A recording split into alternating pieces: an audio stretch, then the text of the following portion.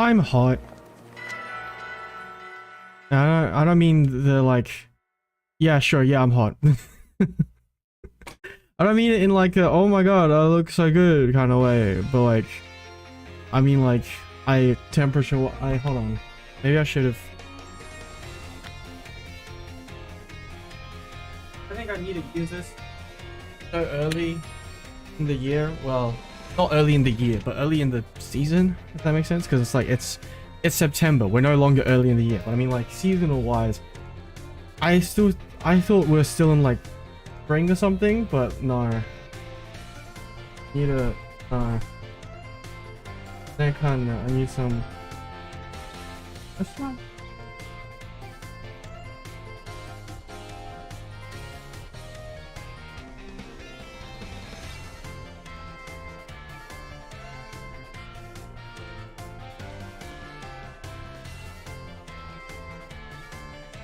Actually, you know what? Never mind. Never mind. I don't think I forgot to. I didn't fill up the water because it was winter, and you know, of course I'm not gonna have water. I just thought I had some left over, but you know, good thing I didn't, because otherwise stuff probably could have grown in there. But it's fine. You know, I'll just take off my clothes. I prefer to be clothed, but like at this point, I'm like, no, it's too warm, way too warm.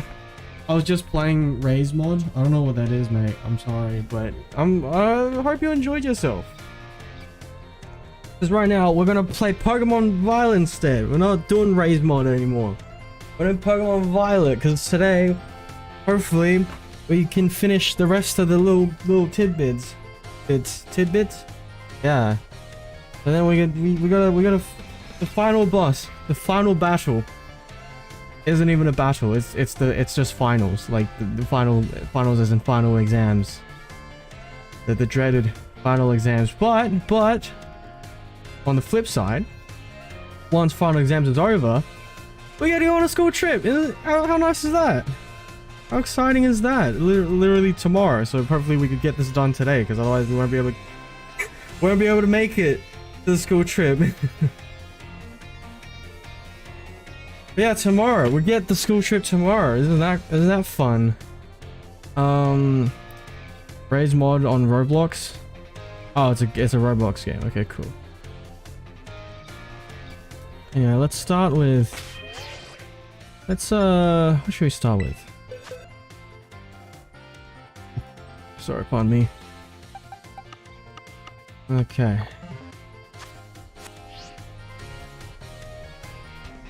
You know what, let's start talking to some people, yeah? Let's see. What do we have? We have Arvin and okay, so we got the trio gang, we got some teachers. Cool. Miss Time is right there, right? Yeah, that's her right here. Hello, hi Steven, how you doing? God, I wonder I really hope we actually, because this is basically our last chance, at least on stream anyway. Oh, there's Arvin. Basically on stream anyway. I mean, if we're not gonna cut it, I'm just gonna do this off stream with randos. But like, hopefully, I mean, it's not the goal of today's stream, but it is our second chance at maybe, hopefully, attempting at the Mewtwo raids again. Hopefully. Gotta play Raise mod again. Okay. All right. Thanks for dropping by. Hope you have fun. But yeah, I mean. Yeah, but the Mewtwo raids are more of like an afterthought for today's stream, because today the main focus is to finish up on all the like friendship meter stuff and like the finals and everything, that stuff. And then tomorrow we gotta go on a cool school trip. I was excited, very excited. Although that being said, I still haven't shiny hunted my team, so I got to do that as well. I don't think we're gonna cut it, guys. I don't think we're gonna make it in time, but I'll try really, really hard and see what happens and see how many I can get in that time. All right. Oh my, it isn't ET. Please forgive me if this is an odd question. Were you perhaps watching me from afar just now? No, I just got here. I don't know what's going on. Yes, I suppose you wouldn't have been doing something like that. I'm sorry. Do you feel like someone has been watching you lately? You feel the gaze of you feel a suspicious gaze, miss? What's going on? Is the shadow? What are they called again? You know the duders, the guys from the ninja guys from Gen 5. I don't know. I never played Gen 5. I just know that there are ninja guys from Gen 5, and they're called the Shadow something, but I don't actually remember their names. You see, how should I put this? Recently, there have been times when I feel as if I'm being watched. Not by Pokemon, mind you, but by a person. An assassin! Oh no, what's gonna... or... Maybe someone with a little crush. Who's to say? Who's to say? Let's see. Oh, what's gonna happen? Maybe some office romance that's not in an office. I guess just workplace romance. Maybe another teacher or something. I don't know. We'll see. Let's take a look. I thought it might be a ghost, so I tried asking my sister for help. And it most likely isn't one. She's good with ghost type Pokemon, you know? Perhaps one of my students is quietly watching me, waiting for a chance to ask me a question. Maybe. I don't know. I mean, is that? I don't know. I mean, I guess, you know, some people have like social anxiety, but like, I haven't heard that many like students like hesitate this much to ask like a teacher a question, right? Like, I feel like it's either like, if, you know, it's either just they just don't ask at all, or they like just go up and ask. I feel like there's not really, I've never heard of the whole like watching from afar thing before. Because just in my experience anyway, like whenever someone had a question, they either just ask straight away, or like I said, if they don't feel comfortable talking to people, they just give up altogether. So I don't know. I mean, we'll see. We'll see. One more day? I know, right? One more day. One more day. Isana, yep, that's my name. Hi, Isana desu. But yeah, one more day. I know, right? One more day and we get to go on a school trip, which means I better finish my finals today. I better pass my finals, otherwise we're not going. When you try Mewtwo, you may want to play the music is humanity from... Oh, from Shin Ultraman. Oh, you know Ultraman? Oh, hell yeah. Damn, that's an unexpected name. I don't think any of my viewers would know Ultraman. I mean, used as background music. Yeah, I figured. I didn't think that you'd want me to just watch the video while the raid's going on in the background. Instead, I have the raid as the background noises. I just let my team fend for themselves, and then I'm just there like, yeah, I'm a great support Mew user. I'm a great support Mew trainer. I'm just gonna sit here and listen to the Ultraman soundtrack. Goodness, if it wasn't an intense gaze I felt. If that wasn't an intense gaze I felt. If you notice someone with that sort of fire in their eyes, come tell me, won't you? If they are too shy to come ask me themselves, then I'll go to them. Alright, no worries.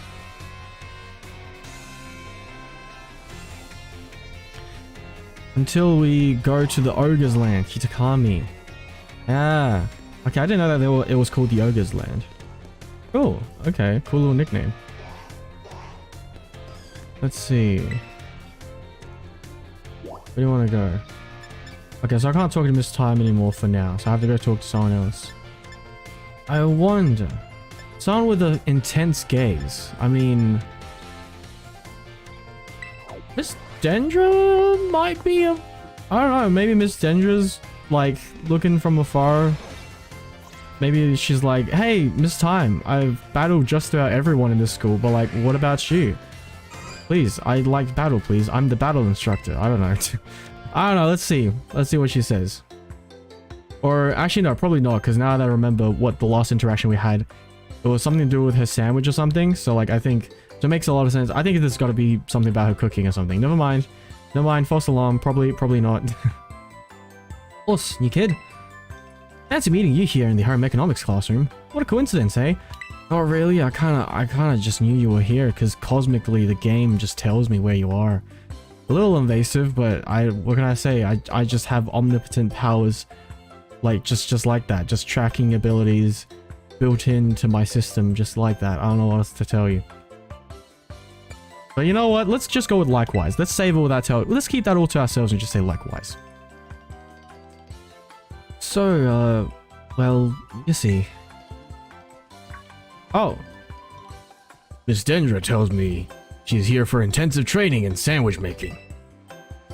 Oh, well, I use hiding it now. Oh dear, I'm terribly sorry. Are you keeping this a secret? Well, I mean, not really. It just doesn't look very cool to openly admit I'm here for intensive training, you know? Understood. I'll be more careful in the future. Well, new kid, now that you know what I'm up to, guess you'll just have to help me out with my training here. Try the sandwich. It's the result of my training so far. Well, let's see. How is it? Oh, it's soggy and hard to eat, and once again, the taste left much to be desired. Okay, so that, if anything, this might be a bit of a downgrade, because I think before it was just, oh, it's kind of bland. Maybe, I think it might have said it was dry, so now instead it's the opposite. It's still bland, but now it's soggy. And if I had to pick between dry and soggy, as for sandwiches anyway, I don't know, I think I'll probably go with dry. Would I go with dry? Actually, now that I think about it, yeah, I'd rather dry sandwich and then just have a drink. Soggy, because to be fair, sometimes some sandwiches could just be soggy anyway because of the sauce, but also I have a feeling that this kind of soggy is like more of like the just greasy, wet, kind of not that great, kind of gross, kind of soggy. Oh, my favorite ultras are Tiger, Ace, and 7. Nice, good to know. Totally not good at cooking. You're talking about the ultras, or are you talking about yourself? I mean, yeah, I wouldn't expect them to be able to cook that well, because they'll probably accidentally step on the kitchen, just the whole kitchen, before they manage to pick any of the utensils up. Let's see, what are we talking about here? That was my meat lovers prosciutto, bacon, and chorizo sandwich. How was it?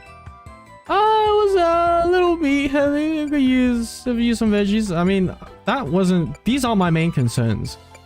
The bun was soggy. That's the thing. How'd you get it soggy, yet also bland? Because like usually when the bun is soggy, it's because of the sauce, but it's also bland. So how did you make it bland and soggy? That's my main question.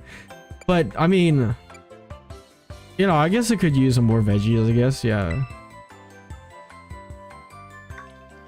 What? You mean there was a problem with my choice of filling? I guess focusing on muscle building ingredients really did a number on the flavor, huh? You mean Dendra? I was just completely off the mark. No, you idiot. I'm not talking about the ultras or myself. I'm talking about Dendra. The stupid teacher doesn't know how to cook. That's so mean. That's so mean. Why are you being so mean to her, Steven? Why did you call her stupid, huh? Yeah, that's right. You called her stupid. I didn't say anything.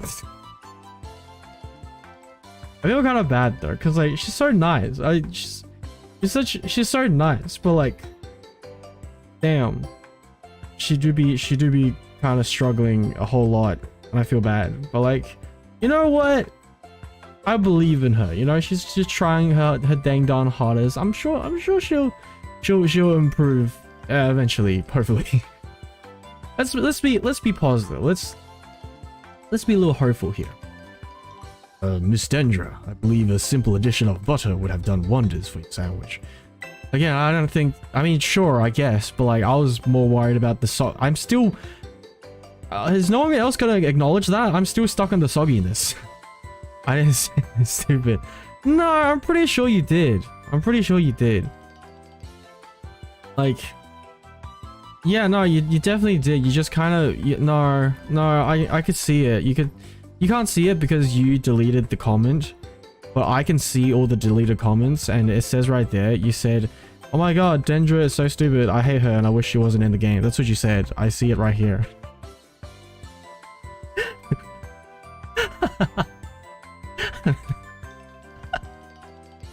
You know, the most fun part about this gaslight is that chances of someone being able to 100% prove me wrong right here, right now is very low because I mean, I'm gonna go out on a limb and guess that most people watching, well, most people just, I mean, it's really just you watching right now, but I'm guessing you probably haven't tried streaming before, so you probably don't know if I'm telling, well, I mean, you do know that I'm telling the truth, but I mean the whole, like, seeing the deleted comments thing. But yeah, no, yeah, of course you know that I'm just messing with you, of course you know. Unless if I actually managed to gaslight you with just that, with just the blatant, sarcastic, misquote. I just said she is not good at something. Everyone got something not good at. You can go to have a look at your video recording. See, did I say that? No, I mean, okay. You know what? Sorry, I misspoke. You didn't say that, but you did think it, and I know that because like I said, I have the all-knowing, all-powerful, omnipotent powers, and whatever you think, I can mind read even from the other side of the world. So, in conclusion, Steven, you're a big meanie.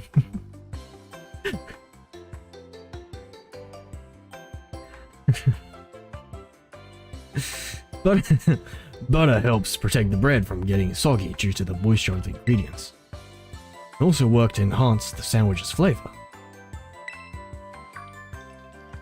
Oh, does it now? I guess I haven't made that many sandwiches. Wait, so butter prevents the bun from getting soggy? Does that kind of make sense? Because it's like kind of oily and that repels water, I guess. But like, I guess that kind of makes sense. I just didn't. I don't know, because I just feel like the butter itself kind of becomes soggy as well. Although, I mean, I guess soggy is a bit of a strong word to use there. It's not that. I think it's not so much that you should call it soggy, but it is still a little. It does get the bread a little wet, I guess. I don't know. Proof yourself. All right, watch this. Watch this. Next, I'll predict your next. Your next thought. The next thought you have is gonna be damn. I don't believe that Isana could do this. I doubt him 100%. He could totally not read my mind, and he is just telling lies. I bet that's what you're thinking right now, aren't you? Yeah, watch. See that? 100% accuracy.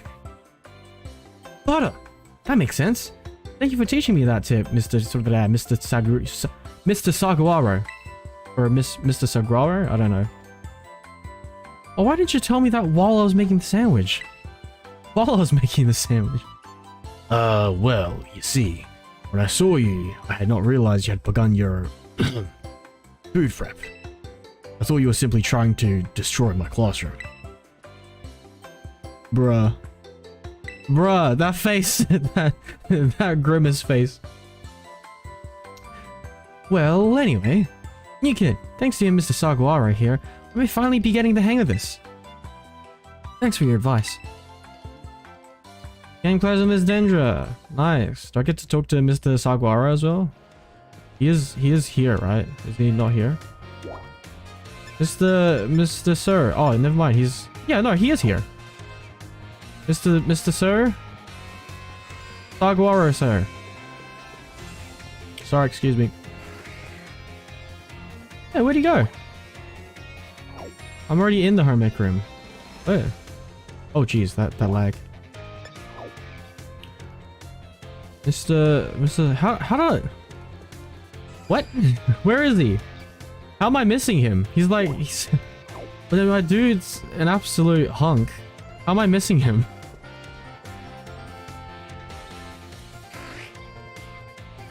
Sir?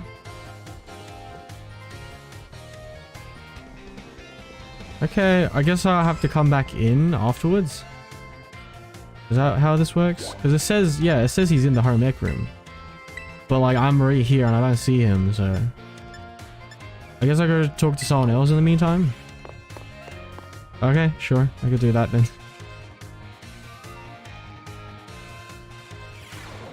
Alright, hello. Mr. Salvatore. Yes, just who I'm looking for. What's that? What are you looking at? Is that a... I can't... Is that a Pulmar? That looks like a Pulmar. Oh, what's up? Easy. I'm in a bit of a pinch. Take a look at this. This poor me really doesn't... Oh, it's a poor me. Sorry, my bad. This poor me really doesn't seem to be feeling well. I don't know if the poor thing can even stand up. What should I do? What should I do? Just stay calm. Yeah, that'll help. Use a potion on it. You know, we don't need to do anything. Just stay calm. Just look at it calmly and then it'll fix itself. Oh, right. Okay, use a potion. Do you have any on you, ET? Yeah, I got plenty actually. I just picked up like, I think I picked up like 80 in the wild or something like that. This will fix you. This will fix you right up, my friend. Potion power, go!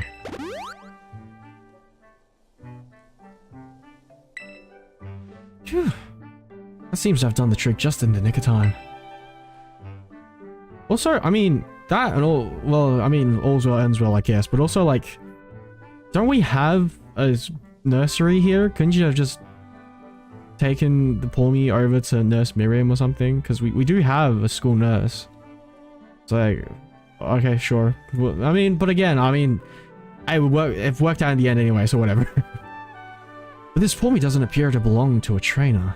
Could a wild Pokemon have wandered onto the academy grounds?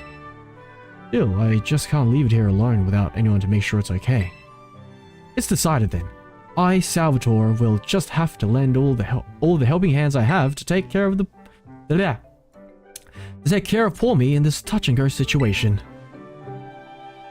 Merci very much for your advice, E.T. And became even closer with Mr. Salvatore. Adios, au revoir, farewell. Alright, see you around, Mr. Salvatore. Now then. Where to next? You know, it's kind of weird that I know game, like mechanic-wise, this counts as indoors, so I can't ride Miraidon. So in that sense, I understand why, like, yeah, this makes sense because we're indoors, for sure. But, sorry. Couldn't they have made an exception here? Because, like, this is the battlegrounds. Like, clearly everyone else has their Pokemon out, so, like, why can't I get Miraidon out as well, right? Art room. Cool. You know what? Let's, you know, yeah, now we could talk to Mr. Saguaro, yeah.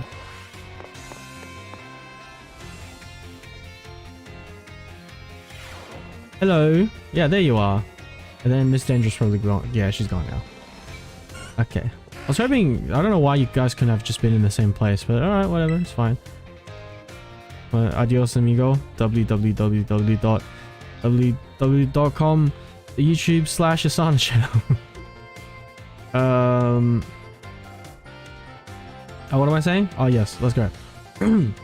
Welcome to the home economics classroom. Consider this to be my very own castle of sorts. Master E.T. from Class 1A. Rumors of your activities always seem to be bombarding me from all sides. My activities? From all sides? Indeed. People from all over have been talking about how strong of a battler you are, and the amazing Pokemon you take along with you. You're quite the object of everyone's interest, though I imagine that may be a bother for you. Yeah, I mean, I'm a person, not an object, jeez. But thanks for being interested. And thanks for complimenting my Pokemon. Yes, they work very hard, thank you very much. Home economics classroom is something of a place of rest for the academy students, you see. Here, they delight in sharing the latest gossip and the like while enjoying a light snack. Come up quite often in those talks recently, T. So much so that I find myself intrigued. If it is not a burden to you, I would very much enjoy having you come see me again sometime. Yeah, sure, that's cool. Yeah, you seem like a pretty chill guy. I'd be happy to do that, yeah. I would like to go now to the director's office, please. Hello. Knock knock. Who's there? It's me. Coming to see you, the director. How you doing? Thank you again for your outstanding work on Operation Starfall. I cannot tell you how relieved I am that we were able to help Miss Penny as we did. And I know she is exceedingly grateful to you for your part in all of this. And I know she is exceedingly grateful for it. Yeah, that's the better tone, but I didn't read it when I was supposed to read it, so sorry about that. So, I have one more thing to ask of you.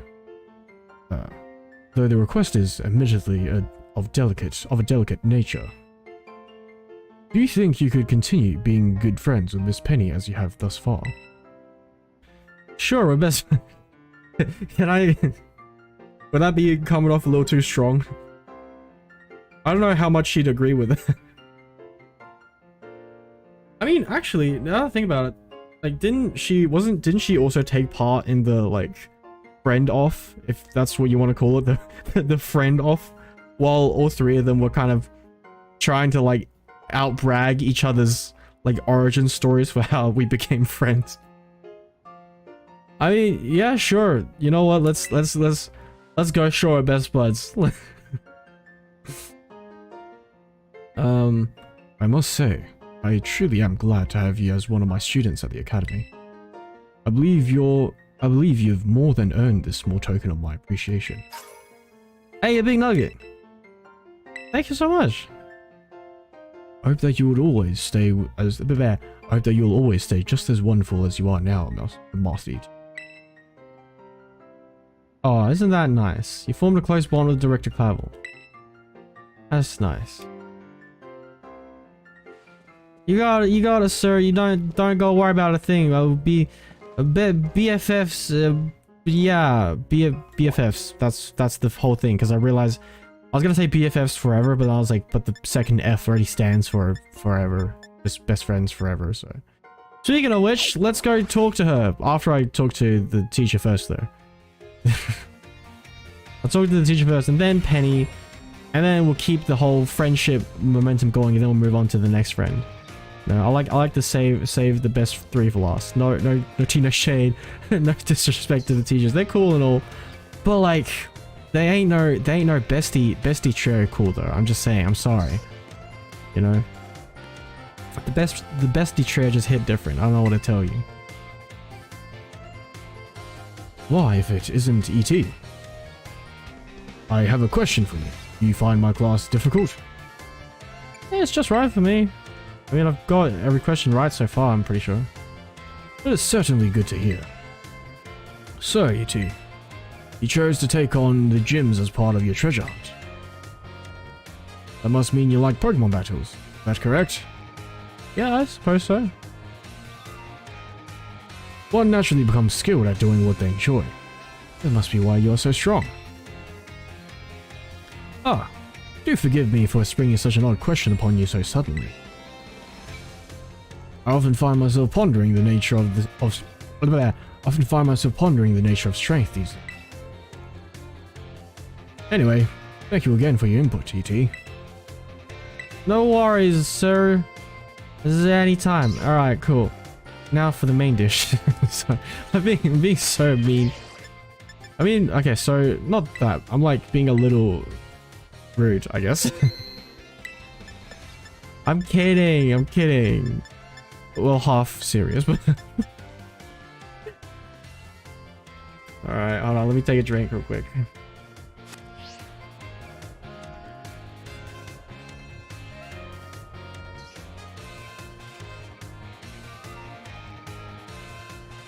Right.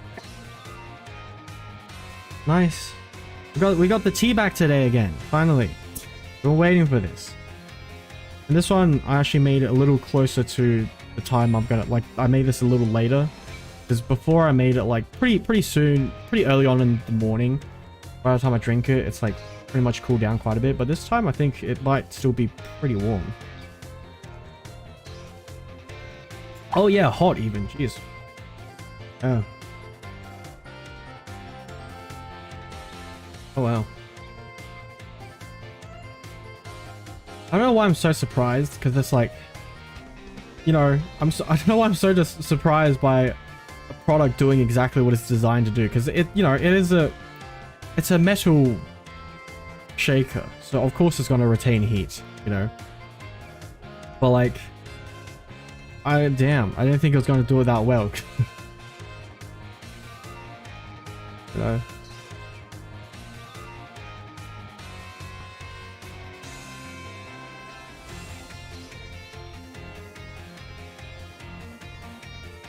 Doesn't mean like how long do people expect you to like hold on to a drink without drinking it for, right? Right? Like probably like at most maybe like half a day, I'd guess. Right? But it's already been half a day. Yeah, it's still pretty, it's like ordering hot. Not so hot to the point where like it's can't drink it, but like still hot enough to be like, okay, this is hot. You know, it's like, okay, this is like more than just a little warm. Damn. I'm also surprised at the quality as well, because like because so far all the shakers I've had from G Fuel are like the plastic ones, and with my experience with them, haven't been like that, all negative or anything. It's just the last two that I had both broke at the same time, and seemingly just because I twisted them on a little too hard. So then like the lid kind of just cracked. So I didn't really have high hopes for the metallic ones, even though they are metal.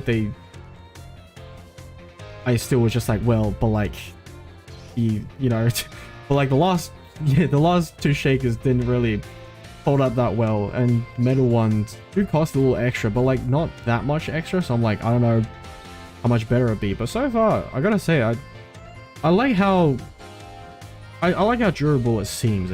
It seems durable, like it feels and looks thick, like when you smack on it, it sounds thick as well, so like I'm pretty happy with this.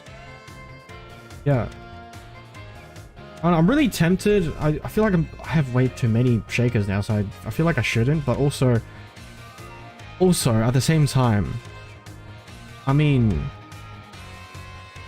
PewDiePie had a baby, right? So like, maybe this is a way to show my support, I guess, to buy his new stainless steel shaker that came out just recently. And I'm totally not just using that as an excuse to just spend more money on stuff I don't actually really need. I don't know, man. It's just, come on. It's a cool shaker. Come on. Classic red and black waves, but now in stainless steel format. Coupled with the hydration. I mean, there's the bundle deal already sold out, unfortunately, but like, I could still buy it individually. I could still buy, it's just like few extra dollars than if you buy the bundle deal. But like, I could still buy it, the lingonberry hydration formula with the shaker. Although, but then again, it's circling back to the whole I don't really need this. Not to mention, I already have another shipment of G Fuel on the way. So I feel like I'm gonna have like a bit too much of an oversaturation in my G Fuel stock storage unit thing. Storage unit as in just my shelf. I have just a little shelf. But like, I don't know. I'll think about it. I'll think about it. I don't know. There's a nice shaker. I kind of want it, and then I could have two shakers of tea on my table at once. Doesn't that sound appealing? I'd use the excuse to buy some more top of the morning tea as well. Finally get the flavor that maybe even all the flavors. I was gonna say just the flavor I was missing out on, but like, I've kind of made it into a habit to just have tea now, and I kind of don't want to miss having this now, so I kind of want to have tea every time now. Although I don't know, I might put it off for a bit though, because it is getting warmer. So I'm like, I don't really want any warm drinks when it's already warm. Yeah, I kind of bought this at like, I kind of bought the tea bags at like the worst time possible. Maybe if I did it early in the year, I don't know.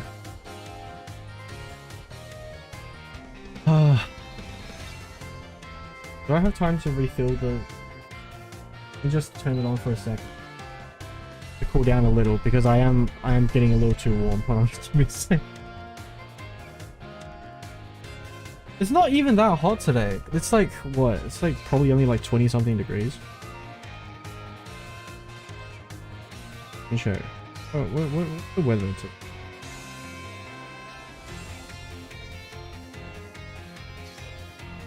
Wait, it's not even 20 something. It's like, it's below 20. Why am I so warm right now? What the hell? God damn it. See, this is what I mean by the whole, like, I have an, like, higher than average body temperature, like, just natural resting body temperature. It's like, no. Like, I guess it does come with the pros of, like, not being cold. But, like, I already stay inside. And I'm like, how often am I gonna get to utilize that? Like, not only that, but I stay inside in Australia. Like, how often am I gonna utilize this whole higher body temperature thing?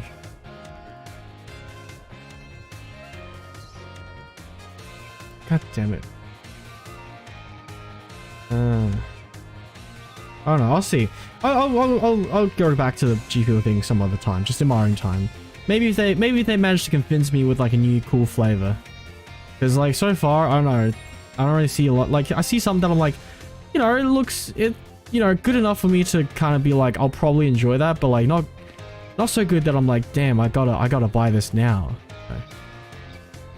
Because like the last flavor I got was just hibiscus tea, and even then, like, it was only like just enough for me to buy it because I was like already buying other stuff. You know, like, don't get me wrong, like the tea aspect kind of appealed to me, but I also didn't have high hopes because raspberry iced tea wasn't that great. And so really, it was mostly just because I was already buying something. I didn't want to pay shipping that basically costed a tub just to, you know, not get, like, it's not worth the money, you know, it's not worth the shipping, you know. I feel like shipping to Australia so many of the times costs almost just about as much as the product you're trying to buy, you know. So I was like, you know, I might as well buy another tub or something. And I was just like, alright, between the lime margarita and the hibiscus tea, I've already tried enough like lemon and lime flavors. Might as well try like an agua. Oh wait, what are agua? An aguave? I forgot. What was the fruit called again? Aguave? What's the fruit again? I forgot. No, aguave is the Pokemon version. Guava is the actual fruit. Sorry, I got my I got my real life and Pokemon knowledge kind of mixed up. Sorry, my bad. So I was thinking of I was thinking of Aguave Berry and Pokemon, because there's this thing called an Aguave Berry, but introduced in Generation 3, but whoops. No, not Aguave, but Guava, sorry, Guava, the actual fruit guava. Yeah, so I was like, well, I haven't tried a guava flavored G Fuel yet, so, you know, between the lime margarita and that, guava then. Guava it is, but then I regretted, well, not regretted, but like, sorry, pardon me.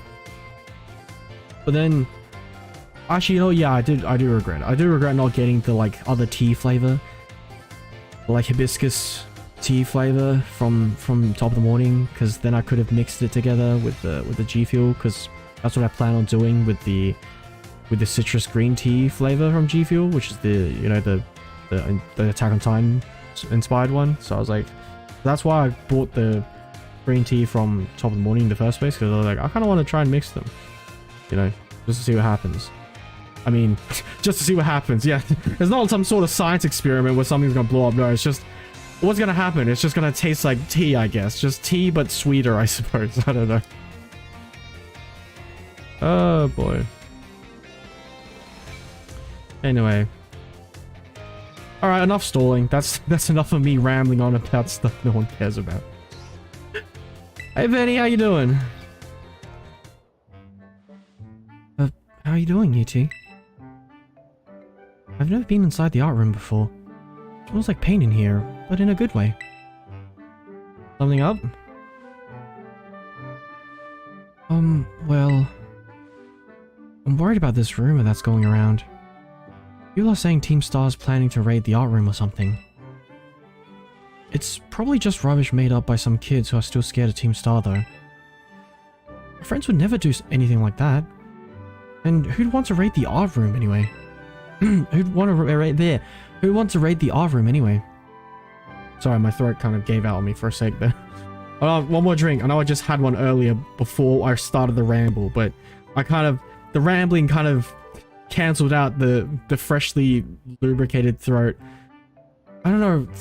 I feel like there was probably a more respectful way I could have said that. My freshly hydrated mouth. Is that better? Does that sound less uncomfortable?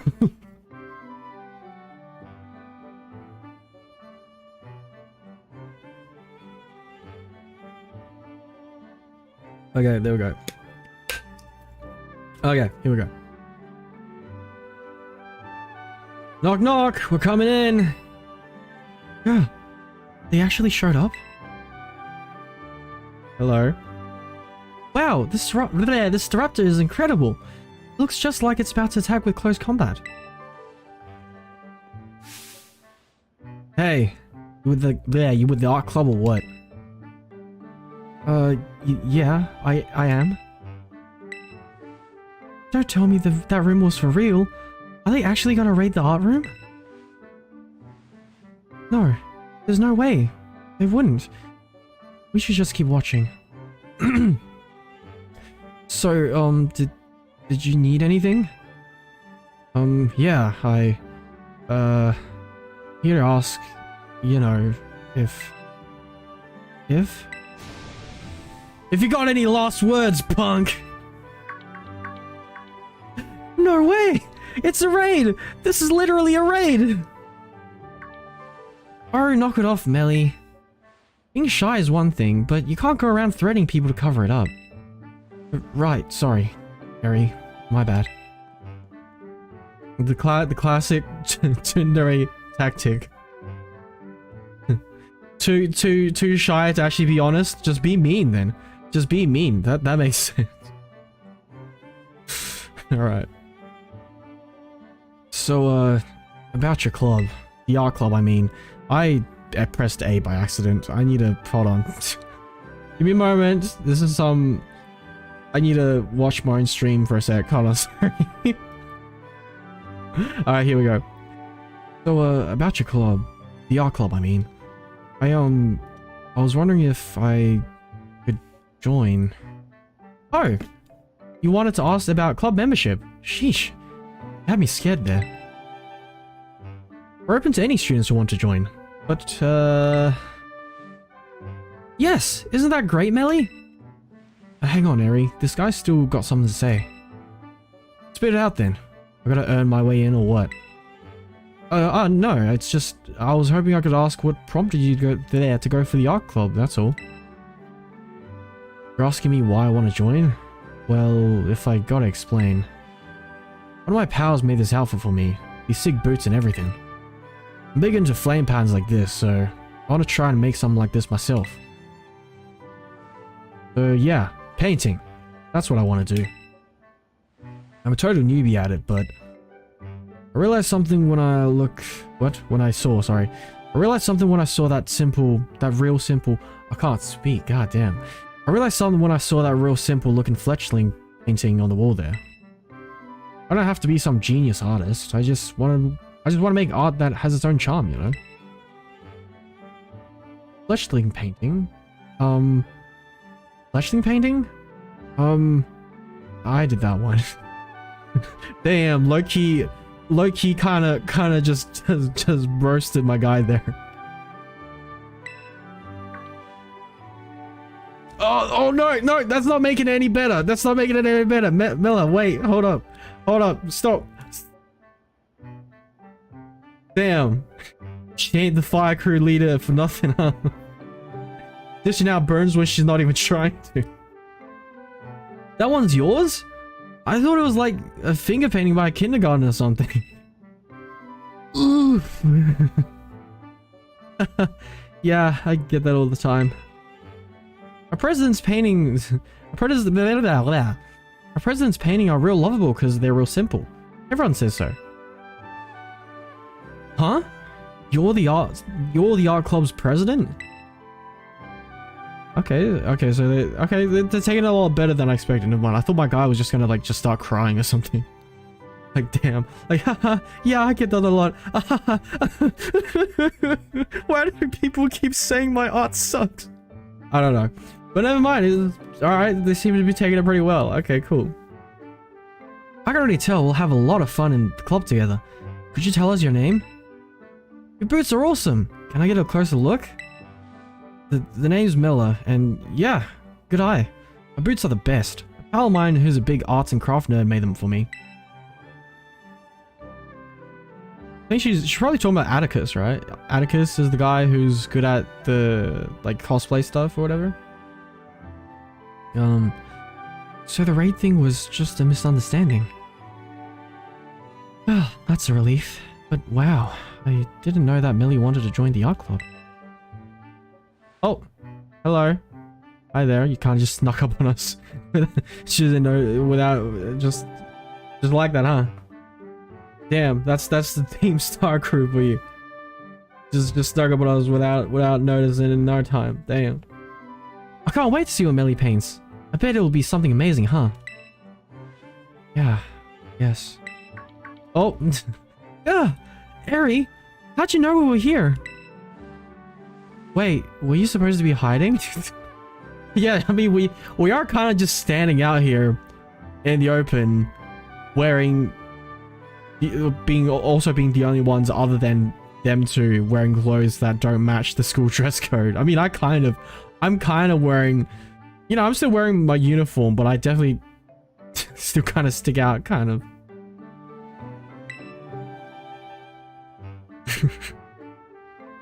I was wondering what was going on.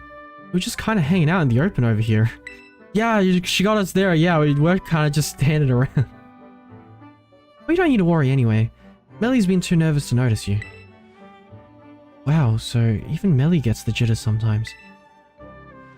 Trying new things is scary for everyone. That's why I came with her for moral support. But you know, I think she'll be just fine. What a nice friend. She's very so sweet. And she's not the only one doing something new. Carmen and I have started up a wrestling club.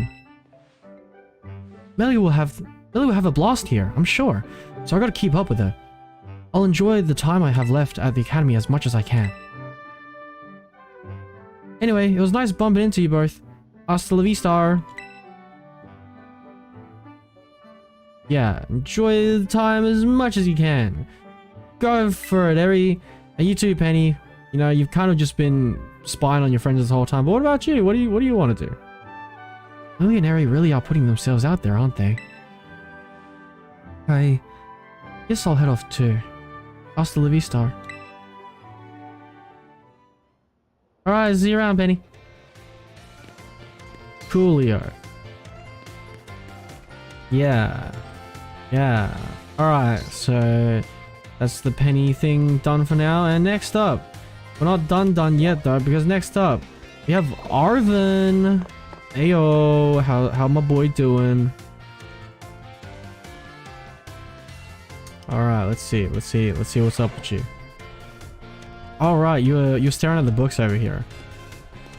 What's up? What are you looking for? Yo, champ. Coming to hit the books? No, just passing through. What? You just felt like climbing all those stairs to train your legs or something?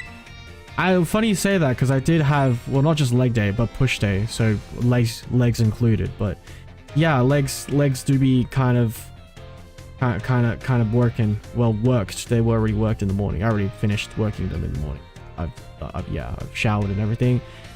Or even though I got sweaty again because it's way too warm for some reason. I don't know why. I just showered. Like not like it's just a few hours ago and I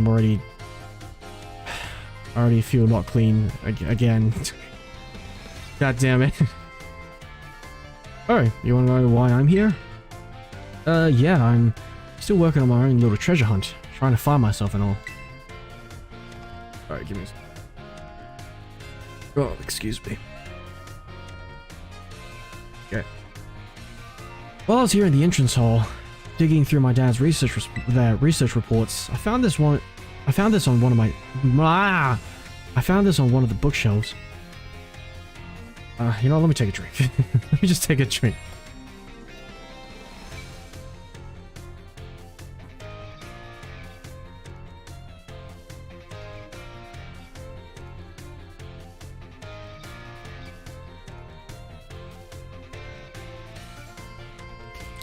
Good tea.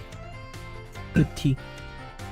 It could be even better if I had all the other flavors, but for some reason I didn't think to buy them. And I didn't think I'd be this hooked on it.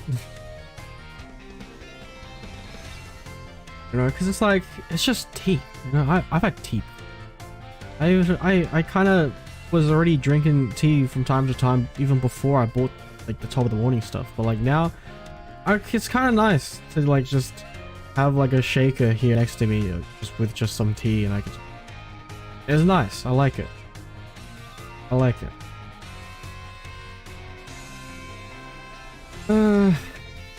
Anyway. Pardon me. Okay, continuing. This book... Continuing, I said. This book was so precious to my dad that he even kept a copy of it in the lighthouse lab. The Violet book. That's what it's called, right? This is my first time really reading the bits that aren't about the Herba Mystica. They're amazing. I mean, it all sounds super fake, but it's got all these cool pictures and it's real fun to read. Like, look at this entry here. Oh, what the hell's going on here? Oh, wait a second. I think I know what's going on here. I think I know what's going on here. This looks... I might be jumping the gun a bit, but that vaguely does kind of look...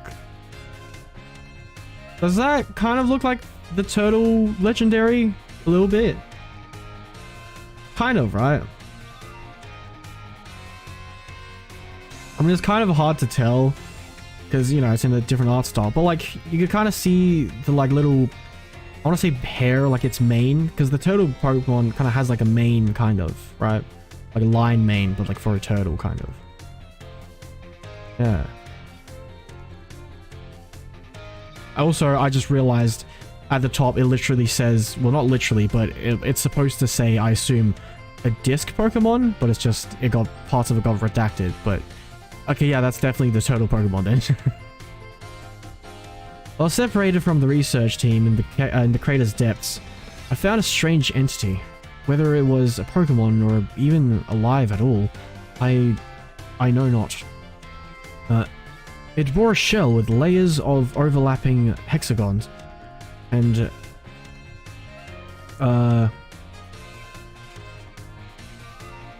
gleamed? I assume that says gleamed? I mean...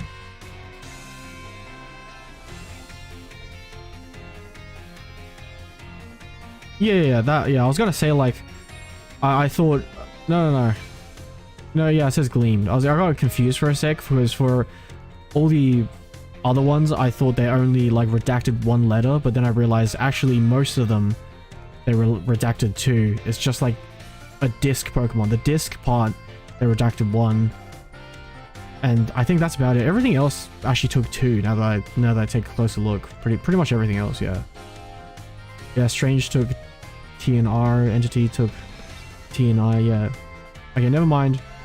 Yeah. Okay, never mind, yeah, it is gleamed. I got a bit confused. I was like, wait, glee, but like we're missing another letter. Where's the E? Never mind, that's gleamed. Yeah, gleamed brighter than... gleamed brighter still... and gleamed brighter still than gemstone. Just than gemstone? Oh yeah, no, that makes grammatical sense. I was gonna say, shouldn't there be an A? But never mind, it just says like, it, you know, gemstones in general, like... and gleam brighter still than gemstone. Yeah, never mind. That makes sense. My bad. My bad. I got confused again. Viewed as a whole, it resembled a mysterious, brilliant disc? Sure. Cool. The text on this page is all smudged and blurry in every copy of this book I've ever seen. Seems kind of suspicious, right? Of course, the whole book is full of unbelievable stories, the Herba Mystica being one of them. But they turned out to be real. And after everything we saw in Area Zero, well, makes it hard to say it's all nonsense, huh? I know, right? How curious, huh? Curious and curiouser. I mean, just have to wait and find out in the DLCs. Probably the second one, because the turtle one's the second one, and I don't think that's coming out in a while. I don't know if it's actually, like, set in stone, but while I was, you know, buying the DLC bundle, because because the part 1 is coming out tomorrow, so you know, I made sure to pre-order it just like yesterday, the day before, I can't remember, like a couple of days ago. I saw that the release date, according to the eShop, said it wasn't gonna come out until next year, in like April or something. So I don't know if that's just there as a placeholder, or if that's actually the predicted date or something. I hope not, because I could have sworn that the original plan was this year in winter, i.e. just the end of the year. So not winter for me, if anything, actually summer, but I'm basically still this year, right? So I hope it's not delayed, but at the same time, if it were to be delayed, then I'd honestly rather them just work on it, because that means that it's not ready yet. So I'd much rather them just work on it than release it early and have it be buggy and stuff. So, but hopefully we could avoid that altogether, because hopefully it's actually properly done in time and done well. Hopefully. Hopefully. I don't know, maybe it's just a placeholder, because they haven't actually decided on like a precise date yet. But I don't know, I got a little nervous when I saw in the eShop that it said that it's slated to be released in like April next year. So yeah, but I don't know, we'll see. I don't know, I was hoping we could play it this year, because I want to keep this Pokemon train going, you know. I want to keep this old Pokemon train going. Anyway, what am I talking about? In fact, I think it might have been this book that made my dad want to become a researcher. I bet he got so fixated with the future Pokemon he read about in here that it made him want to see one for himself. Wait, hold on. Isn't my dad's time machine the whole reason the future Pokemon ended up here in the first place? This book is from way before he made the time machine, but it mentions future Pokemon. Isn't that kinda weird? Oh. Time paradox perhaps? Or is there like another secret researcher that we haven't heard of yet? That's what's going on. Even more curious. Curious and curious indeed. Oh. What's actually going on? Oh well. I'm sure it's all just made up anyway. Alright, after all of that, just yeah, you know, nah, it's probably just fiction. I mean, it's not like we battled a literal cyborg version of my dad or anything. A cyborg version of my dad who wielded the mentioned future Pokemon. But like, you know, it's probably all fake. No, but it's cool. I mean, everything else we've seen in the book has pretty much come true. You know, the Herba Mystica, the future Pokemon, all that stuff. But you know, this thing about the disc Pokemon, it's probably just mumbo jumbo. Well, my dad believed that nonsense. He even managed to make it a reality. And is it really nonsense then? Is it really nonsense then? It just feels kind of like an oxymoron, but alright, sure. I guess he really was something. I'm gonna learn from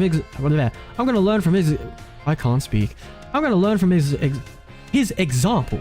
I'm gonna learn from his example and start giving it my all too. I wish I could as well. I mean, I'm trying my best to read this, but for some reason, my mouth just doesn't want to cooperate. I've got something I've got to do now, but I'll see you around, little buddy. Alright, take care now, Alvin. I'll see you around. See you around indeed. Alright, last but certainly not least. Take a look at our first ever bestie. We have bestie number 1. We already spoke to bestie number 2 and 3. Now let's start with the very first one, the OG. How you doing? Better stock up real good on Pokeballs while I'm here. Hello, E.T. That's me. That's the name. How you doing? Oh my gosh, listen to this. Oh, let me drink real quick. I feel my tongue getting dry by the second.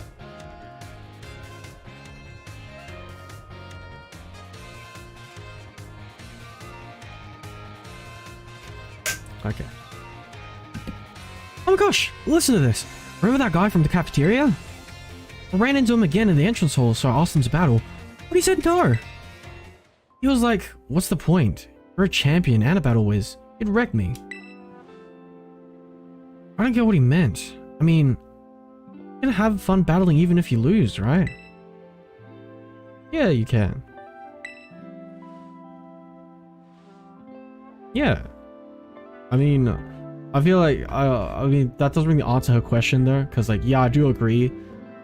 You know, like winning is kind of just like a bonus. Like, I know it's kind of like the meme, like the whole like, oh, the real battle is the friends we made along the way or something like that. Like, I know it's kind of like the meme, but like, genuinely speaking, I feel like with like most things, you know, like unless if it's like your career or something where, you know, you got, you know, your livelihood on the line. If you're just like, most competition is like, the most fun part is, you know, it is the actual act, not so much the outcome, right? You know? But yeah, no. But yeah, you can, yeah. That is still a valid answer, yeah. So yeah, you can. Let's see if she still figures it out on her own though, because like we didn't really answer her question, because like she was kind of confused by why my guy was kind of, you know, not into it, because I guess she can't really fathom the concept of just not doing something for the sake of enjoyment.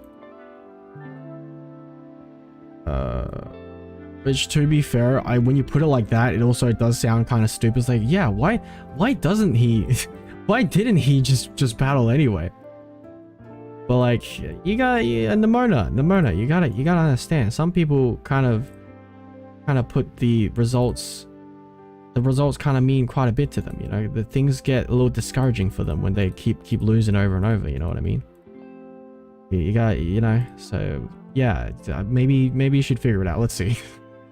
For real, I mean, sure, no one loves losing, but it's definitely not pointless. It teaches you stuff. Yeah, you see, again, a valid point. I agree with that. But yeah, the guy was, I don't know how to, I don't know if she realized it or not. Sorry, pardon me. Yeah, to be fair, like, as much as I'm trying to like sympathize with the guy, I still, at the end of the day, don't agree with him. I still, to be fair, I am still on Nimona's side, and I am still like, yeah, that guy was kind of, I don't agree with him. But at the same time, you know, he has the right to refuse a battle, so like, you know, yeah, if that's what he likes to do, then hey, that's his business, alright? It's whatever. Dude's not even real, dude's just a game character. Why do I care? Man, Pokemon battles can get so complicated sometimes. Oh, and I wish he hadn't called me a whiz. I work hard at this stuff. I feel like it all just comes naturally to me. Yeah, that's another thing. Yeah, that's another thing as well. I'm like, you know, like, I don't want to completely dismiss it, you know, because Because like, yeah, you know, I guess some people do have a knack for things a bit more than others, and they pick things up, you know, quicker and stuff. But like, I don't want to dismiss it altogether, but it also is really annoying when people kind of try to like downplay people's accomplishments and chalk it all up to, oh, you were just naturally gifted, you were born talented, you're just a genius or something like that. It's just like, come on, why you gotta discredit them like that? Like, man, come on. Like, throwing Pokeballs obviously doesn't come naturally to me, for one thing. It doesn't come naturally to me, for one thing. I think I need a mental reset. I'm gonna go find someone to battle. Me? Me, perhaps? See you soon on the battle court? I'm right here. Bestie, I'm right here. What do you mean, find someone? I'm right here. What do you... See you soon, ET. Alright, sure, I guess I mean, I could... Okay, never mind. But I was right... Okay, whatever. I thought the natural progression of things was her being like, alright, come battle with me or something. But no. Never mind. We didn't get to do cool battle with it. God damn it. Alright, whatever. Oh, actually, no, I want to leave. I'm not gonna start. I don't want to be stuck here forever, please. I gotta go attend classes. Time for class. Come on.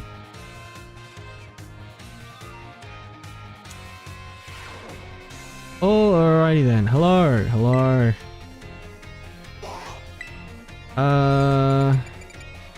Alright, cool, yeah. Alright, let's start from the top again. From the top. Meantime, let me take another drink. Prepare myself for the next round of reading.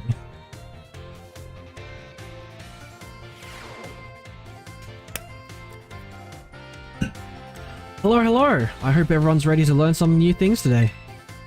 You all did really great on the midterm exam. Thanks for answering my little question at the end too. I'll be sure to keep your responses in mind. Alright, now heading into the last half of our classes together. It's time for our knowledge to evolve and grow, just like our Pokémon. Evolution. Yep. Evolution. Today we're going to learn about the fascinating phenomenon of Pokémon evolution. As your Pokémon battle and level up, you learn moves and get stronger. And for some Pokémon, once they've leveled up enough, their appearances change and their stats increase, sometimes by a lot. That's Pokémon evolution. Pokémon become very strong when they evolve, making them trusty partners in battle. But some people prefer to keep their Pokémon in their adorable pre-evolved states. You can try history. Did you get Treasure of Ruin? I don't remember if I asked you before. I don't remember if you asked me before. I do remember someone did, but to answer your question, yeah, I already finished my whole deck. So yeah, I got the Treasure Ruin. I pretty much got, well, at least as far as I'm aware of. To be fair, I might have missed something because I haven't done that much research, but like, I'm pretty sure I got everything besides the Miraidon that's still, the second Miraidon that's still down in Area 0. But besides that guy, I'm pretty sure I caught everyone there is to catch in terms of static encounters. Well, there are also some of the Gimme chests, but I don't know if they really count because they do reset. I'm pretty sure they do respawn at some point. I don't know how to trigger that, but there are definitely some watchtowers I haven't visited. I've visited like, I'd say like half of them though, because I did kind of have to evolve Goldango, or evolve a Gimme into Goldango to complete my decks. But yes, I've already done that, and yeah, I'll get to history. Don't worry, the goal of today's stream is to finish all the classes, so don't worry, I'll get to history. I'm just doing them, you know, in descending order. Yeah, like from top to bottom of the list. So yeah, don't worry, I'll get there, don't worry. Oh, gee, hit my device. Alright. Stretch real quick, and then we'll get right back to reading! Ah! Okay, sorry. Alright. Okay.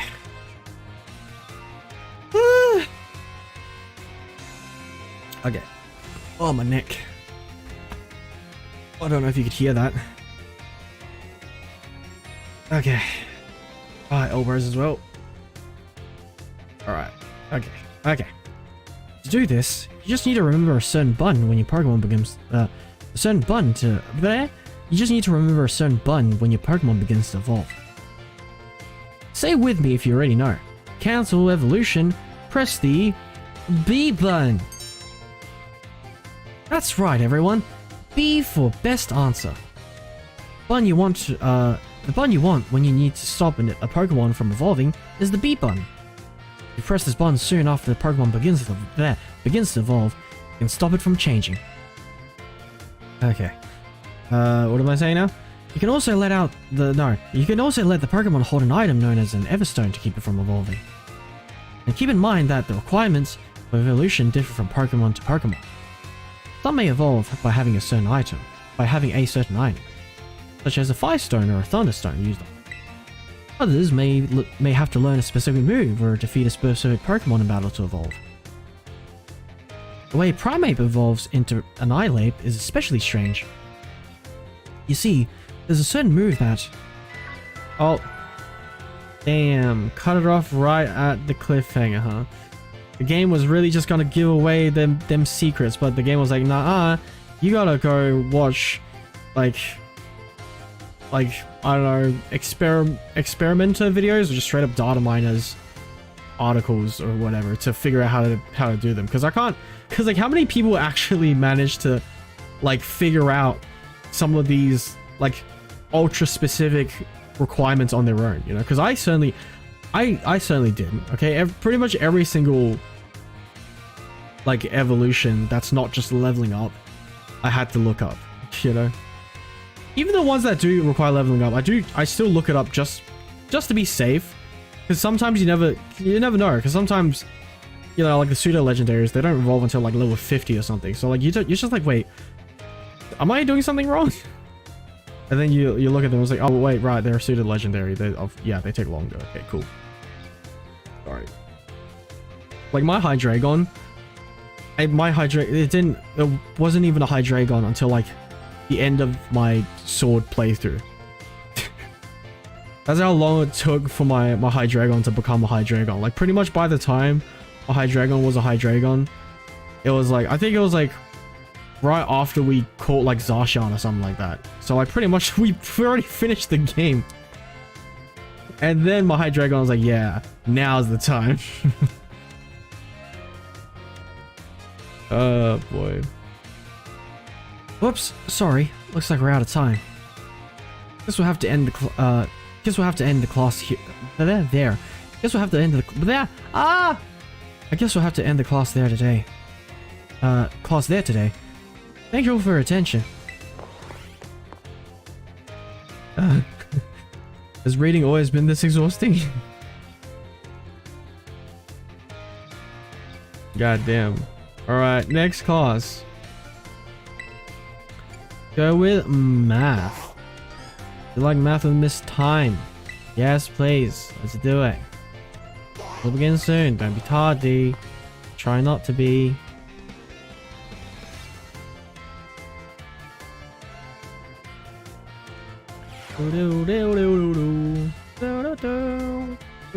Hello, everyone.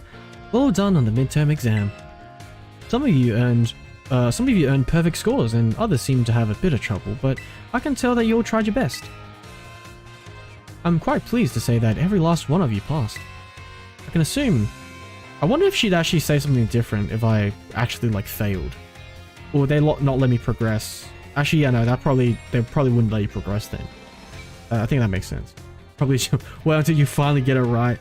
I was like, how can you not know 5 answers? Or not even, just like answer like 3 right and then you can pass. The game's just like, damn, come on, hurry up. It's not that hard. Just get it right so we can progress the game, player. Come on. Come on now. I can only assume that this means This means you have all come to love numbers. Stay sharp and try your best for the rest of my classes too. Speaking of staying sharp, do you know how that word applies to Pokemon battles? That's right. It has to do with stat boosts.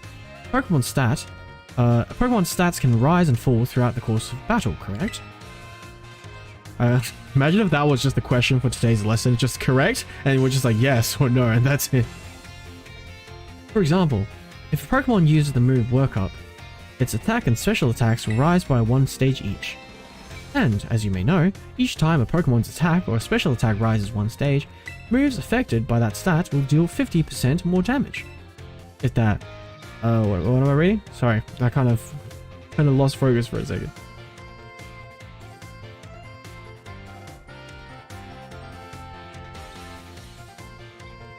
Okay, I think I'm good. Okay, focus up.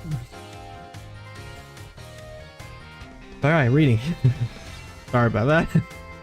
If the same Pokemon from our previous example were to use Work Up again, both its attack and special attack will have risen by 2 stages total. Well, let me take a drink real quick. Sorry, I don't know what happened. I kind of just zoned out for a sec. Hold on. We take off my headset and just kind of slap my face real quick and take a drink. Oh. Okay.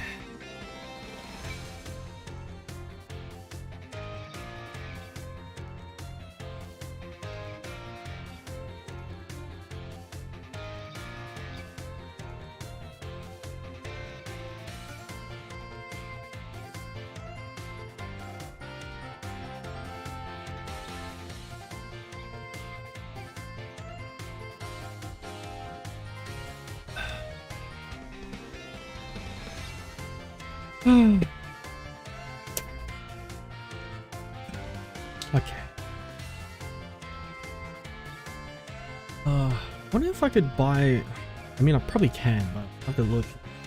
First of all, how much it costs. Stuff like that, but... Also, like... I wonder if there's any that's actually, like... both good enough quality and actually accessible, like, in terms of, like, easy shipping. My mouse just died. What happened? Why is that... Mouse? Okay, it's back. And I forgot why I needed my mouse. I think I was going to check something, but then I forgot what I was going to check. Alright, never mind. I mean, my mouse is back alive again, which is great, I guess. I forgot what I was going to check. I feel like... you know what? Let me just check my audio levels. Is everything good? I think it... Yep. Gotta be, sorry. I mean, I'm not muted at the very least. Yeah, the audio is being picked up, allegedly, according to my, my mixer. Okay, everything should be fine, I guess. Okay, alright, so moving on then.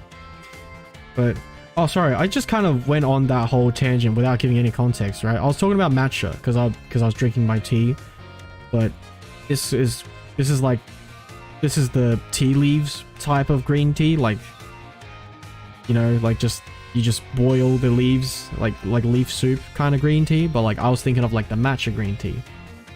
Like because that got me thinking like maybe I could drink some matcha tea while I hopefully catch a shiny poltergeist. It could be a cool little celebratory coincidental lucky charm type of drink. I don't know. I just want to drink matcha. I don't know why I'm trying to make an excuse to justify having matcha. I just want to drink some matcha, I guess. The real question is, do I have the guts to try for a masterpiece version? Do I want to keep trying to not only shiny hunt a poltergeist, but shiny hunt a masterpiece version? That's the real question. But a question for another time, because right now we're going to talk about math. For 2 stages total. Yeah, we already read that. Cool.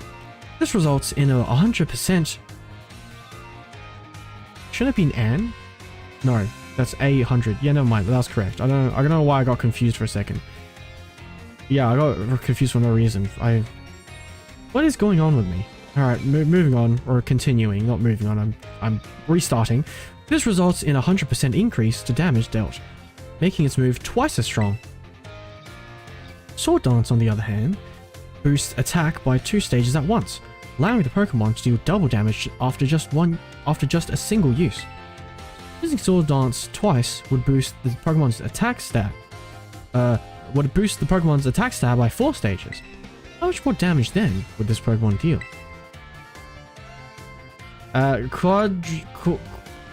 quadruple damage.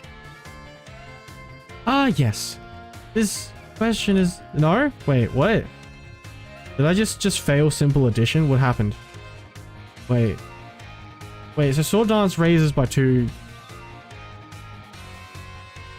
Oh, it's triple! I'm stupid. It doesn't multiply.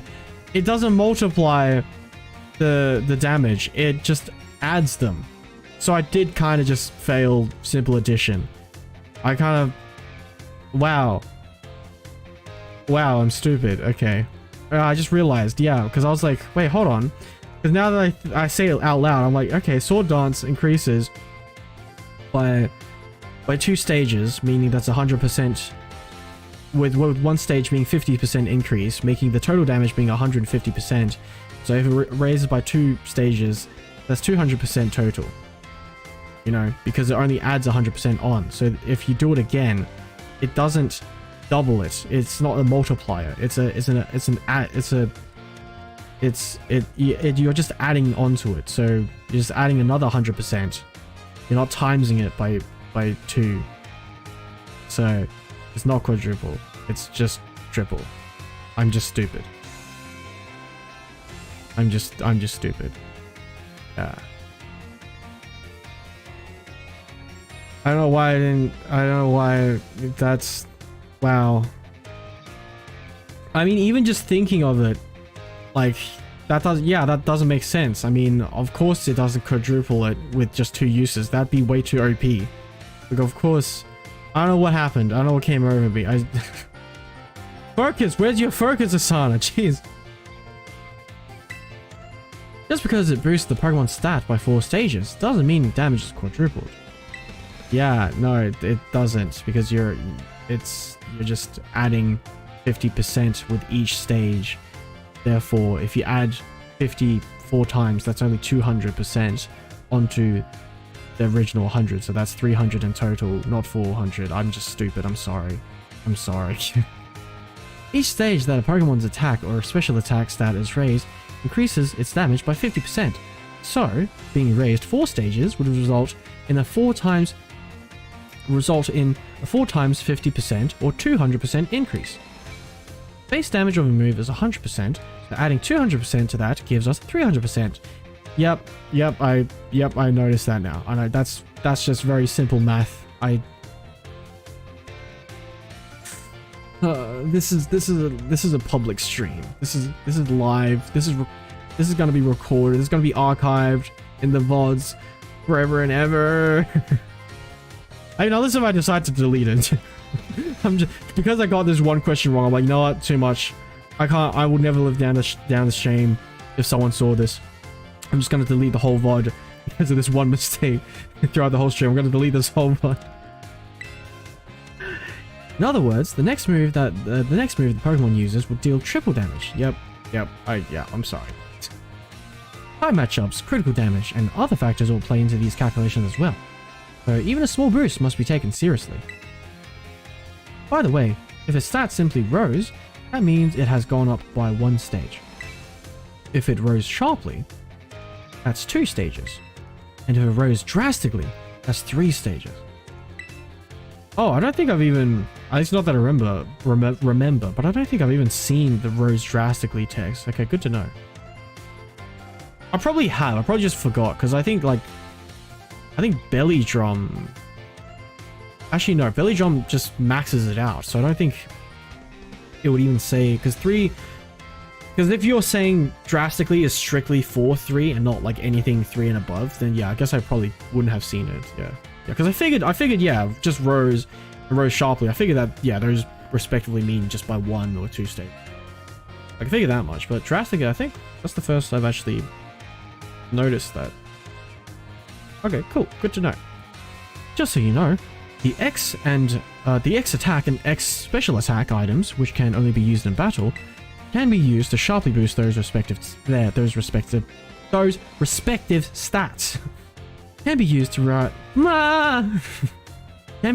sharply boost those respective stats. Oh my, is that the bell? Suppose that's all for now. What a shame. Today's lesson was a little difficult, but be sure to review what you learned in order to stay sharp.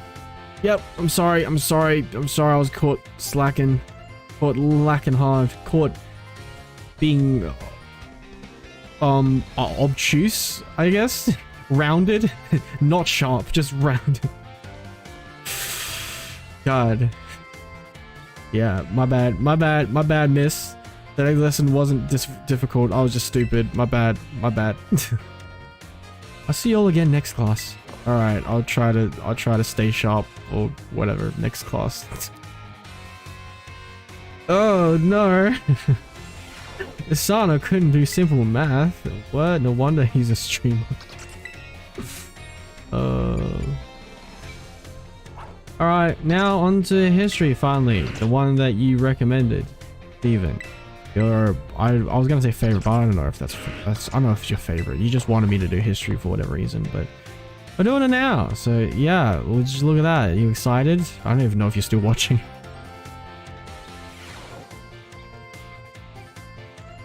Greetings, my little students. Whatever you did yesterday is now part of history. Is now a part of history. I was hoping to continue unraveling the marvels that history has presented us today.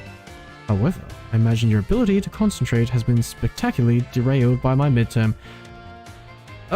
Maybe not the midterm, but yeah, it definitely has been derailed by some unknown factor. I don't know, maybe... Okay, to be fair, I sound like I'm just coping now, which I kind of just am, but like, I didn't get my full amount of sleep today, like earlier before, but it's still an improvement from the last stream, where I didn't get to sleep at all. So I'm clearly doing, at least I hope, I feel like I'm doing much better than the last one. But I could be doing better. I still be lacking sometimes. My bad. I'm sorry. I'll try. I have been trying to focus up. I'm just not great at it. But yeah, alright. Alright, now it's your turn to try and see if you could catch me lacking this rifle. Alright, let's see what you got. I suppose changing things up for fun and variety may be a good idea every now and then. So allow me to tell you an old fairy tale that has been passed down in Paldea for generations. Once upon a time, there was a king who very much enjoyed collecting treasure. He was particularly fond of treasures from other countries. One day, a merchant from the east heard rumors of this king and came to meet him. The merchant laid out 4 treasures in front of the treasure-loving king. 4 treasures were as follows: a vessel, a sword, a set of tablets, and a set of beads. Seeing such rarities before him, the king leapt for joy. Sorry. I don't know why that took me so many tries. He showered the merchant with gold coins and claimed all 4 of the treasures for himself. Perfect timing to make eye contact, young E.T. Answer me this. I said that one of the treasures was a set of tablets. What do you think these tablets were? When planks for writing on. Handheld electronic devices. Medicine that you chew. I'm gonna go with medicine. Just because, one, I doubt that we were talking about electronic devices if this was in the past. And 2, I don't think the king would be that ecstatic about wooden planks. Right? So medicine that you chew? What? Well, jeez. Okay, what? Jeez. Alright, all I did was get a question wrong. I'm sorry. Why are you being so harsh? What are you... Damn. All I did was genuinely get a question wrong, and then Miss Rifle was like, is that some kind of personal attack or something? Incorrect. That's some kind of joke? Were you expecting me to laugh at the notion that chewable tablets would be considered treasure? What is it then? The wooden tablets? Sorry, the wooden planks? What do you... Huh? Yeah? Just wood. Just wooden planks. Why are they... Maybe I'm just bad at history. Well, I am bad at history, but like... Were these planks like some specially made planks or something? Like, do they use some special technique that make them different from just your regular old wooden planks? I don't get it. I don't get it. Okay. Oh, alright. Well, why don't you tell me then, Miss Riflewood? These particular tablets were wooden and used as a writing medium in the East in ancient times. As you may know, they fell out of popular use as paper became more universally available. Sorry, Barney. How was I supposed to know that though? I feel like the other questions were all pretty like easy questions that are like just game mechanics, but like this is one that I'm like, you know, I feel like is this like some sort of, because I don't remember there being any hints in the game, but like, is this some sort of like is this some sort of trivia question that like is part of Pokemon lore or something that like super fans know of or something? Or is this just like actual history? Because I mean, I guess that kind of makes sense. I mean, I guess before paper was invented, I guess if people wanted to write things down, I guess wooden planks would work, but it's just I don't know why wooden planks would be considered so valuable. So much so that the king would shower the merchant in gold coins, as if the gold coins didn't take more like production costs or whatever to make than the wooden planks. So like I don't know what. Okay, sure, whatever. For the king to consider these paper substitutes treasures, they must have been of superb quality. That, or perhaps they had some amazingly profound teachings written on them. Okay, I guess that's fair. Alright, okay, so it's what's actually written on. Okay, I didn't really account for that. Okay, I thought it was just, I kind of just assumed they were blank wooden planks. Okay, now that you mention the possibility of them maybe having things on them, now I realize it was kind of, again, I was caught lacking. I don't know why I just expected it to be blank. Now that you say it, yeah, I don't know why I didn't think that was a possibility. Okay, alright, that makes more sense then, yeah. Okay, yeah. Because it's like they say, knowledge is power, especially in the old times when knowledge was less accessible. Well, power or a curse, because sometimes people might think you're a witch, and then that also kind of backfires. So you have to see.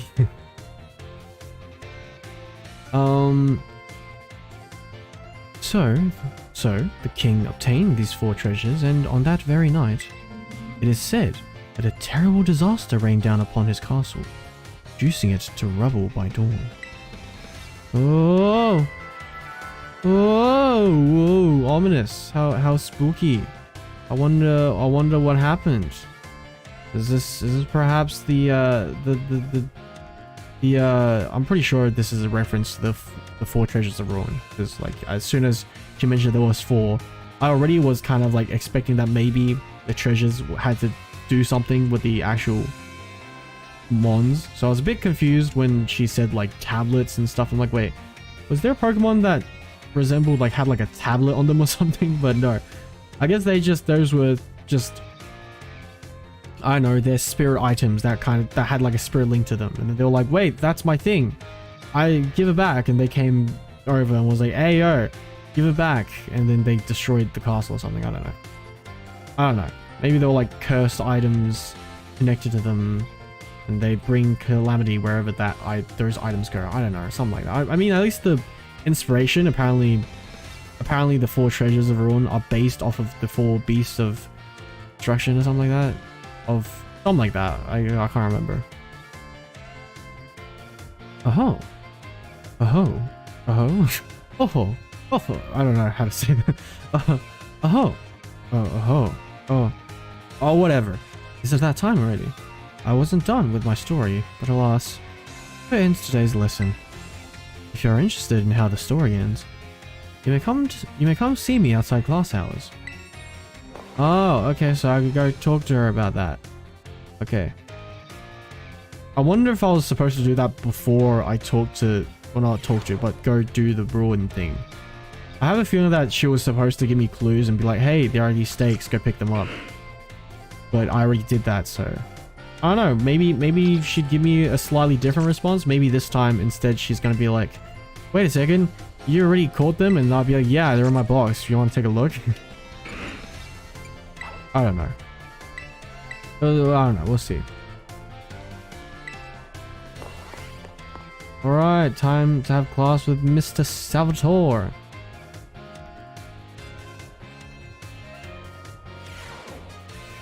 How did you like the midterm exam? Did you did really great. We're halfway there, and now time for another lesson. S'il vous plaît, are you ready? Oui.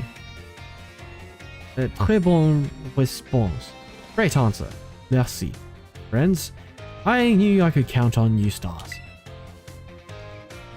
Leading up to the midterm, we learned all sorts of words from different regions. Starting today, though, I'll be throwing a curveball, where we begin listening comprehension. If only we actually have voice acting in this game.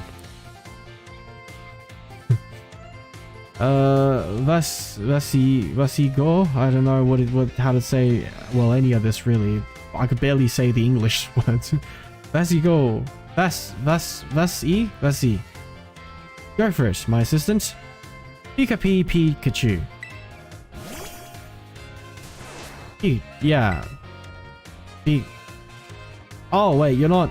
I just realized, yeah, because you're the language teacher. I thought you were just calling your Pikachu like some sort of weird nickname, like Pikachu, like a really long version of just saying Pikachu. But I realized, I think you were actually just trying to mimic Pokemon speech. Was that what happened? Was that what just happened right now? As you just heard, Pokemon can also use words to communicate. It's not always easy for us to understand them, but their words have meaning, just as ours do. Pokemon can use language to share all kinds of information with each other, like the location of food, or whether there may be predators nearby. Saying Pokemon's cries may sound different depending on what it wants to say. I'm sure you're all curious, so aujourd'hui, today, that is, let's learn some Pokemon language. Je t'aime prie if you would be so kind, Pikachu. Yeah. What emotion do you suppose Pikachu was trying to convey just now?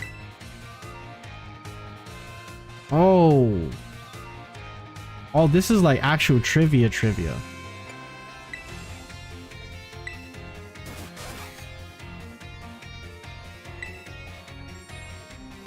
Oh, damn.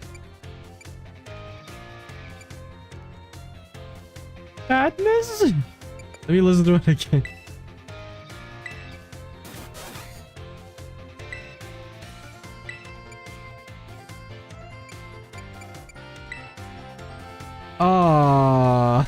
Damn. Well, in my defense, I've never trained a Pikachu before. Well, not technically, no. I did shiny hunt for one on Let's Go Eevee, but I evolved it into like a Raichu right away. So like, technically, I don't really train a Pikachu, okay?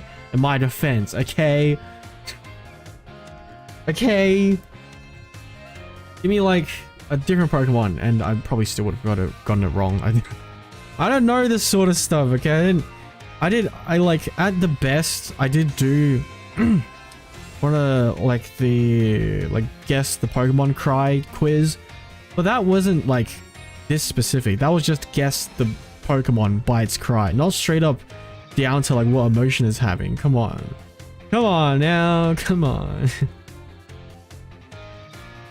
Sorry, ET, that's not right. Pokemon language is hard, isn't it? Yeah, it kind of is, because it's like, because one, I've never, first of all, I've never trained Pikachu, but also like, I don't know, bro, it just kind of sounds to me, I don't know. And Pikachu says, yeah. is using its angry voice. Ah, I had a 50-50 chance. Come on, you saw me going up and down between those two. Come on, at least give me half a point for knowing it's probably not happy. I don't know. I thought it would be like it'd sound like a little more aggressive if it were like angry, but never mind. I guess it's like Pikachu's angry voice is one of those like quiet, serious type of angries, I guess. All right, never mind. My bad. I'm sorry. That's right. I had my little Pikachu friend here pretend to be angry for us. Don't you think he did a great job? Give Pikachu a round of applause, everyone. Oh, clapping, yeah. Whoa, yeah. Yeah, it did a great job. I didn't, though. I didn't. What's up, Ness? How you doing? Good to see you. I'm currently trying to finish up the rest of the classes and, like, the student-teacher interactions and stuff. And then... finally, finals. Once we finally finish finals, we get to go on a cool, fun school trip tomorrow. Isn't that exciting? Yeah, but before that, we gotta finish our work. We gotta pass finals first, so we gotta actually go on the school trip. Yeah. But yes, hello. And hopefully, I mean, I don't have high hopes, but if we're lucky, if we have enough people, then we might give the Mewtwo raid another shot. Because things did not go well the last stream. But hopefully, maybe, we might do better this time. If we even do it at all. Because again, I'm not particularly optimistic that it happened today. You know. Because the last one was on like the weekends, and even on the weekends we like barely had enough for like just 4 people. So today being a weekday and everything, I don't have high hopes that there'd be a lot of people who are free. Yeah, but we'll see, because I still got like a good few more hours left with the stream, so maybe we get some more people pop in somewhere during that time. Maybe at the same time, and maybe we could give that raid another shot and hopefully actually win this time. But for now, since we don't have enough people, I'm just gonna try and finish the rest of the like little side story stuff. So yeah, that's what's happening right now. Sorry, pardon me. The same Pokemon can even communicate its feelings in many different ways. The voices change depending on their mood and physical condition. By listening more carefully to Pokemon, you might gain a deep understanding for them. That having been said, Pokemon are quite mysterious creatures.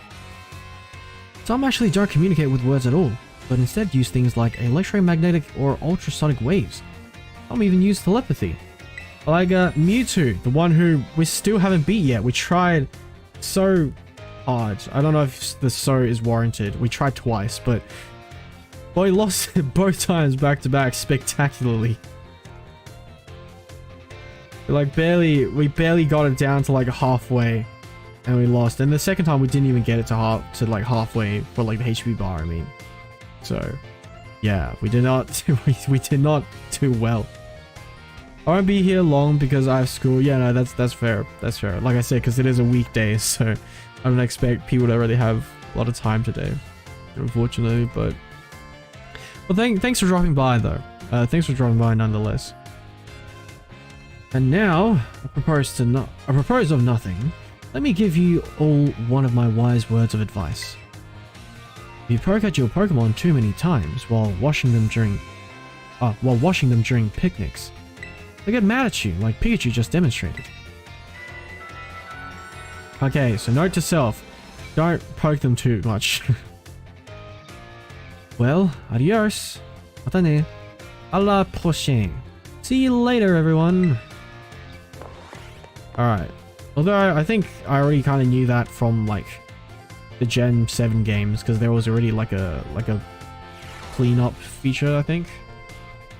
And I think I might be remembering things wrong, but I think, yeah, no, there was a cleanup feature, but that's unrelated to what I was gonna say. Well, kind of related, but I mean, like, I was about to say, like, it was the same as this cleanup, but no, this is you actually get to wash them, and they might get mad if you poke them. But the cleanup feature in Gen 7 is different. That one you only clean up. Only after you clean up, then you get to pet them, and then that's where you might accidentally poke them or like rub them in the wrong places, and they'll get mad at you.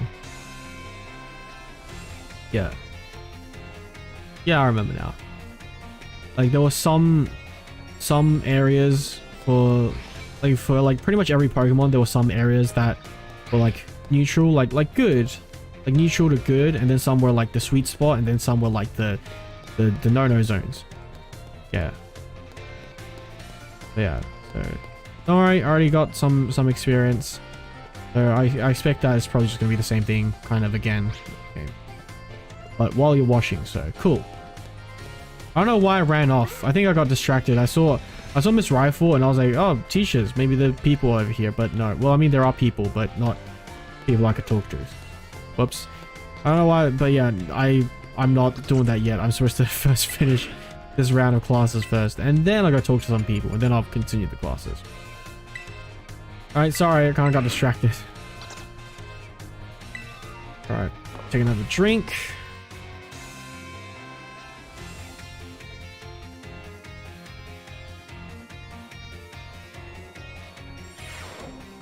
Alright. Another day, another round of battle study.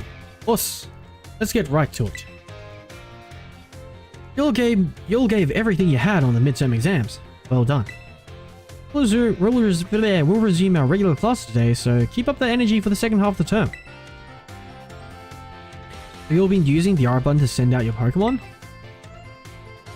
If you do, the Pokemon will run off in the direction you're facing. It's a super useful tactic that lets your Pokemon pick up faraway items for you. And that's not all. If there's a wild Pokemon near where you send your Pokemon, they'll start battling each other. We call those battles auto battles. Just as the name implies, Pokemon will act on its own during auto battles, meaning you won't have to give it any commands. And if your Pokemon wins, it'll get EXP points just like it would in a regular battle. Well, I don't know if you'd say just like it would, because I'm pretty sure it gets like only like a fraction of it, like only a little bit, which is fair, you know, because you know, it'd be a bit broken if you just, because it's already like a convenience to just use the auto battle feature, so it'd be way too broken if you just run around and get the same amount of XP as you would as a regular battle by using the battle. So yeah, that's fair. If you make good use of these battles, it can be a really efficient way to train your party. But you'll want to remember that Pokemon won't evolve or learn new moves right away if they level up from an auto battle. Yep, I had to learn that the hard way because I was trying to complete the decks. And sometimes I'd go at it at auto battle for just a little too long, but then, you know, I'd go past the initial requirement, which then gets a little annoying because that means I have to get even more XP. So I have to spend even more time than I originally would have had to. Because although I'd be at the like bottom again, I'd be at like level 36, but like at the just level 36, and not like at the top and about to evolve, so then I have to battle a bunch again. But then sometimes I miscalculate and then I go over the limit again. I'm like, oh my god, I'm gonna have to do it all again. But whatever, it's fine. It's fine. That stage is over. We already finished the deck, so all's well that ends well. All right, that's still water under the bridge. I'm not salty or anything. Still, it's fine. It's fine. I'm not mad that I spent so much time trying to figure out how to evolve certain Pokemon that I didn't realize needed special conditions to evolve. So then I had to look up everything, every single one each time. And then even when I did, sometimes the articles wouldn't give me important details like, hey, for the Pawmo, when you walk them, you can't then put them back in their ball because then that resets the thing. Nobody told me that. Nobody told me that you can't. But again, I'm not salty. Like I said, that's all water under the bridge. I'm totally not salty still. Yeah, it's not like time's precious or anything like that. Also, if a Pokemon loses an order battle, it will come back with just a small amount of HP left. Make sure to heal it up right away. Whoops, I just about did the whole class as a one-sided lecture.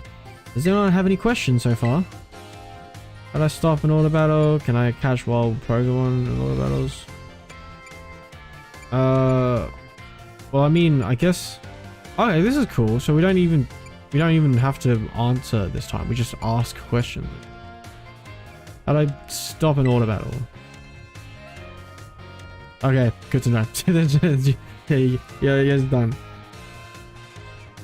There's no stopping an order battle once it starts. We'll have to wait and see how it plays out. You can call your Pokemon off before the battle starts, though. Pardon me. Ugh. Sorry, alright. You can call your Pokemon off before the battle starts, though. You press the ZR button while your Pokemon is still on its way to the opponent. Yeah, that much I knew. But I was kind of hoping there was like another way, like another button to... I didn't expect it to be, but I was like, oh, while I'm here, I might as well worth a shot. Yeah, because the ZR thing, yeah, I did use quite a bit, because sometimes my Pokemon would run off to an opponent that's clearly mismatched for them, and then I'd start panicking. I'm like, no, don't go that way, come back. But then it'd start battling, and like, all right, well, I don't know what button to press to stop it now. So I was hoping maybe there was another button, but I guess not. I guess too bad. Once it starts, I guess. Yeah. Even during auto battles, our Pokemon are out there battling for us. They're trainers. For us, they're trainers. Keep an eye on them as much as possible, and if it looks like they're going to lose, be sure to have them retreat. Right, how do I do that once it starts, you know? Like, I know how to retreat them before it starts, but sometimes they kind of just... Because sometimes there are like Pokemon like right next to each other, like bundled up together. As soon as they finish battling that one, before I even give any commands, like I don't even press anything, they just automatically go to the next one who's like mismatched, and I'm like, come on, stop, I didn't want you to do that much, I just want you to battle that one. Tell me if Togepi is in the DLC. I don't know, I mean, maybe. I'm pretty sure there's already been like videos about the like DLC Pokemon. Pretty sure every time any of my chatters have like a question, I always just look up Austin John, because he always has the answers. Every single time. Yeah, all 99 returning Pokemon in the Teal Mask Scarlet Violet DLC. He always has the answers. Every time my chatters have like a question about the game, I'm like, well, watch this. And it's always a video to Austin John. Because he always has the answer.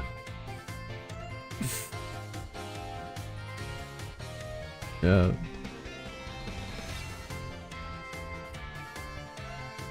Alright, cool. Also, this goes without saying, but Pokemon with low HP are already worn out. Probably won't enjoy auto battles as much, so don't work them too hard, okay? You got it, ma'am. In conclusion, auto battles only work if a trainer and the Pokemon have a relationship of mutual trust. Be smart with how you use auto battles. You don't lose the trust of your Pokemon.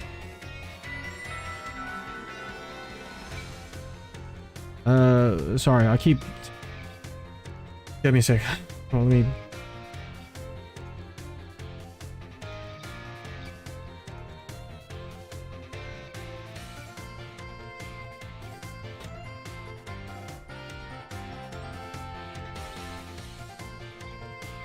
I don't know if you could hear that. hear the sound of me like doing the whole hand suction cup thing to my ears. Can you hear that? Can you hear that? I don't think there's anything in my... Well, I mean, there probably are some things in my ear, probably. I don't know. But I'm just like... I'm saying like I don't feel that there's anything. I'm just kind of doing... Like my ears kind of a little worn out from the headset. It's a little weird because like I've only had it on for like not even 2 hours. The streams haven't even hit 2 hours yet, but I don't know. I don't know. I think I'm just having a bit of an off day today. I don't know what's going on. Alright, okay, focus up, focus up.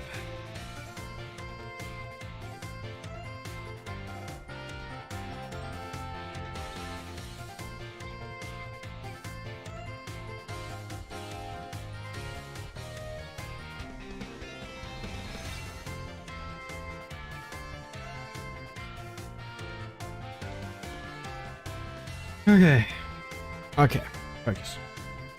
Oh man, I was just about to suggest we do some hands-on practice to really drive the point home. I guess we've run out of time, as usual. Class is over now. Take care, you little rascals. Yep, every time. Every time. That's like a catchphrase.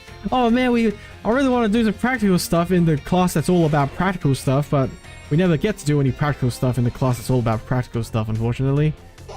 It's like a catchphrase, and then Miss Ryforts is like, "Oh, perfect time to make eye contact." Like I didn't. I was looking at the whiteboard and my notes because I'm so focused. But no, I did not make eye contact, Miss. Stop picking on me. Pick on someone else. Jeez, every single class, it's always me. Oh, is Togepi not in the DLC? At least I have Ferret, yeah.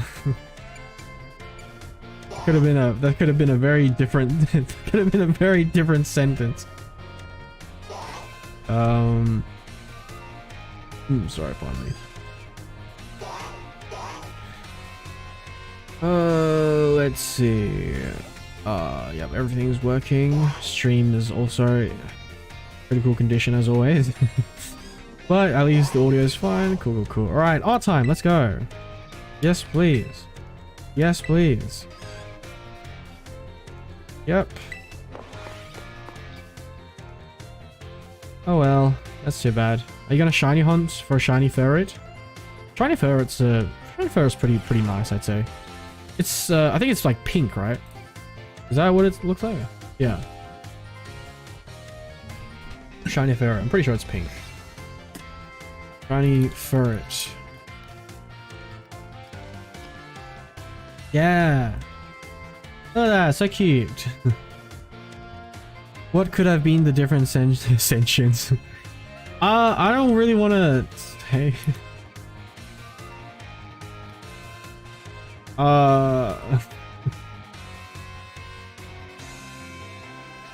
Do you want to? Well, not want to. Do you know what a Fura is? do you know what a Fura is? I don't know if I'm actually pronouncing it properly, but it's a German word. Just to give you a hint. It's a general word though, so it's not really specific to one person. But usually when people use this word, they say whenever they say the Führer, there's usually just one person that everyone kind of thinks of.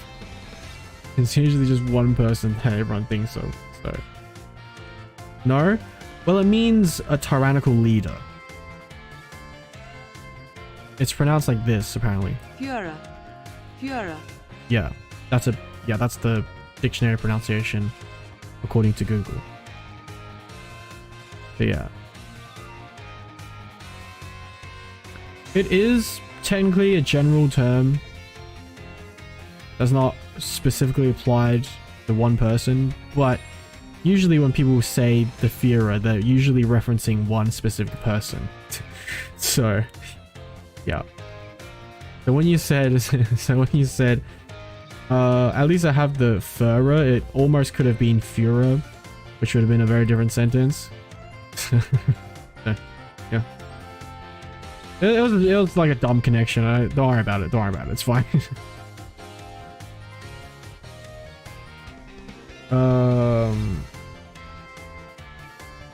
Yeah, shiny ferret. No, let's drop the whole Fura thing. Let's talk about ferret. How about, yeah, let's talk about ferret's a much better topic. Shiny ferret. Shiny ferret looks so cute. Look at it. Yeah. Pink little squirrel thing. I think it's a, is it a squirrel? I don't even know. It's just a cute creature. I don't even know. That's so cute though. Yeah. Gotta go. Bye-bye. Alright. Thanks for dropping by. Take care now. Hope to see you again.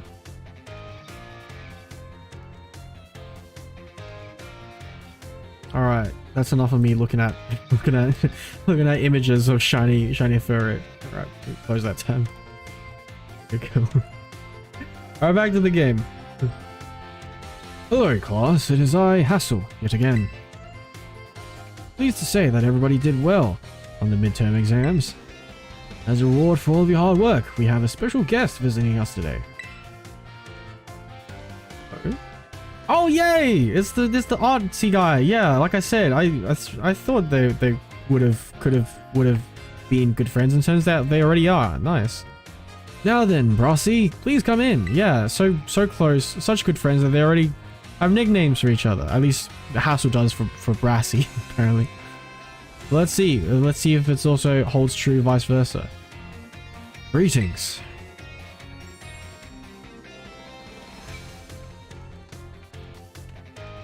Hey, hello. I am Brassius. I am an artist, and I focus exclusively on grass-type Pokémon for my work. Brassius here mainly creates three-dimensional pieces such as statues and the like. One of his major works is the installation titled Surrendering Sunflora, found in Artisan. Many of you who've challenged the Artisan Gym are no doubt familiar with these sculptures. Yes, I recognize some faces among your students.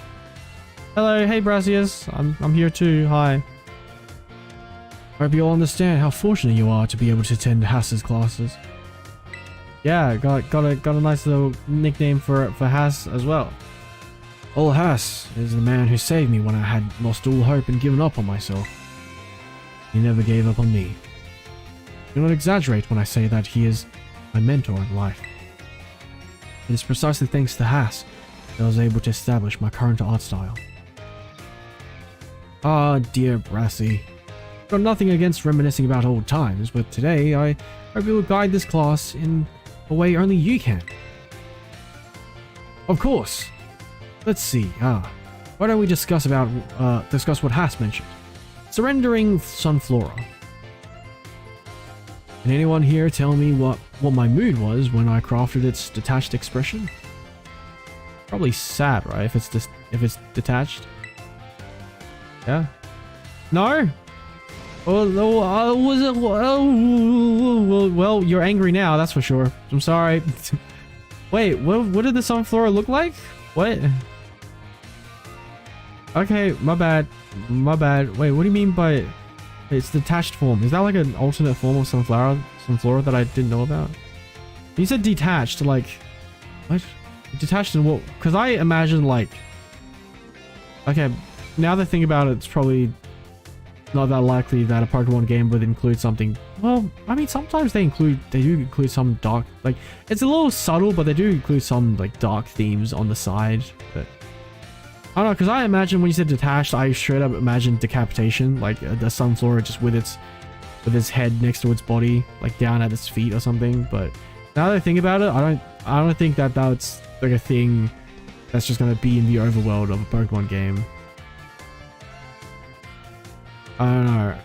Or much less just in like a regular, just like a regular like gym zone, like not even like a ghost type zone or something like that, but just like a grass type zone. I don't know. It just seems kind of okay. Yeah, no, my bad. I'm sorry. No, completely and utterly wrong. When I made that sculpture, I'd surrendered all hope. I was prepared to give up everything. I resolved to give up my life as an artist if that piece did not receive proper recognition. Hence the name Surrendering Sunflora. That's exactly it, Hass. Okay, right, but okay, All right, I'll just wait for his explanation then. When I started out as an artist, I experienced many hardships. I even became deathly ill and fell into a slump that drove me to desperation. I began to worry only about what would sell. Sorry, bothering. I was concerned only with fame and fortune. All my pieces during this time had no depth. They were all shallow trash. It was then that I met Hass. He helped me realize how petty I was being. I'll spare you the details, but in the end I was able to leave all that behind. And I love the details, come on. Someone out there write like a Brassius Hassel fanfic where they were roommates or something? You guys, anyone already done that? That's probably already out there, considering how big of a fan base Pokemon has and how broad the type of audience Pokemon has. Never mind, you're back. Welcome back. What happened? Did school get cancelled or something? What's going on? And that is also when I crafted the Sunflora. Remarkable. Even I did not know the full story until now. This kind of thing is hard to tell someone, especially when they are so close to you. Now, don't doubt that you adolescents will often find your heads crowded with worries. Advice to you is simple. Be honest with yourself. Do whatever your heart desires. Damn, an adult that actually doesn't belittle like the youngins of their like anxieties. How rare these days. I mean, okay, to be fair, not that rare, I guess. Well, these days I don't know. I don't know. I haven't spoken to an adult as a child in a while, like now, because I am also an adult, so I don't know. But like back when I was a child, you know what, I was actually quite lucky to have quite a number of adults that actually, you know, were caring and even encouraging of a lot of things, so that was nice. But nowadays I don't know. I'm honestly not sure, because I do hear a lot of complaints that, you know, adults and stuff don't take like young people's complaints as seriously, which yeah, honestly I see that happening. I do see that happening. I'm like, yeah, that kind of sucks. Yeah. It's always like a competition, which is what's annoying, because like even if you were to make the argument, it's like, oh, but they don't have it as bad as the adults, it's like, okay, but like that doesn't mean you still can't be nice about it, you know? Like, why does it have to be a competition? You're allowed to care for both. Like it's not like, oh, who has it worse, it's just who has issues. Both. Yeah, do you have an issue? Yes. Do you have an issue? Yes. What are the issues? Let's work it out. Why can't it be like that? Why does it always have to be a competition? I do not know. Maybe. No, just haven't went yet. Oh, are you running late? Is that what's happening? Are you running late? Is that what's going on now?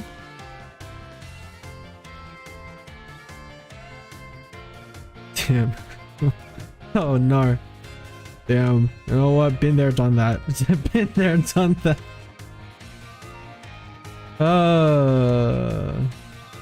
Yeah. Good luck. Good luck.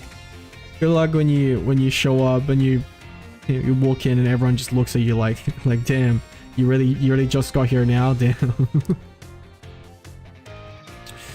You know what? But you know what? It's not as you know, what's the word? Embarrassing as it really is. I don't know, because I remember when I used to walk in late, which is a lot of the times. I'd always be like, damn, everyone's kind of looking at me, damn. But like, you know, when I think back to it, whenever someone else walked in late and I was already there, I don't really think much of it. But then again, maybe that's just because I'm so used to being that person that it doesn't really mean much to me. But at the very least, from my experience, whenever I saw someone else walk in late, I don't really think much of it. I was just like, oh, okay, someone's here, all right, whatever, let's continue not paying attention to class. And that's about it, you know. So with that in mind, don't feel too nervous walking in and being worried that people are going to look at you. I mean, who's to say? I mean, maybe you didn't even care in the first place, which, you know what? All the more power to you. As long as you don't cause trouble, that is. Yeah, that's a very important disclaimer. That's a very important disclaimer. Thanks, Brassius. That is all from me. Must admit, I'm beginning to feel a bit embarrassed, so bid you farewell, Hass. Farewell to your pupils as well. Thanks, Brassius. Oh, Brassy. Can't believe it. Also, he never revealed the correct answer. Did he ever reveal the correct answer? Was it happy? Was it happy? I don't know, from the story, it kind of sounded like he was glad, right? Like he finally found his spark again, thanks to the help of, you know, Hassel. I was actually happy with it. Oh, okay. Okay, never mind. My bad. I kind of jumped to conclusions. Sorry. All right, let's see.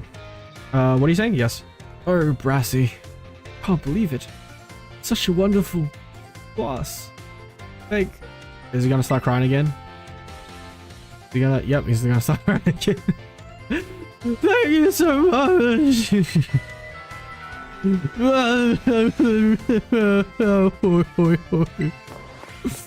All right, cool. I'm glad you're having a good time, Hassel. All right, and that was art class with our Elite 4 teacher. Next up, Home Ec. Yes, please. All right.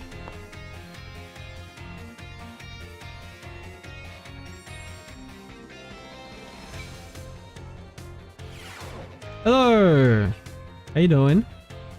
Put away your phones. It is time to be in class. Though some of you had to retake the midterm exam multiple times, I'm glad to say that the majority of the class passed without issue. I feel honored to see that the knowledge and skills indispensable for daily life have taken root in all of you. I trust that you will all work just as hard on your life skills in this second half of our course as well. Let us now turn our attention to the topic of the day, which was inspired by a question I received on the subject of meal powers.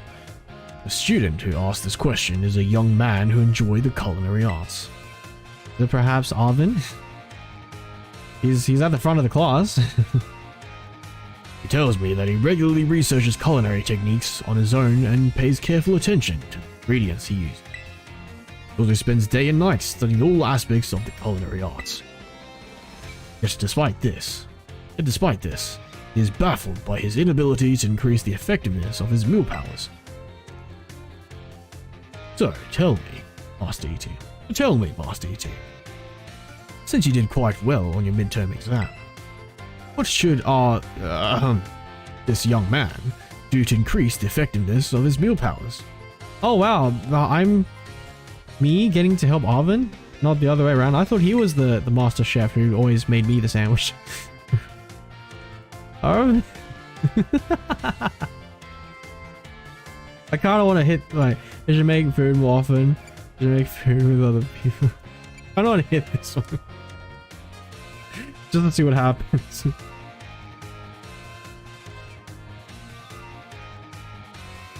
Hey, you know what the hell? Let's go. Hopefully Arvin doesn't mind us, like, kind of putting him in the spotlight. Oh. Oh.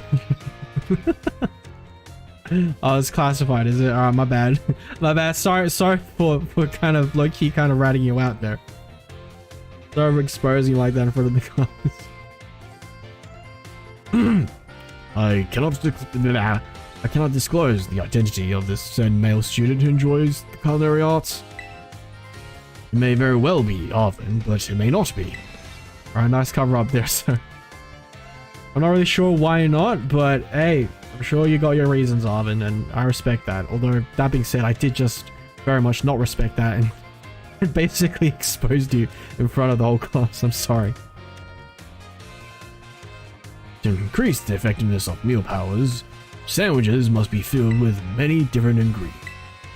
For a single person, this may prove difficult. Yep, that's me. I'm the single person. I'm very much single. My bed is still in the corner of my room and not in the middle because I'm single. Well, that and also plus I got a bunch of plushies. So if my bed's in the middle, the plushies would like roll off the bed. So I kind of have to keep it in the corner so that I could kind of let them lean against the wall. But I am also very much single, so so my bed is still very much in the corner of my room. Let's see, what am I talking about right now? Ah, yes, for a single person, this may prove difficult. But if you prepare a sandwich with others, be able to handle a larger serving of bread. With a larger base to start with, it becomes quite simple to add more ingredients to your sandwich, which in turn makes it possible to receive meal powers of increased effectiveness. This applies more broadly as well, in dealing with a difficult issue. Sorry, pardon me. What am I saying? Yes, when dealing with a difficult issue, working with others to solve that issue may be the best course of action. I'm sure that Arthur... Dang, what happened to may or may not be Arvin, sir? What happened to that? I'm sure that Arvin will likewise work with friends to craft his sandwiches in the future. To craft a sandwich? Who would craft what in the future? Who are you talking about? The identity of the male student is a matter of privacy, so I would ask that you do not pry too deeply. Our time together has come to an end for the day. Duel, farewell. Alright. Yeah, sure, won't pry too much. Like there's much more prying to be done. We already know who it is, sir. What are you talking about? Oh boy. Alright, now a little break from the classes. Let's go talk to some of the people, yeah? So yeah, so we got Miss Rifle right there. I already saw her in the background of it. We got 2 teachers in the cafeteria, teacher in the biology lab. Okay. Maybe we just go down the list. Yeah, sure. I mean, she's right. We already have one right here, so might as well. Hey, miss. Do you want to finish that story from earlier? I mean, I kind of probably already figured what happened. I mean, I have the beasts in question, the fabled beasts. They're in my box, so. But yeah, go ahead anyway. I wonder if I can actually show them. I kind of doubt it, but it'd be pretty funny if I could show them to her. And she'd be like, she'd just freak out over, oh my god, you have them? Oh my god, and she just instantly starts fangirling over them, because that seems like the type of thing she'd do. It'd be pretty funny to see. I think, but let's see what she has to say first. Why? If it isn't TT from class A1, I mean 1A. Are you perhaps interested in the rest of the old tale I told you in class? No, but are you interested in my okay, yeah, I'll listen to the rest, yeah. 'Tis convenient that you would take the bait I presented in class. What do you mean? What is this like? Is this a trap? What's gonna happen? What are you trying to trap me in? A vessel, a sword, a set of tablets, and a set of beads. After obtaining these 4 treasures, the king's castle was destroyed. Why, you ask? Because these 4 treasures were actually 4 Pokémon. All these Pokémon were passed from human hand to human hand as treasures. They slowly became tainted by hubris and greed. Finally, after coming in contact with the rapacity king at that time, they awakened as disasters, began to rampage.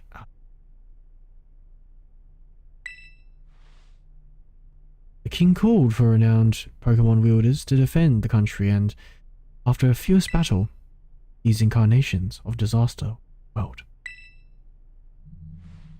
It is said that these 4 Pokemon were then sealed away somewhere in Paldea.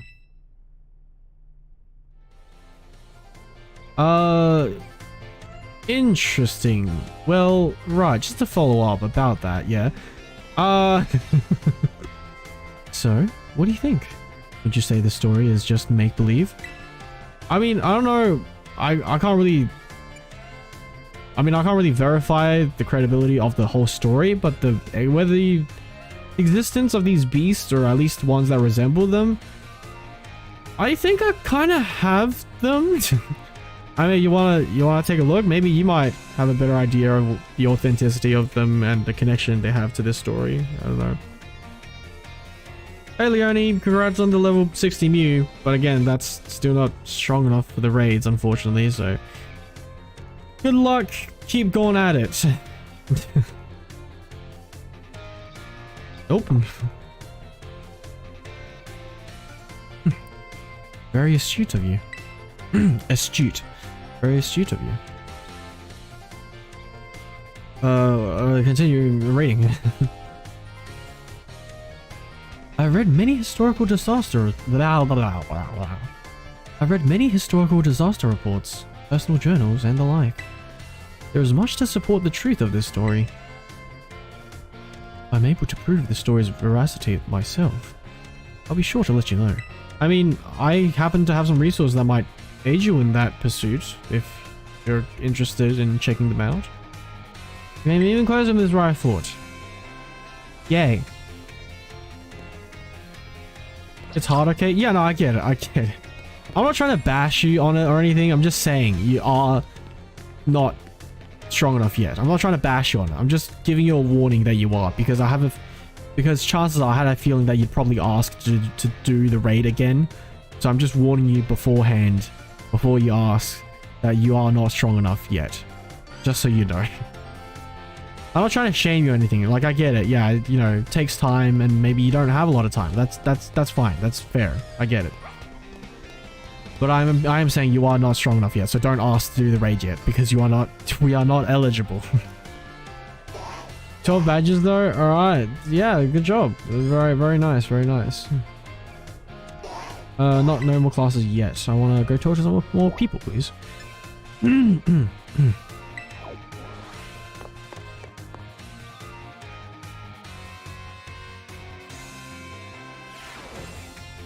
All right. Well, hello.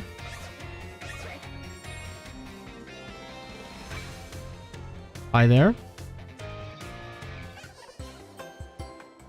Hello, Master ET of Class 1A.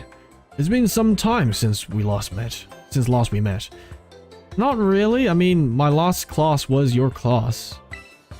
So, but sure, whatever. Are you here to eat as well? I just kind of wandered in. Drawn in by the irresistible aromas, I imagine.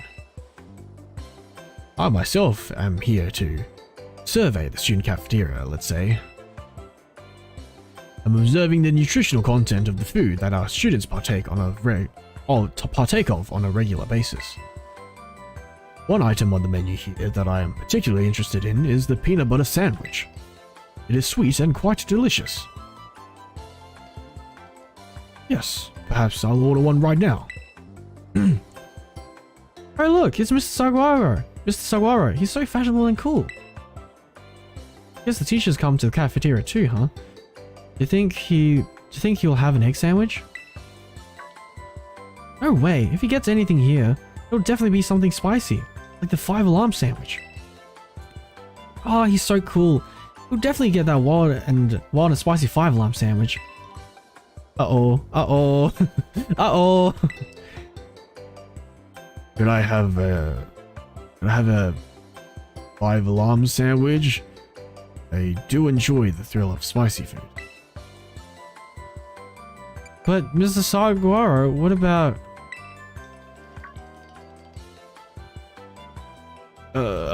yes. You suggested I have a peanut butter sandwich, Master ET. I suppose I shall have to try one if you insist. Yeah, nice. Yep. Don't worry, sir. I got you covered. I'll back you up. Don't worry. Guys, listen. I told Mr. Saguaro to have the peanut butter sandwich, okay? Don't worry. He is still very cool, very buff, strong, manly man teacher. Guys, don't worry.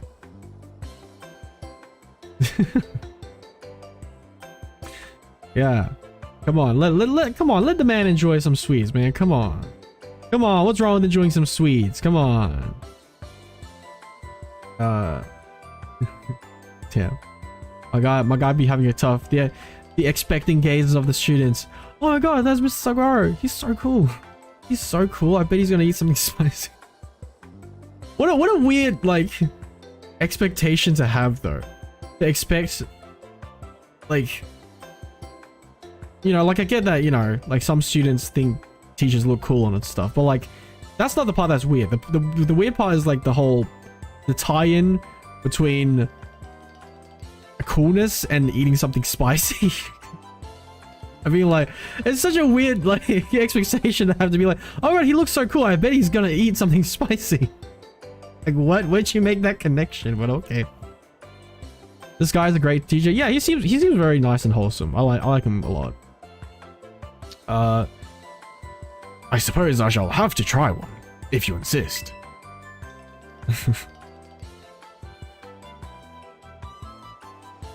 That was close. I almost forced myself to order something spicy.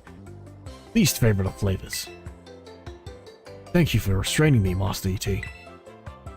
Seems that the students tend to view me as fashionable and cool. Or even, dare I say it, exuding a sort of brooding strength. I mean, you do seem to be exuding a sort of brooding strength. You look absolutely jacked, my guy. But yeah, that shouldn't stop you from eating some sweets. Come on now. Come on now. Come on. Let my guy eat some sweets. Come on. I have a habit of acting in such a way so as to not destroy the image of me. I showed my true colors to you just now without thinking. Oh, please keep this as a secret between us. No worries, sir. Got it.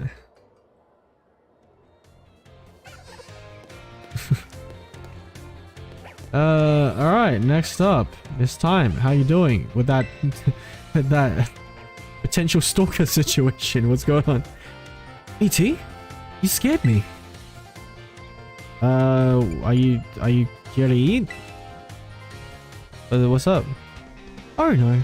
I'm not here for anything food related at all. I was just walking around the entrance hall, and I felt that intense gaze that I told you about before. So I quickly ducked into the cafeteria here. Our cafeteria has only one entrance, so I thought I might be able to discover the identity of the person watching me if they follow me in here. Sorry. Ah, someone's come just now.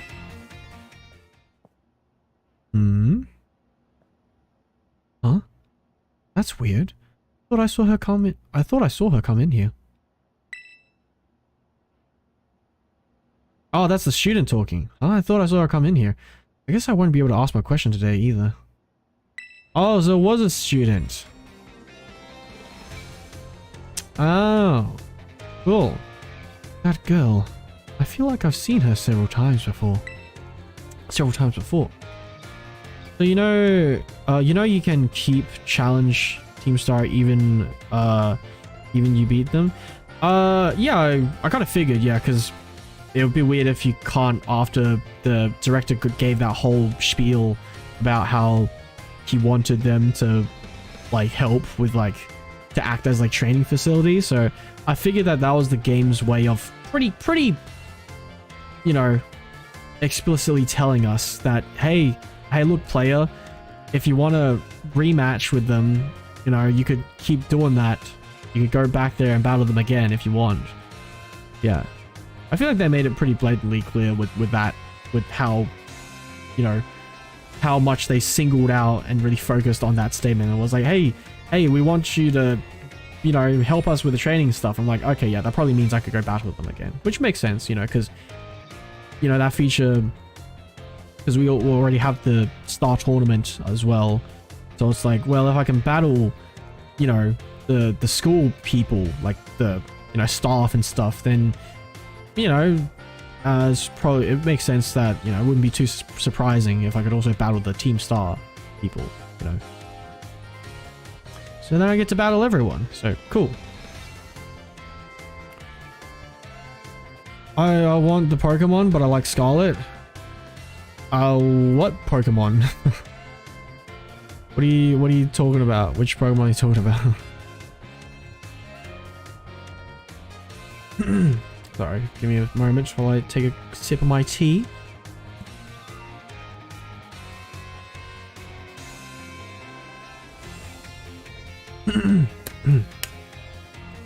She seems to be a student here, but I get the feeling that her question is not about her studies.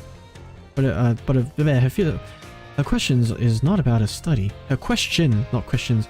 The question is not about her studies. My favorite Team Star member is Eri. You know, honestly, low-key, oh, it's kind of a hard statement to make, but she is definitely at the top. Kind of, you know, I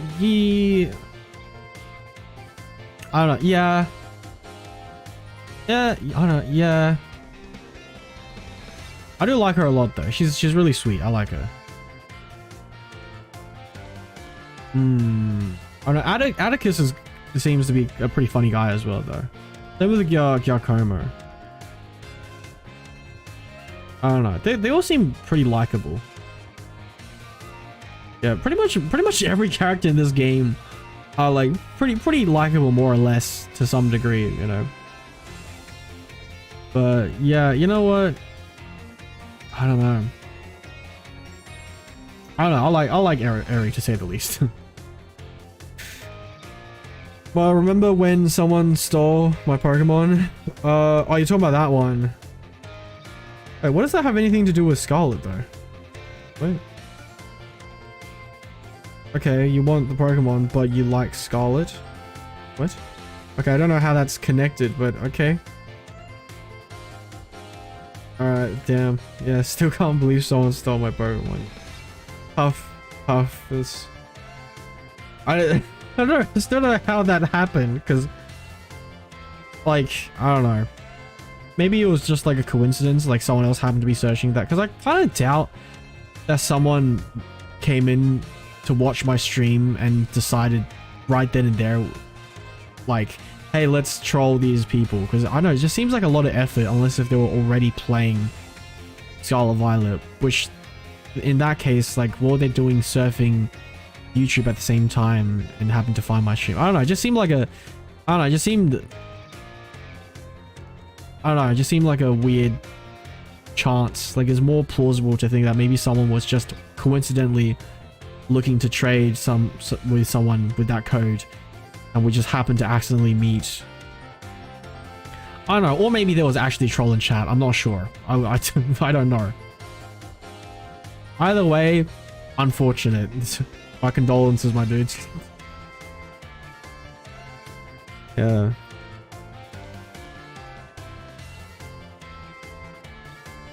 I don't know, because I still lean more towards it was just some rando and not someone watching. Because if it was someone watching, then like, how do they...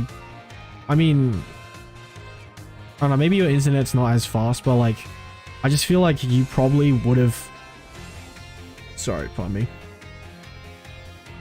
I feel like you probably would have joined up with me faster than them. Because you were the one who came up with the code, so like... You know, it's kind of weird that they were quicker to join up with me if they were actually a troll watching the stream at the time, because you were the one who came up with the code and then I was the one who put it in. So if they were, you know, so they'll probably be the last to put it in this equation. But again, either way, that's too late now. It is what it is. Too bad, man. I'm sorry.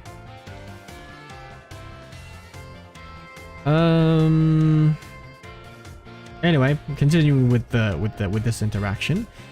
Next time I see her, maybe I'll go start up a conversation myself. Could have been a little scary being here on my own. I'm glad you were here with me. Feel trusted by Miss Time. Hey, nice. So is that the end of her storyline, or do we not get to actually see what the thing what the question, like what the actual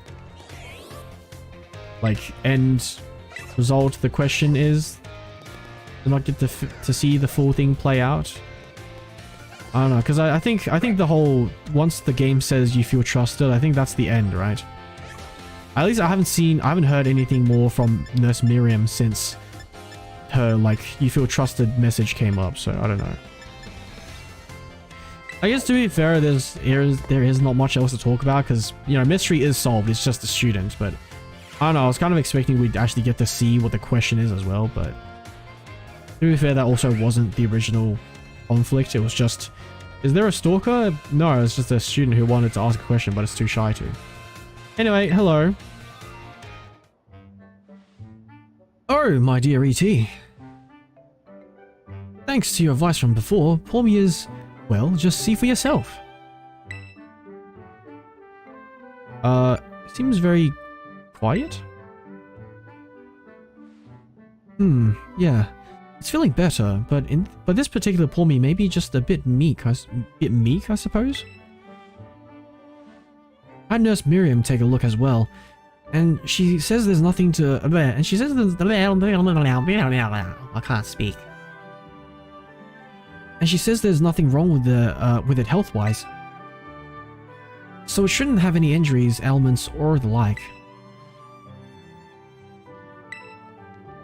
Even so, it never utters so much as a cry, which is odd. Yeah, I was kind of expecting it to let out like a little cry in animation when it like panned over to a shot of it, but I guess this one just a little quiet. A little quiet little guy, which, you know what, nothing wrong with that, nothing wrong with that. You know, some people are quiet, a lot of people are quiet actually. There's nothing wrong with that, that's fine, just taking it easy, sitting back and chilling, that's cool.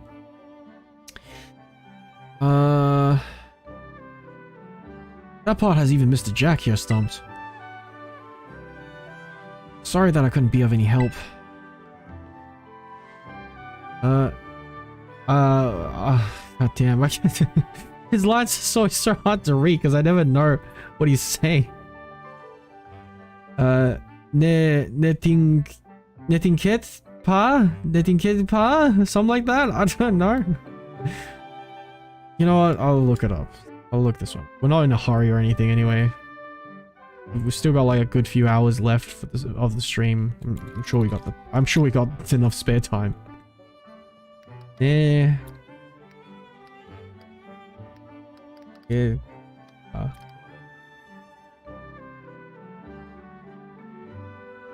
Ne t'inquiète pas. Ne t'inquiète pas. Ne t'inquiète pas. Ne t'inquiète pas. Ne t'inquiète pas. Ne t'inquiète pas. Ne t'inquiète pas. Ne t'inquiète pas. Okay, cool. Don't worry about it. I have some more information now thanks to the Academy security cameras though. It seems Pormy was attacked by a wild Pokémon and fled here to the Academy grounds. Maybe it's still in a bit of a shock from that experience and can't bring itself to speak yet. Is he gonna try and speak Pormy now? Okay, I was like, wait, are you channeling your inner Pokemon speech? Because just in the lesson before, it did kind of seem like he tried to speak Pikachu for a moment. So I was kind of half expecting him to just be like, Pormy, out of the blue, Pormy, how you doing? Yep, that's the case. There's absolutely no problem with keeping quiet.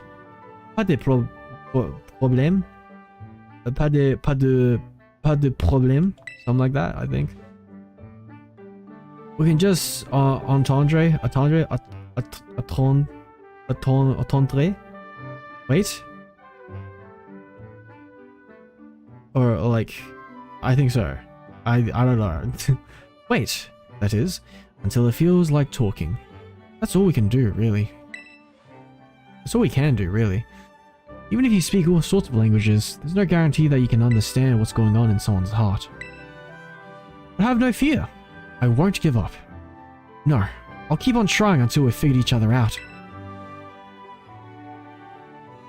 You'll trust him, Mr. Salvatore. Hey, nice.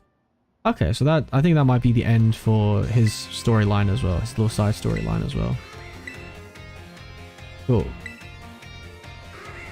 Well, alrighty then. Can I talk to you, Mr. Jack? Do you have anything else to say? Okay, cool. I think, yeah, your thing is done as well. Awesome. Wait, did we even ever get a storyline with... I don't think we ever did get a storyline with Mr. Jack, did we? Like, he's just the Pokédex guy, it seems. But we never actually had, like, got to talk to him, like how we do with, like, you know, like, Mr. Saguara and stuff like that.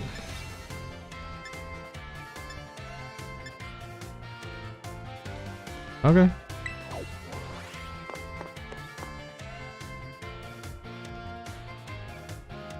Alright, Mr. Hassel, how you doing? What you looking at? Hello there, E.T. I try to visit the schoolyard from time to time. It's good to see young ones with so much energy and vigor. I know what you mean. I say that like I'm not also like a young one in this universe. I'm like, dude, I know what you mean, dude. I mean, age has been catching up to me, but it's nice to see the next generation be so lively. You know, it gives me hope. Sure, let's go with that one. Do you? That's a bit of a surprise to hear you say. You're one of the young ones too, you know. I guess, yeah, in this universe, I mean, to be fair, I'm not that old in real life either. I'm still kicking, you know. I still move from time to time, work out twice a week at least. I don't really play any sports anymore, but like I still move, you know. I still kick. I'm still kicking. I still got something for me left still. Oh, what's up? Hello. Okay, who are you? I don't think I've ever seen you before. Are you okay? Because you don't seem like just another student either. Because that's not the regular school uniform, to say the least. Are you like another? Okay, all right. Let's just see what you have to say, Master Hassel. I don't have a word. You, what are you doing here? I've told you many times not to bother me here at the academy. Yet I am bound to come. Our family's futures of paramount importance. What's going on? What? It was good speaking with you, E.T.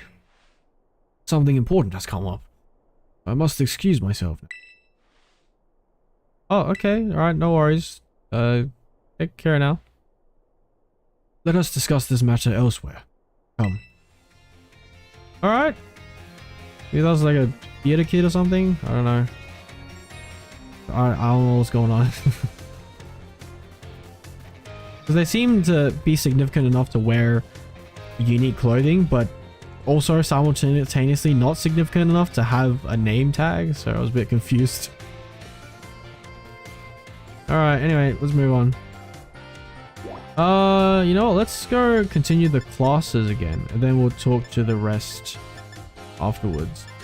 Because I have a feeling the rest are like... I'm pretty sure we're at the end, like at the... like the finale for all of their storylines, I'm pretty sure. We'll save that for after we finish talking, or not finish talking, finish the classes.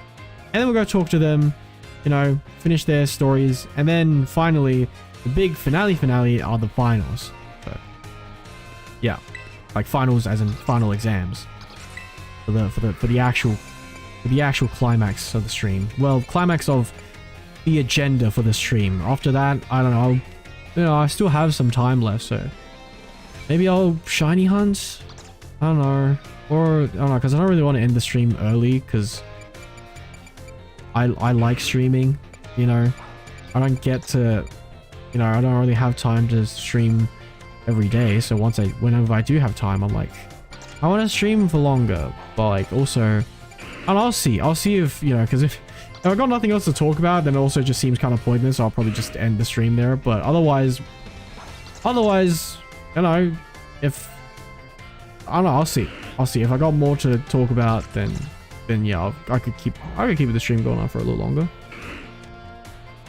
But for now, that is not of our concern until later, because right now we got biology to attend to, guys. Come on, focus up. We falling asleep in class now. How many people have fallen in... Like, I don't know if anyone's actually watching right now, but if anyone's watching, can you sound off, like, if you've ever fallen asleep in class before? Because I have. More than once. To be completely honest. I'm not proud of it, but it is the truth. I have fallen asleep in class before. As embarrassing as that may be, but... For the most part, the teachers were actually pretty chill about it. Like, they would still tell me off. Because, you know, it's kind of their job to make sure I'm paying attention. They wouldn't get, like, super mad at me or anything, so that was nice. I remember there was one teacher who kind of low-key kind of pranked me. Not pranked, because that I'm pretty sure that's... I don't think a teacher's allowed to do that, but, like... They were at least, like, kind of playful about it. Like, instead of just coming over and, like, knocking on my table or whatever, they came over, because this was one where I didn't fully fall asleep. I was more like I dozed off, and I kind of hit the like first like sleep stage. I forgot the actual name for it, but I wasn't in like deep REM sleep or anything like that, but I was like I was technically asleep, so like I wasn't like fully conscious in the room, but I was asleep in a way that was very blatantly obvious, because it wasn't like I was in the back of the room and, you know, I had something covering me up. I was like in the middle of the room, and I managed to fall asleep while resting on my arms. So I was just kind of sitting there with my head still facing the board, but my eyes were completely shut, like very clearly shut. So the teacher noticed, and this was coincidentally in science class. So hello, Mr. Jack. Hopefully this doesn't happen here as well. But my teacher, you know, let's just call my teacher at the time Mr. Jack, just out of coincidence, out of pure coincidence that it was also science class. Mr. Jack came over, and like, instead of just knocking on my desk, he I don't know how long he stood there for, but he stood in front of me. He bent over a little, and then he held like a marker. I think it was a marker or something like that, or like a pen or something. I don't remember. But he held some sort of like writing utensil. I think it was a marker, and like he lined it up to like right between my eyes, right between my eyes, and got it up really close. He didn't touch me or anything, but he got the marker up really close between my eyes. And then I don't know how timing was so perfect. Maybe my body would just realizes when there's a big change in the room, because obviously before that he was, you know, teaching class, talking the whole time, but all of a sudden the class got really quiet because, you know, everyone kind of stopped to look over, because he kind of stopped talking. He just walked over, and everyone's obviously looking at us now. And he came over, he got the marker right up in my face, and then as soon as I opened my eyes, all I saw was just the marker and then just him behind the marker. And it kind of jump scared me a little. And then everyone laughed, but it was a funny moment. I wasn't like super embarrassed or anything. It was like a little embarrassing because obviously, you know, I was caught lacking, but like it was a lighthearted moment. Like I could tell that he wasn't doing it to like be mean or anything. Like he was just trying to be playful, and you know, it was like a lighthearted like moment as well. Like everyone just kind of laughed off. No one like really was like, oh my god, Isana, you're such a loser. Like no one was like actually like that or anything. Like we all just had like a funny moment. It was pretty funny.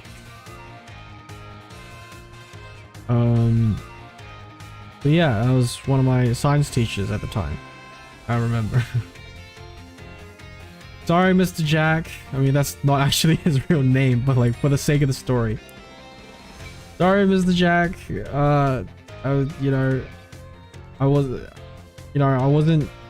I didn't mean any disrespect. I actually really liked that teacher. That teacher was like, you know, as much as I didn't like going to school and studying all that, I did at least, you know, appreciate how clearly enthusiastic some of the teachers were, and Mr. Jack was definitely one of those teachers who clearly seemed actually interested and passionate about what they were teaching. So That's always nice to see. So it's a bit... So yeah, you know, it's a bit of shame that I happened to fall asleep. I'm sorry. I'm sorry, I didn't mean to. I was really tired. I'm sorry. Anyway. Alright, time for actual Mr. Jack's class. Hello, hello. I hope everyone's ready to learn some new things today. But before we get going, you all remember the final question from our midterm exam? Well, Director Clavel found out about it some... What? Did I read that right? Yeah. Also, I just noticed... Sorry, pardon me. I just noticed the pouty face he's making. Oh, it's okay, it's okay, it's okay, Mr. Jack. It's okay. Damn. Is someone rat Mr. Jack out? Damn, who's the snitch? Somebody get the snitch out here. Fail that snitch. You know, it's okay, Mr. Jack. We still support you. It's fine. That being said though, I also do like Director Clavel, so god damn, whose side do I pick? Well, Director Clavel found out about it somehow and I got yelled at. Whoops. Apparently he could tell I was hiding something just by looking at me. Oh, never mind, there might not have been a snitch. He's just an open book to him. Must have noticed all the colors flush right out of my face. Speaking of color, today I'd like to teach you all about colors as they pertain to Pokemon. I'm gonna learn about shinies. You know, we're gonna learn about shinies. Shiny maybe? Shiny please? Some Pokemon have slightly different coloration or patterning on their bodies based on their gender or individual differences. In very rare cases, Pokemon may have wildly different coloration compared to others of the same species. Yay, shiny! We call these specimens shiny Pokemon. It's quite rare to cross paths with one. Does anyone here know what the likelihood of finding a shiny Pokemon is? Well, the base odds is like, I think like 4,070, something 72 or something like that. 1 out of 4,072, something like that. I don't know. But yeah, the base odds, yeah, 1 in 4,000, approximately. Yeah. Wow, that's right. We have the makings of a Pokemon Professor E.T. Shiny Pokemon appear at a rate of 1 in 1. Not 1 in 1, what? 1 in 1, oh my god, 100% shiny rate. 1 in 4,000. Isn't that amazing? The probability of encountering one in the wild is the same as hatching one from an egg too. Eggs from a pair of Pokemon raised around differing languages are a special case. There is a higher than average chance that a shiny Pokemon will hatch from these eggs. We haven't been able to figure out why that is just yet. I also heard rumors of a charm that increases your likelihood of finding shiny Pokemon you have it in your bag. Can you believe that? I can, yeah, and you gave me one actually. I don't know if you remember, but yeah, I have one from you actually, sir. Yeah, thank you very much, I appreciate it. This claim can't be scientifically verified, but it sure would be fun if it were true.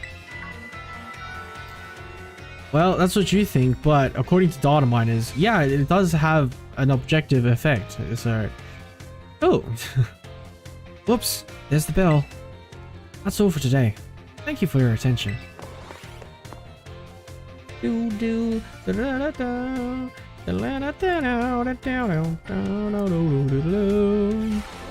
Nice. Alright. And who do we have next? Meowth. Yeah, let's go.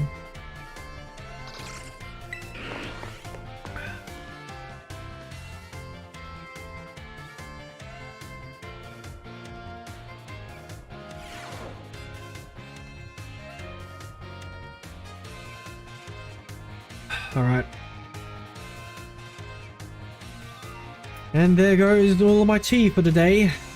Oh well. Whatever shall I do? Oh wait, what's that?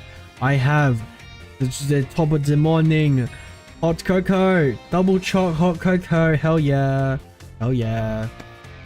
Anyway, but that's for later, because right now we're going with our math class. Hello everyone, let's have a fun class today. Did you make sure to review last class's material in order to stay sharp? Yes. Sure I did. I so sharp. I'm so sharp. Yeah, I am the sharpest tool in the shed. Totally. I know it was a little difficult with all the talk of multiplication and percentages and the like. But today, we'll be talking about percentages again to learn about probability. That may sound like we're going to have another difficult class, but did you know that all of you already deal with probability on a regular basis? Pokemon moves generally have a property called accuracy, which determines the probability that they will hit.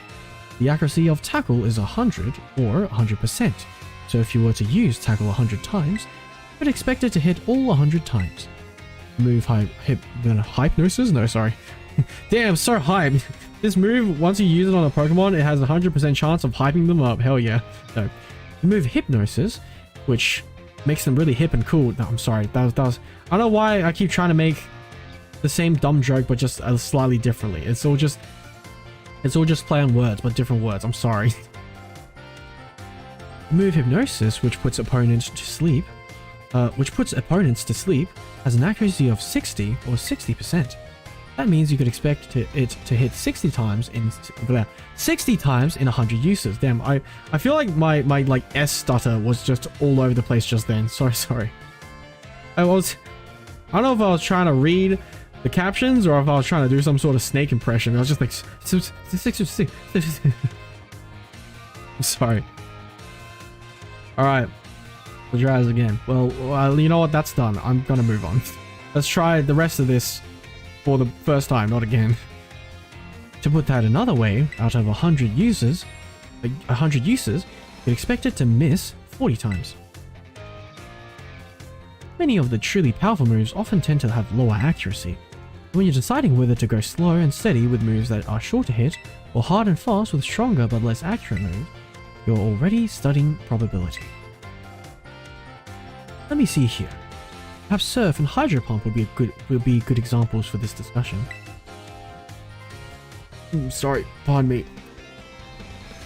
Surf has a power of 90, its accuracy is 100, meaning you can expect it to hit every time. Hydro Pump's accuracy is only 80, but when it hits, its power is 110. So, between Surf and Hydro Pump, which move would you want to use yourselves? Is this just like a personal question? There's no right or wrong answer? Depends on the situation. I'd say so, yeah. Like if my accuracy is lowered, or if we're, if it's like a 2-on-1 battle, or if I'm just not, or the opponent's just a lot weaker, so I don't need to worry about dealing that much damage, then I'll probably use Surf. But if I've heightened the accuracy of my Pokemon, something like that, then, or if I lowered the opponent's evasiveness, etc., stuff like that, then, I'll probably use Hydro Pump, right? Depends on the situation. Oh my, I see you're always considering various probabilities, ET. I may have made it sound like there was a correct answer here, but there's not. Free to use any moves you wish. Factors like PP or number of targets hit may make some moves more suited to certain situations. However, trading accuracy for power or vice versa is purely a matter of preference. This Surf versus Hydro Pump debate has been ongoing for quite some time. Personally, I'm more invested in debating the Brock-type moves, Rock Slide and Stone Edge. Let me tell you, I get really worked up talking about those moves, but oh my, there's the bell. What a shame. Next class will be the last of our time together. The shop 100% ready to go. Wait, is it? I mean, I did kind of expect, like earlier, I was like, oh, the next is probably going to be finals, but then, but then we look at this and it doesn't say finals. It just says 6. So like, what's going to happen in the finals? Are we going to get finals or not?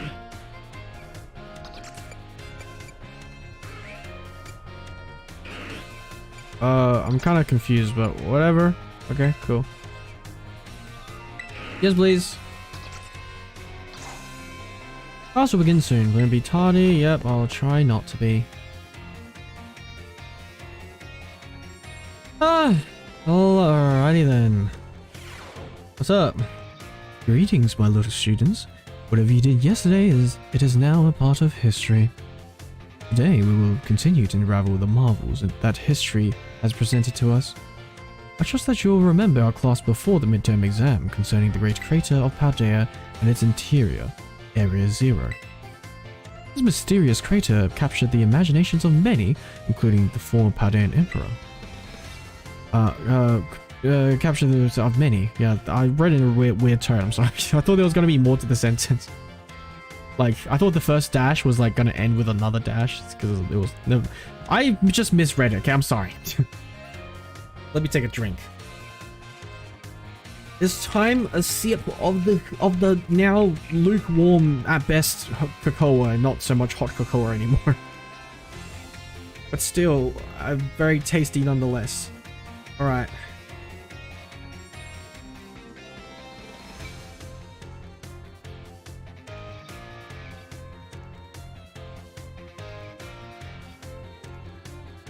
And not even lukewarm, just room temp basically.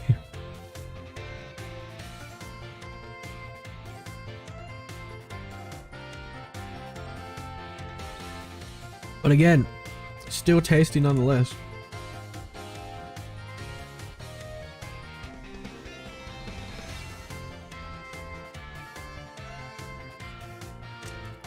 If anything, I tend to prefer room temp best.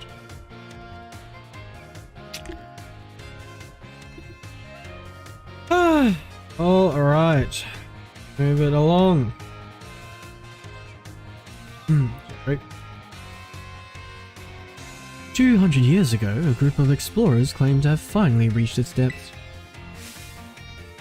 The name of the team that achieved this great feat was the Area Zero Expedition. The team is said to have been made up of Paldea's best and brightest. Skilled battlers, brilliant researchers, talented individuals of all kinds. Among the list of team members was the name of a man who was author and a brilliant natural historian, Heath. After returning from the expedition to Area Zero, he used his literary talent to record the events of the expedition and publish them.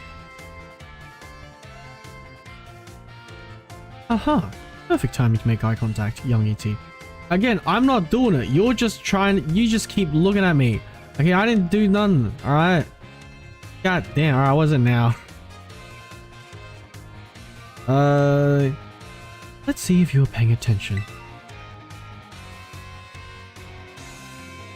What was the name of the team that first made it to the deepest reaches of the Great Crater?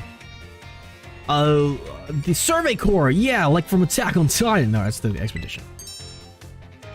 Sorry, pardon me.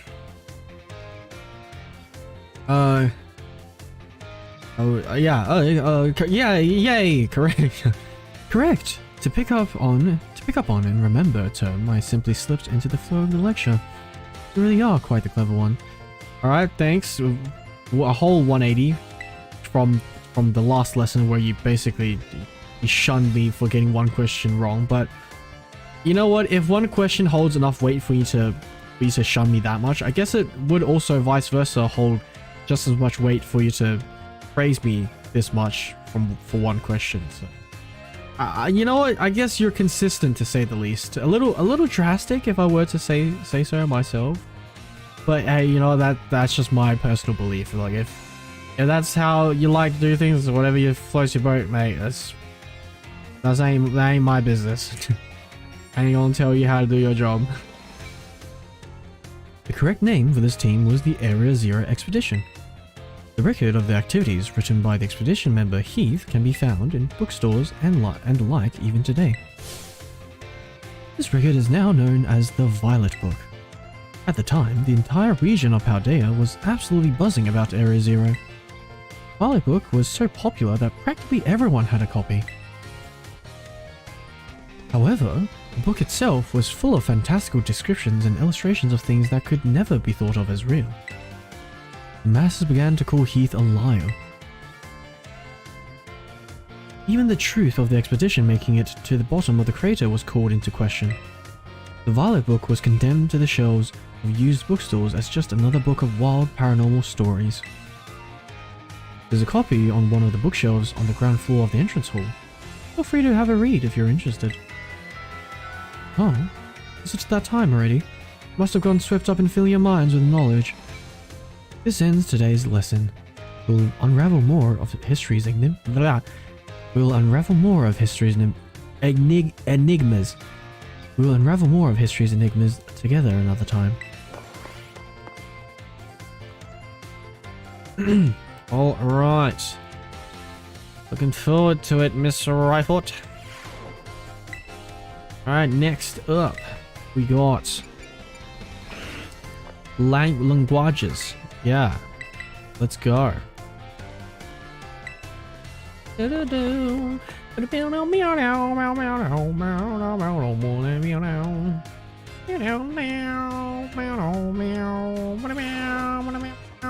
Okay, yeah, sure. Alright, let's go. My dear friends, how are you all today? I hope you are doing marvelously well. It's time for another of Salvatore's language lessons. Êtes-vous prêts? Are you ready? Oui. I'd expect no less from my excellent friends. Even your replies to my questions are excellent. Aujourd'hui, today we will once again be focusing on listening. Vas-y, go for it, my assistant. Pika-Pee Pikachu. Pikachu. As you may remember from our last class, the same Pokemon's cries may sound different depending on what it wants to say. Aujourd'hui, today that is, we will be learning more about the language used by Pokemon. Je t'en prie, if you'd be so kind, Pikachu. Pika.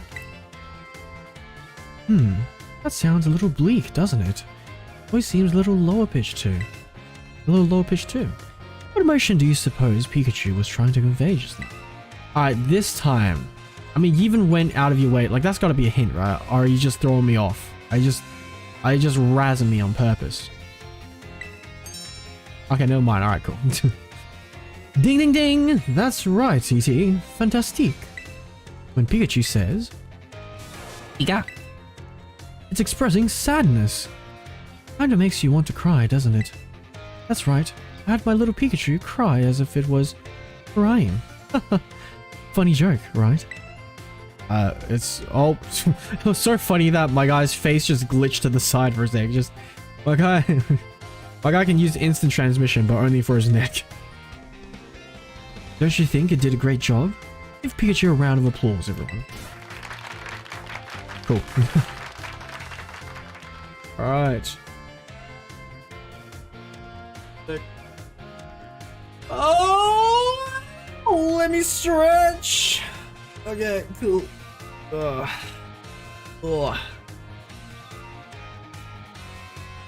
Oh boy. I should have smacked my computer. Hey, I hope I didn't break anything. I mean, it wasn't like a hard smack, but you never know. You never know. No? I mean, even with your body, when it's not like a hard smack, it's still sometimes you just hit it wrong, and then all of a sudden you're just like, damn, now I guess I just got to live with a perma debuff now because I don't know, I sat down wrong or I got up wrong or something. I don't know.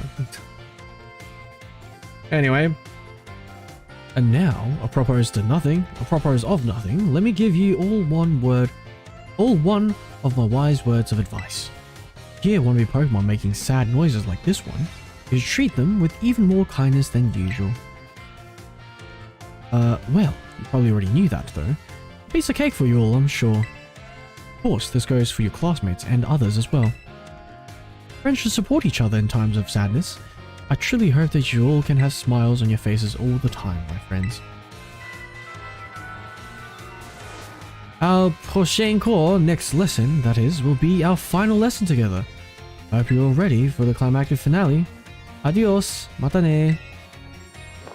Okay, so it is the finale? I mean, I guess maybe it's just a finale with them, and then instead for the finals we have different examiners or something? Is that what's going on? Because like, it doesn't say finals, even though for the midterms it said midterms. Because right now it just says 6, so I don't know what that means, but so far we've already had like at least 2 teachers tell us like, yeah, next lesson's gonna be our last one together, so yeah, make sure to be here. Otherwise I'd be really sad if you didn't show up. I don't know. Alright, let's see. Would we finally, at the very least, at the very final one of our lesson with Miss Dendra, finally actually get some time to do some practical stuff? Or is she gonna stick with that catchphrase all the way till the end? She's just like, oh man, this is our last lesson, but still, I wish we really had some time to do practical stuff, but we just never got to. Another day, another round of battle study. Let's get right to it. I hope you gave auto battles a shot like we talked about last class. Making good use of auto battles will let you train up a bunch of different Pokemon. It's also an effective way to gather the Pokemon materials you need to make TMs at TM machines. Speaking of which, have you all been using the TM machines? I sure hope so, because it's pop quiz time. Damn, pop quiz right before the exam. Exam ready and we get a pop quiz. Damn. Okay, yeah, sure, let's do it. To create TMs, you need Pokemon materials and one other thing. Anyone remember what that is? A HP, yeah, because if we're fainted, we can't do anything. Alright, LP. Looks like you're already a TM machine pro, new kid. Am I still the new kid? I'm like, I've already been. I'm pretty sure I've been here for at least like half a year, according to the like in-game like time, like, because we already had midterms, so like, why am I still the new kid? Going, just going. That's the whole message. There's nothing else. Just going. Like, well, I don't get it. Did half your message get deleted or something, Iron Koji? Because I don't know what you mean by that. Just going. Okay. Going it is, I suppose. Whatever that means. Also, I just noticed I'll probably take care of that before it goes out of my sight again. Hold on. It's like right there.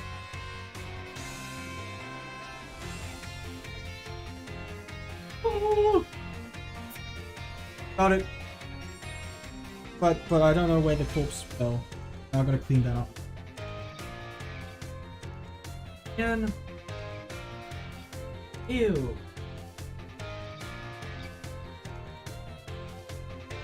I gotta. Alright, hold on. I gotta go wash my hands. Give me a sec. I wish that originally it was like resting on my. There was a bug resting on my curtain. I was hoping I could like get rid of the hair, so that, you know, this corpse bits wouldn't fly all over the place all over my desk. But then it flew over to my, and it was like my best chance to get it. So now the corpse like all over. I mean, luckily most of it, like the main body, is just. I have a feeling that some like little tidbits probably broke off.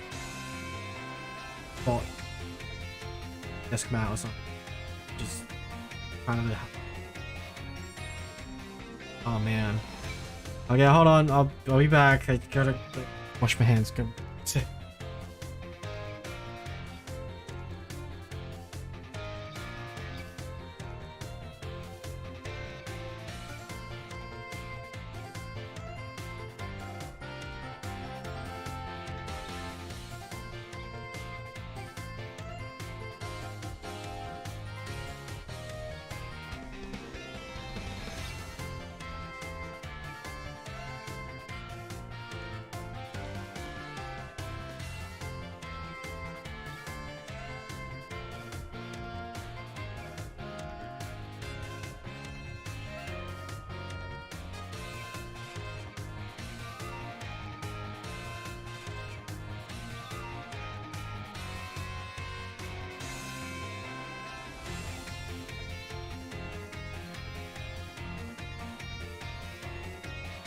You know what? Since I'm already up, I might as well go on a bathroom break as well.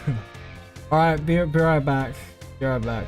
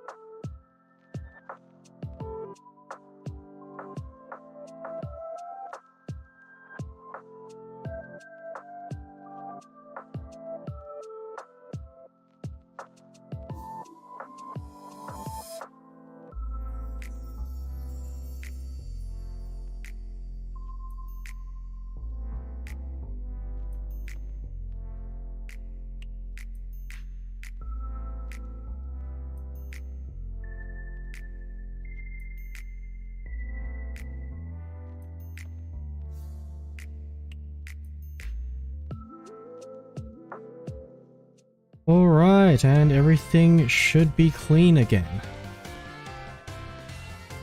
Cool. Alright. Okay. Alright, back to it. The correct answer is leak points, or LP for short.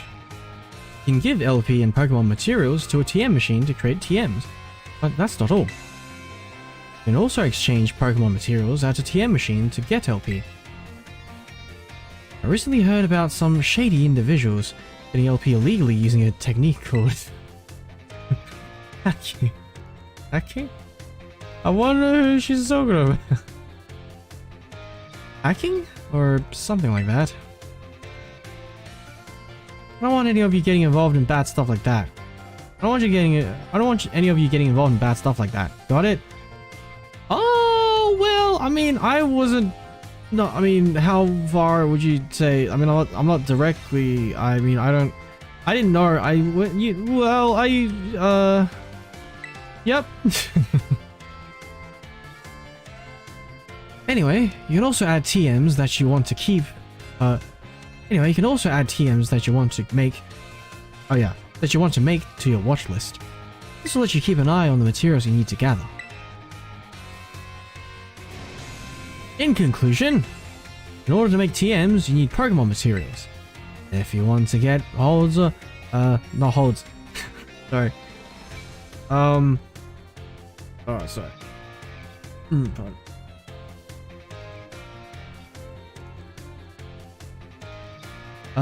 And if you want to get a hold of lots of materials, you'll have to battle all kinds of Pokemon. Oh man, I was just yep, of course, again, as always. Oh man, I was just about to suggest we do some hands-on practice to really drive the point home. I guess we're never gonna have the time. Wait, but I guess we're never gonna have... so you already know that we're not gonna get to the next lesson? Really? Damn, we're just never getting it, alright? Okay. That's over for now. Take care, you little rascals.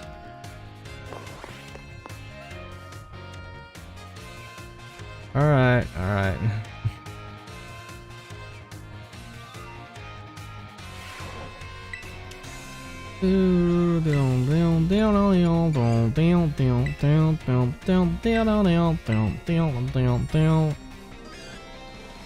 Help. All right.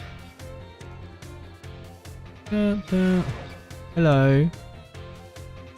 Hello, class. It is I, Hassel, and again. First, allow me to apologize for losing my composure during our last class. I was so touched by Brassius' story that I simply couldn't contain my emotions.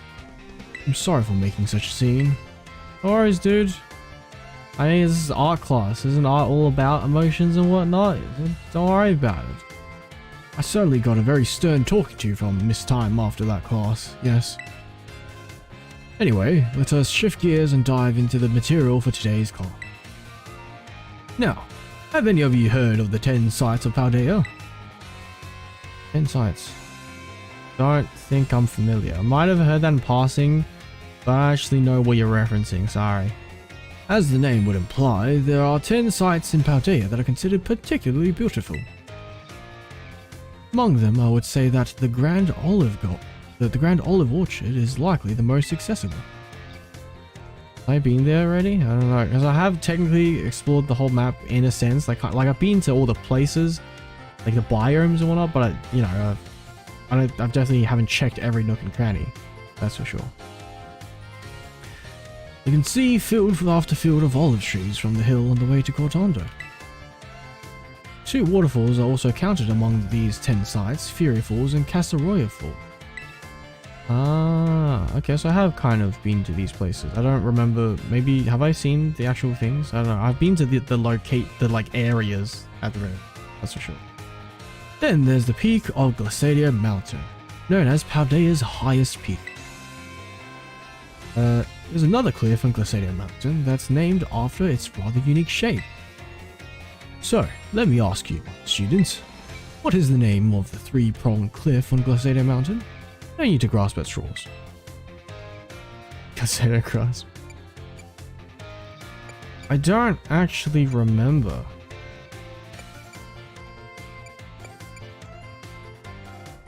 Was it ever even told to us to begin with? Was there anything for me to remember? Or is that actually like a clue? Was it? It actually was a clue. Oh, hell yeah. Exactly. It looks like a hand taking hold of something, doesn't it, CT? The three-pronged cliff on Glaciator Mountain is in fact known as Glaciator's Grasp. Though its shape is far too stubby to be that of a human hand, I imagine someone thought it looked like a Pokemon hand grabbing something. There's also the mountains in Area 3 of the East Province, where you can get a look at Levincia. It's particularly gorgeous at night. It's particularly gorgeous at night. In fact, the view is so brilliant it is known as the Million Volt Skyline. Million Volt Skyline. I hear it's quite a hotspot for dates, and deservedly so for having such a romantic view. Imagine it's... what do the kids say these days? A very... bleak selfie spot? Yeah. Yeah, that's what the kids say these days, don't they? A fleek selfie spot. Was that ever something that was... Actually, I think fleek was kind of a thing that... Yeah, fleek, so...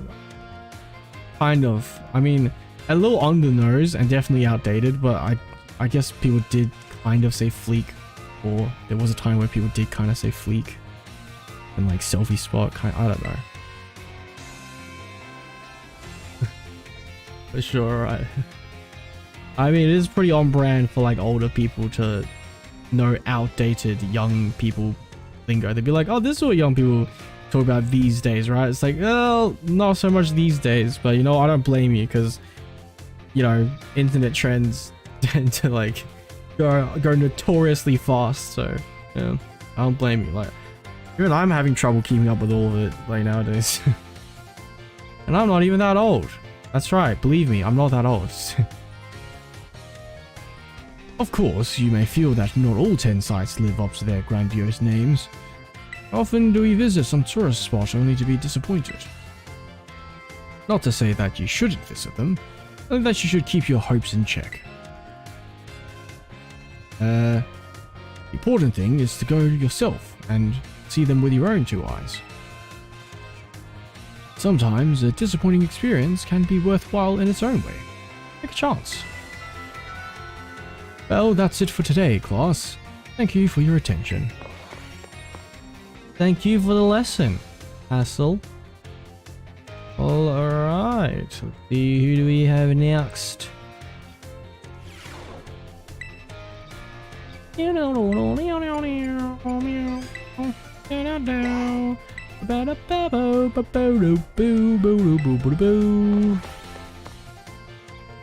I don't think the next one's gonna be finals, because I mean, when we had the midterms come up, every single teacher explicitly said, oh, I'll be ready for the midterms. So yeah, I don't think so. I think maybe the next class is just like a last class with them, and then maybe we have a different examiner. I'm not sure, maybe. I don't know, maybe Director Clavel himself comes out as the big final boss and is like, alright, I'll be your examiner for all of them, or something, I don't know, we'll see.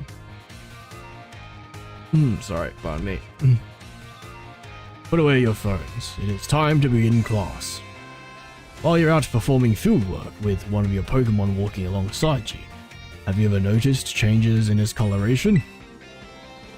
Now, I don't mean that it suddenly becomes a shiny Pokemon, any nonsense like that.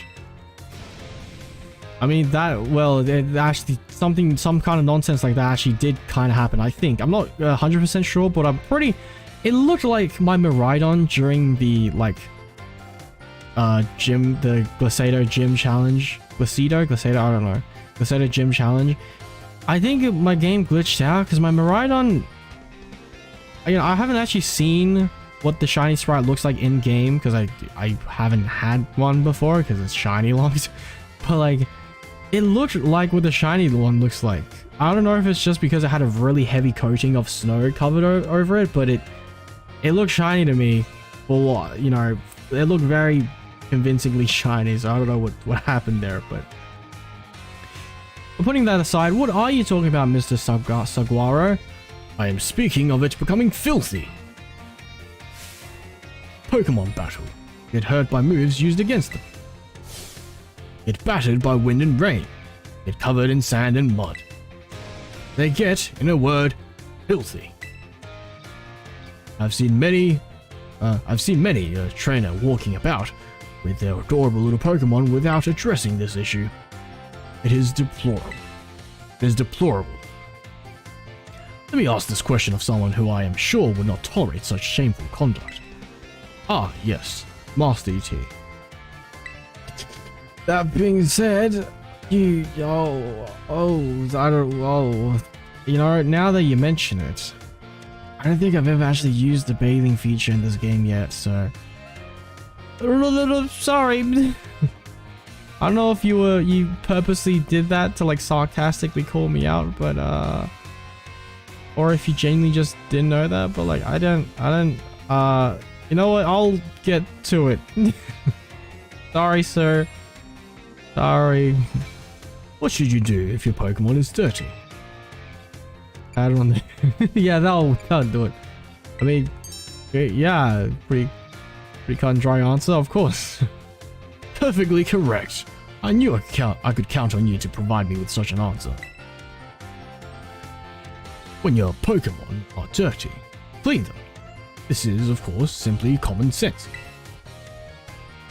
While you are having a picnic, you can approach the Pokemon on your team and perform a variety of actions. One such action is putting them through what I like to call the Pokémon wash. In other words, you're able to clean them up.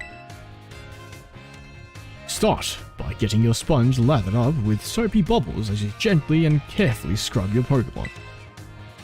Once your Pokemon is nice and covered in soapy bubbles, bubbles will encapsulate the filth, then you can wash it away with a spray of water. This will get your Pokemon clean and shining bright as a Terrajul.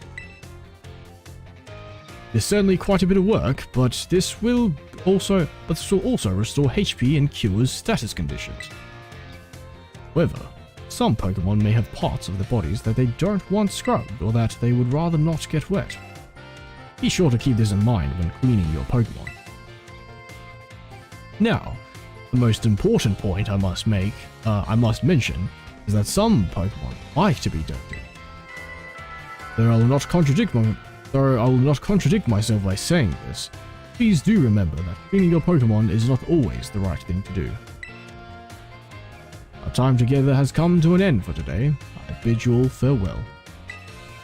I think he's probably talking about Pokemon like Garbodor or something like that, right?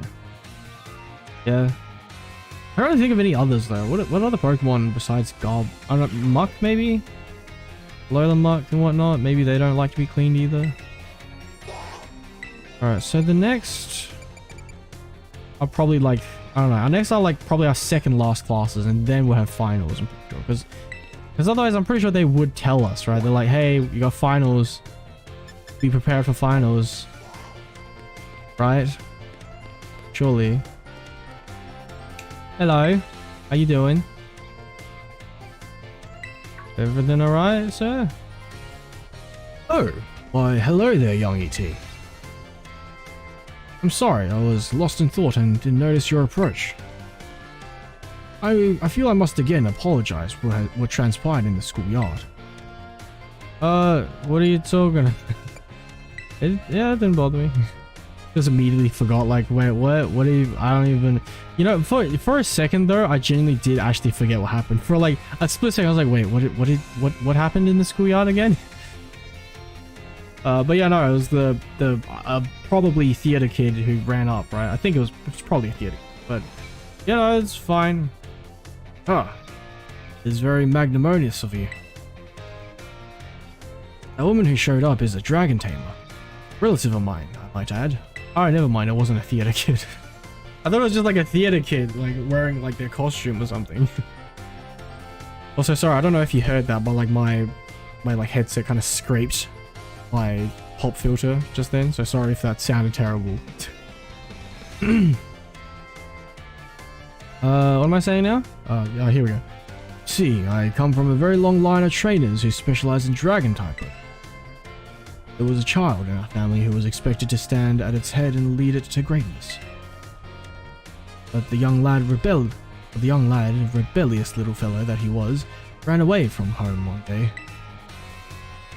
Made quite a show of it too, swearing he'd make a living with music. A lot happened since then, and now he's the art teacher and Elite Four member before you. After I so rudely took my leave during our last conversation, my dear relative encouraged me to stop teaching and return home at last. Been told the current leader of my family, say my father, is in poor health. Oh, I do apologize. Perhaps I'm not cut out for teaching after all. Sort of teacher grumbles on and on at his own student. But I think you're a great teacher, sir.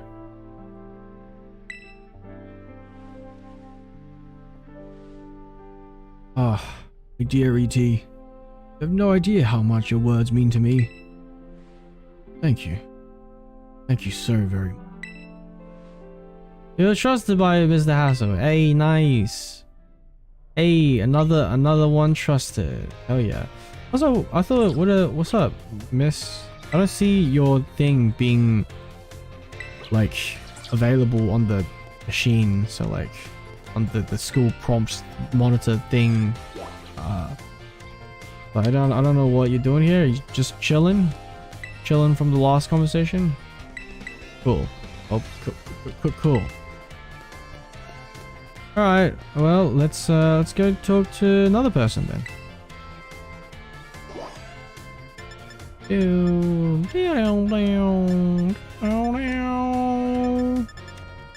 Yeah, let's talk to Mr. Saguaro. Meantime, allow me to take a quick drink. Of a white room temp cocoa.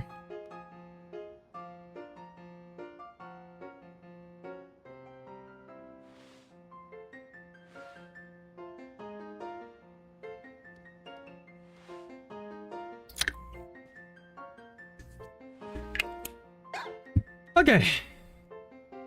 Oh, we have other students. Well, not a student. I mean teachers here as well, which I guess makes sense because this is The Office. So, not to be confused with the TV show The Office. Do I get to talk to you here now as well? Is that why you're here now? Let me check. Nope, you're just chilling again, which is fine, really. I mean, hey, take it easy. You know, you guys deserve a break. Yeah, of course you do. You know, having to teach a bunch of rascals, as you say, all day. Yeah, take a break whenever you can. Anyway, hello, hi there. Ah, Master E.T. There's something that I would very much like to ask for your help with. What is it? Well, you see, I don't want anyone to overhear this, but I hear rumors of an incredibly sweet condiment that exists somewhere in the Paldea region. I absolutely must experience that ambrosial sweetness for myself. You're the only one who knows of my insatiable sweet tooth, thus I have no one else I can turn to for help in this matter. Cannot go looking for this condiment myself, lest I destroy the image students have of me. I will repay you for your troubles, of course. Give it some thought if this piques your interest. In the meantime, I will gather what information I can about this incredibly sweet condiment. I will share what I find with you as soon as I have more detailed information. Hey, nice. Oh, okay, so... Oh, do we not get to actually do the mission? Is this just the end? We just like, alright, he trusts you and that's it? No? Do we not get to actually do the mission and see his reaction to the sweet condiment? No? Oh man, okay, alright. Alright, well, nice talking to you. Yeah, let's go.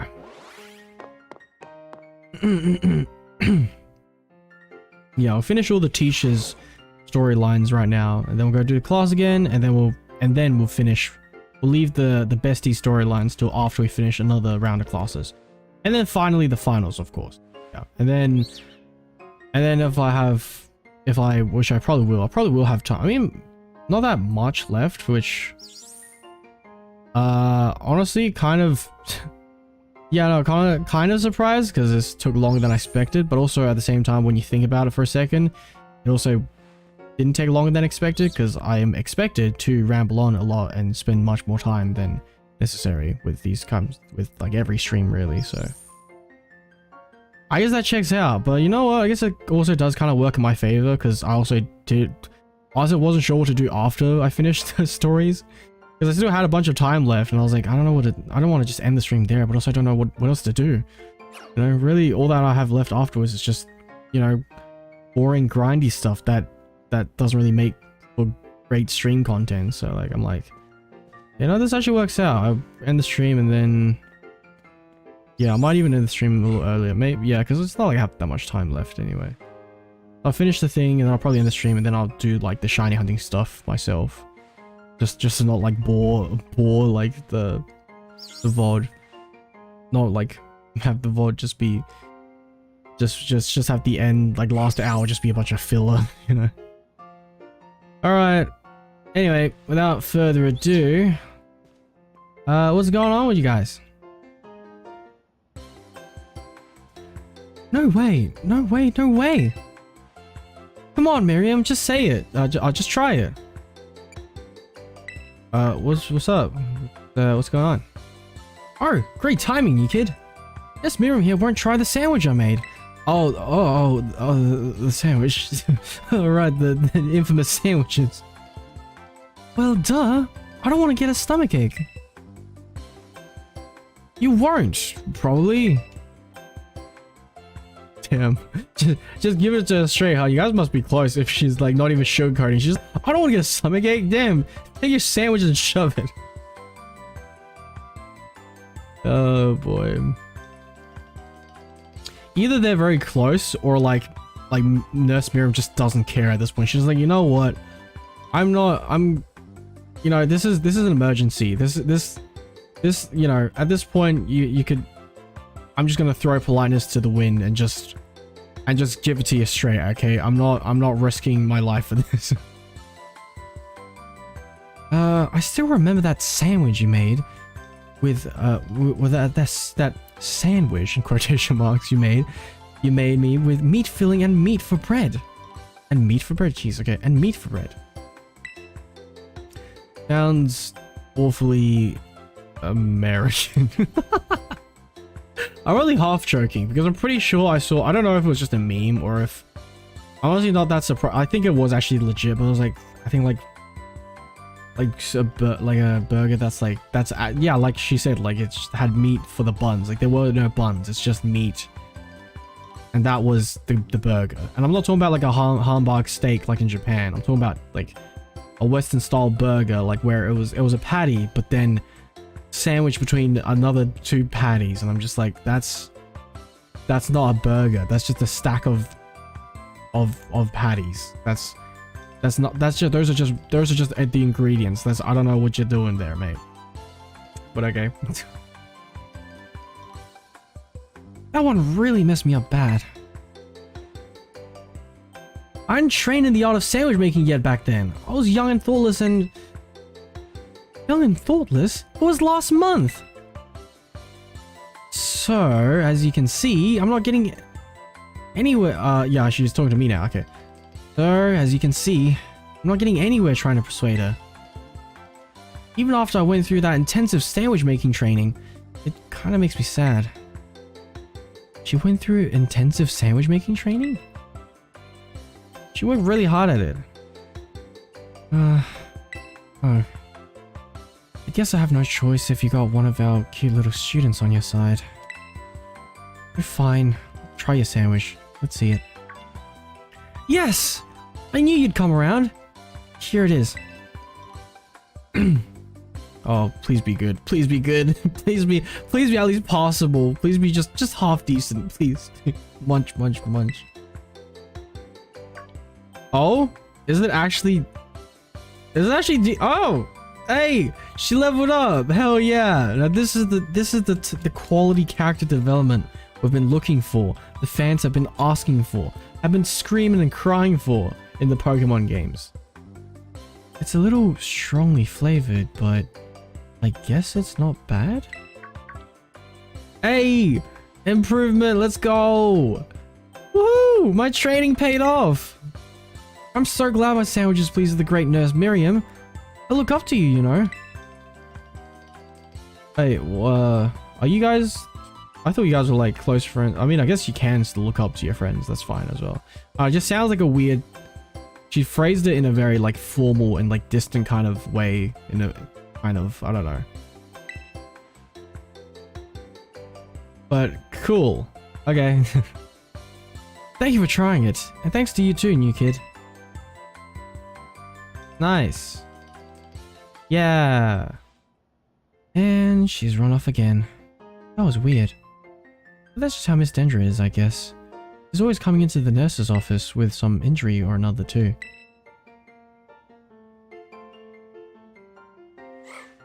Nice. Yeah. Oh, that was nice for a like lost...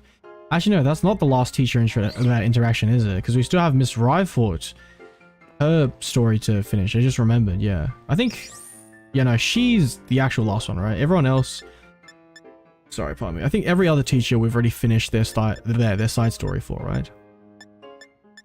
I think. And then it's just the friends. Which we'll leave until after we finish this the second to last round of classes. And then we got finals. Long dreaded finals. Anyway, alright, I'm ready. I'm ready to do this. Actually, no, I feel like it's been way too long since I last saved. Let's do that real quick, just in case. Just in case, because you never know. You never know. I don't remember my Switch ever crashing, but you never know. You never know. You never be too safe. Alright, let's go.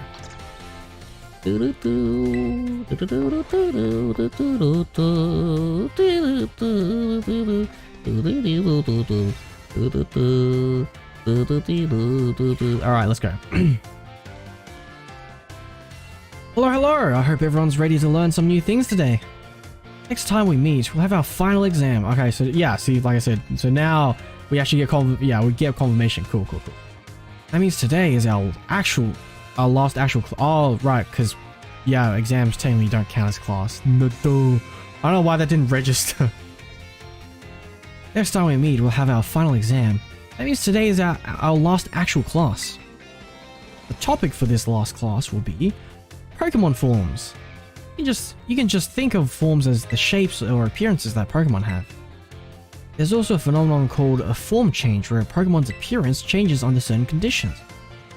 Cyclozar, for example, which we regularly ride on as transportation here in Paldea, has 3 forms. Oh, wait, what? I didn't even know that. Okay. First, its basic form, where it walks on all 4 legs. Second is its battle form, where it stands on its hind legs to engage in battle. Finally, there's its ride form, where it inflates its throat sac, its tail, so we can ride on its back. Or we can use something you're all carrying with you now as an even better example. Yep, I'm talking about your phones. Some smart homes that use Alexa and whatnot. Some smartphones are inhabited by certain Pokemon. Does anyone know the Pokemon I'm referring to? Pikachu. No, it's Sprotom. Have just a whole Heracross in your phone. You're a regular expert on Pokemon and technology, aren't you, ET? The Pokemon inside your smartphone is Rotom, and it does all sorts of things to help you out. A Rotom inside a Rotom phone is special. It doesn't try to enter other electronics. An ordinary Rotom, however, can change form by entering washing machines, microwave ovens, and other electronic appliances. Rotom is a bit of an exception, though. Many Pokemon that can change form do so simply by holding an item or by having one used on them. Oricorio, for example, has 4 different forms it can change between when given certain nectars. Pokemon may What am I reading? Oh yeah, here we go. Pokemon may even change type or learn different moves when they change form. Form changes are different from evolution in that the Pokemon can return to its original form. So unlike shiny Pokemon, which can't change their special coloration, same individual Pokemon can go back and forth between its form. There's a lot to dig into with this form change phenomenon, as you can see. You can all learn something from Pokemon here, don't you think? Bit of a stretch, but I'd be happy to see you all enjoy your time at the Academy to the fullest. Change form into a new version of yourselves. Or something like that anyway. Oh, I almost forgot. Regional forms, which vary based on what region a Pokemon came from, don't change like other forms. They're an innate... Oh. And that's time's up again. Whoops. There's the bell. I guess I was scatterbrained, Mr. Jack, right up to the very end, huh? Had a great time teaching all of you. I hope you'll do your best on your final exam. Thanks, Mr. Jack. What a cinnamon roll, huh? Alrighty then. Let's keep it moving. On to math, please. Yes, please. Alright. Meantime, allow me to take another drink. Thank you very much.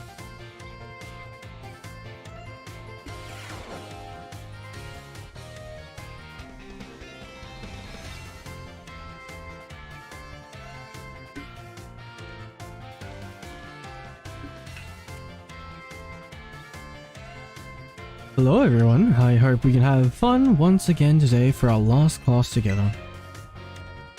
Last time we learned about probability, using move accuracy as an example. Probability is quite an interesting subject. Did you know that in a class with 40 students, there is a 90% chance that 2 of them will have the same birthday?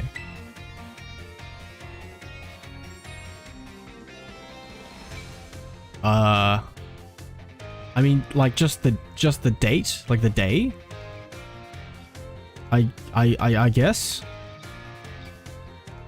With class of 40 with 9. Okay, yeah. I assume you're just talking about the day, right? Because if it's including months, then no, 90% chance that someone will have the same birthday down to the month. I look. I ain't a math teacher, so maybe I'm like wildly incorrect, but I don't think that's correct. If you're including months, you know. Anyway, let's keep going. Nonetheless, this is true even despite the fact that there are over 300 days each year. Wait, hold on. So you are including months?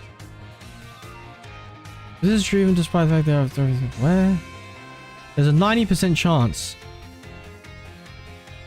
Or okay.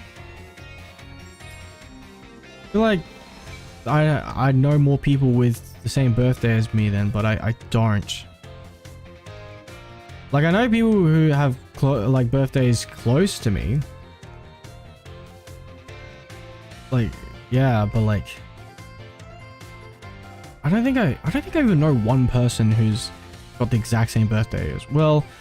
I know Anjay Katrina from Niji Sanji has the same birthday as me. But I don't know anyone personally who has the same birthday as me. So yeah, no. Like in my personal life, I have one friend who also shares the same birthday month, but that's about it. Like their birthday is like I think like a week and a half, maybe like 2 weeks away from mine, but that's about as close as it's gotten, as far as I'm aware of. Yeah, no. But okay, cool. Okay. A 90% chance versus 40. Okay. Oh, sorry. Crack my back. Oh, my back. Ah. Oh.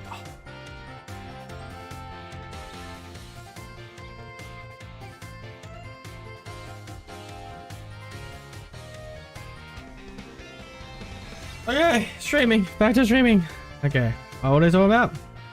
This is true even despite the fact that there are over 300 days each year. Isn't that remarkable? But let's move on to today's topic before we get swept along with probability again. I've been teaching you all how to calculate damage in this class using examples like type matchups, critical hits, stat boosts, and the like. All of these variables are multiplied together to calculate damage dealt to an opponent. However, did you know that there is an even simpler way to increase the damage of your Pokemon's moves? Leveling up, I guess? I don't know. All you have to do is have your Pokemon use a move it shares a type with. Oh, right, that too, of course.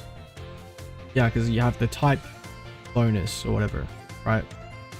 If a rock-type Pokemon uses the rock-type move, Stone Edge, the move's base power of 100 is multiplied by 1.5 to become 150. Ground and Rock may seem like similar types, but if a ground-type Pokemon uses Stone Edge, the move's power will remain 100. Super effective moves and critical hits also add multipliers onto this little numerical increase. So it most certainly must not be taken lightly. Let me ask you a question to see if you understand what I'm talking about here. Say you have a move with a power of 100. A power of 100, yes, I read that correctly. If a Pokemon that shares a type with this move uses it and hits an opponent that is weak to that type, what happens to that move's power? Okay, alright, now let's not rush things this time. Let's actually think this through. So, first of all, power gets multiplied by 1.5. It becomes... We are still talking about Stone Age, right? I already forgot the full question. I think we're talking about Stone Age, right? So it goes from 100 to 150, but then it hits an opponent that is weak to that type, which means, and super effective moves double that power, therefore making it 300. Is that correct? It doubles the power of... yes? Hey, finally! Oh, jeez, okay. I was worried that I was going to get two simple math questions wrong in a row. Alright. You did that calculation all in your head? Well done, E.T. First, using a move that shares a type with its user multiplies the move's base power of 100 by 1.5, making the power 150. The fact that the opponent is weak to the move's type then doubles that power from 150 to 300. The original power of the move ends up being tripled. Isn't that amazing? What's more, if a Pokemon terrestrializes and its Terra type matches one of its original types, then the bonus it gets for using a move of that same type increases from 1.5 to 2. Of course, being able to use a lot of moves with different types is great as well. That's one way you can surprise your opponent. In the end, your own innate characteristics are what will really let you shine the most. Bear in mind that this is true for both humans and Pokemon. It sure would make me happy if you could take those words to heart. But I suppose I should really have shared... What, am I reading everything correctly? Yes. But I suppose I should really have shared this basic advice right from our first lesson. My apologies. And just like that, class is over. Class is over. The last of our time together flew by in the blink of an eye. It was so much fun to be able to teach you all eager students about numbers. Next class will be our fun final exam. Be sure to review the material well in preparation. Alright, I won't actually. I was going to say I'll try, but like, no, not really. I'm just going to hope they remembered everything and go in and just answer the question. But it shouldn't be too hard because a lot of the questions I already knew just from playing the game. Because, you know, they're not like that hard. So. Yeah, awesome. Alright, now on to history with Miss Ryfort. Class will begin soon, don't be tardy. Try not to be. I mean, not that I really have a say in the matter, because I just kind of get beamed there at your, you know, by whatever methods you use. Greetings, my little students. Whatever you did yesterday, it is now a part of history. Today is our last class, so I would like to unravel the marvels that history has presented to us one last time. In our last class, I taught you about the Area Zero expedition of 200 years ago, correct? The last 200 years is not that long ago. Not that long ago. Not that long ago at all. How unfortunate that our history lessons must march so inexorably toward the future. Would it not be more of an adventure to march toward the past instead? To start from our present and study history in reverse. What do you... Wait, to start from our present and study history in reverse.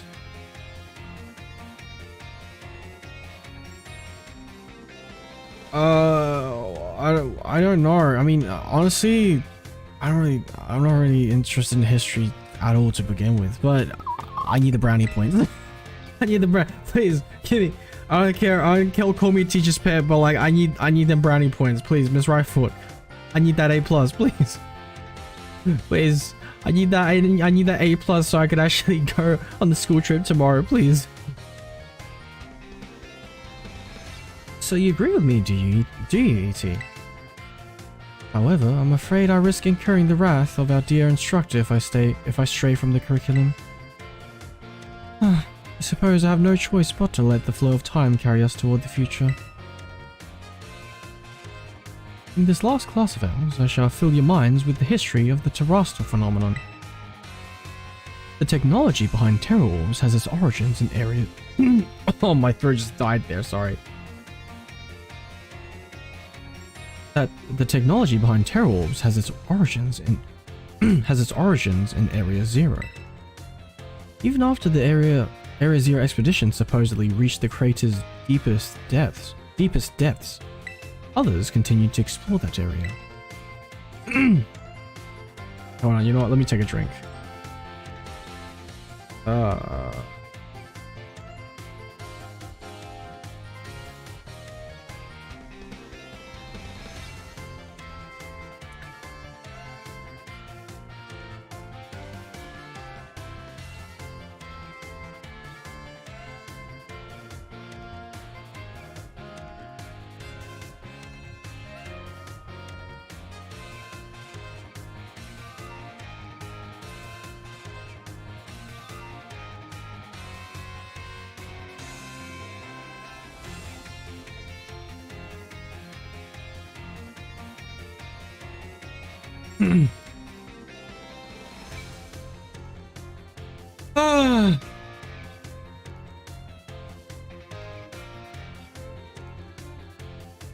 All right.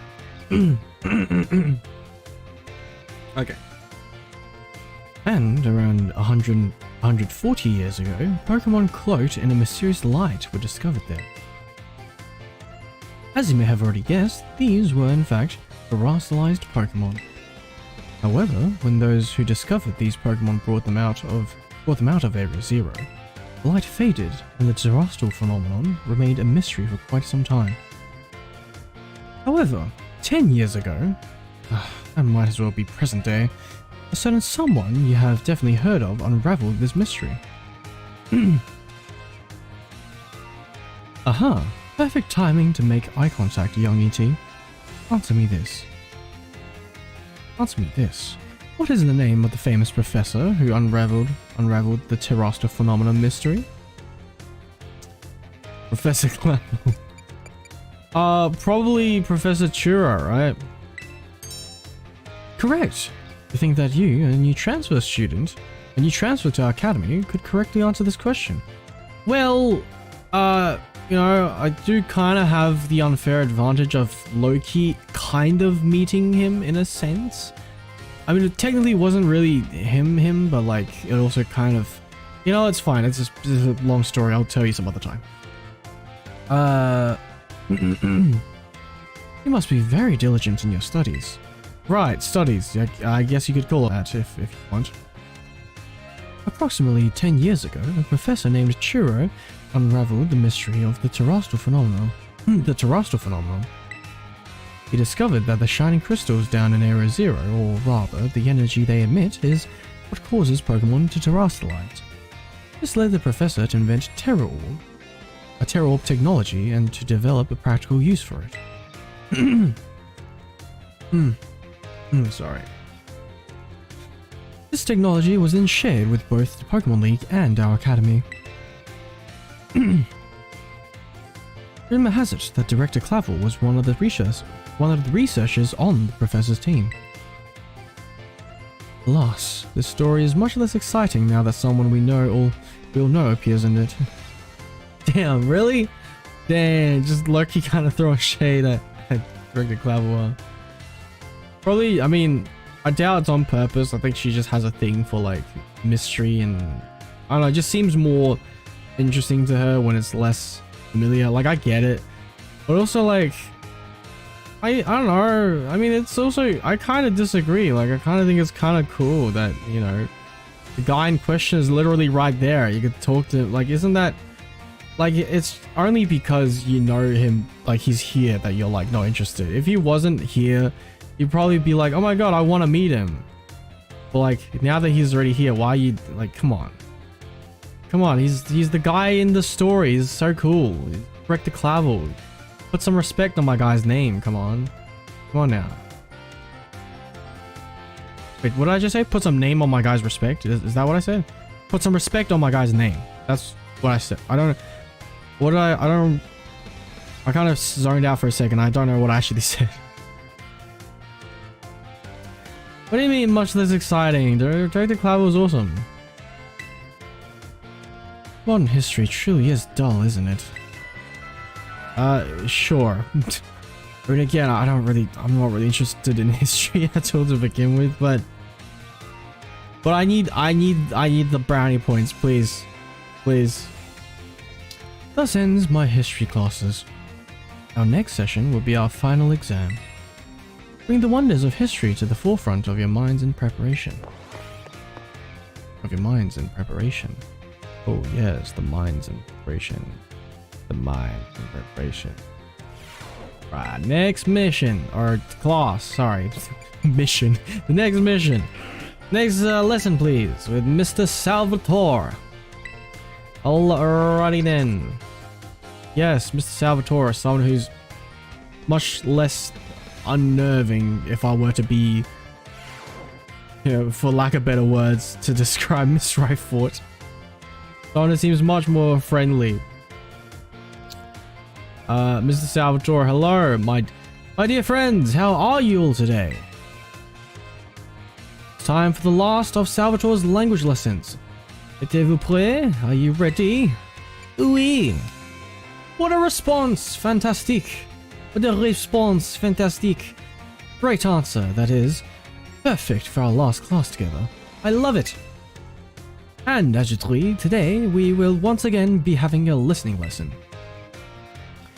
Vas-y, go for it, my assistant. Pikachu, Pikachu. Pikachu!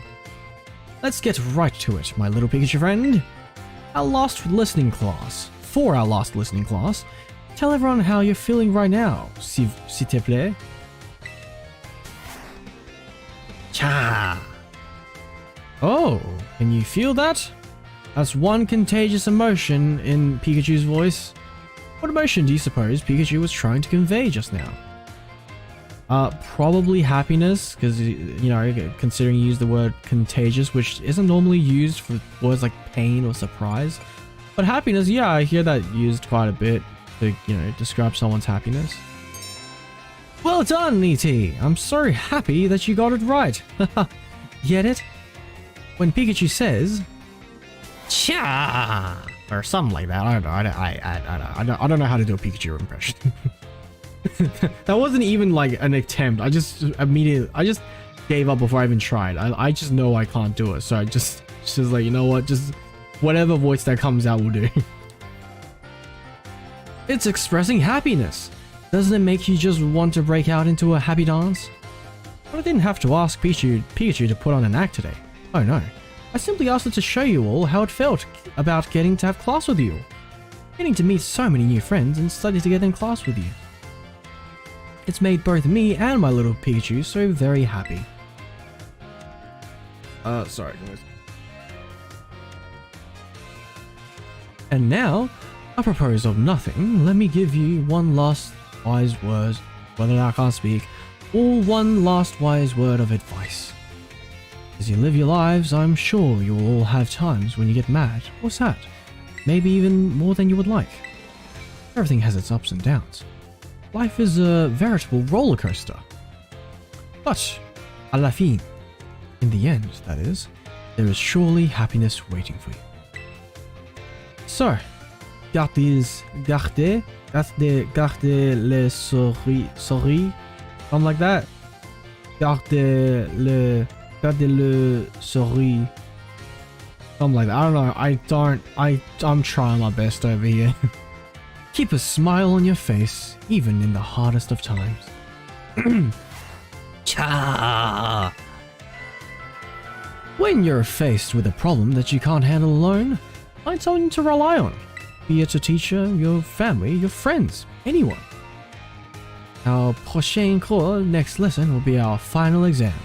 Be sure to review what we learned in all our lessons so far. Adios. Tane.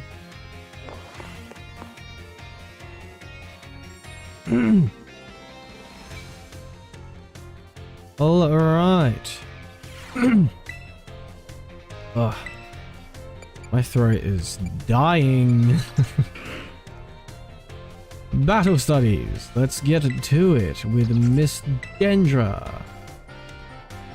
Alright. Let me take another drink because I definitely need it.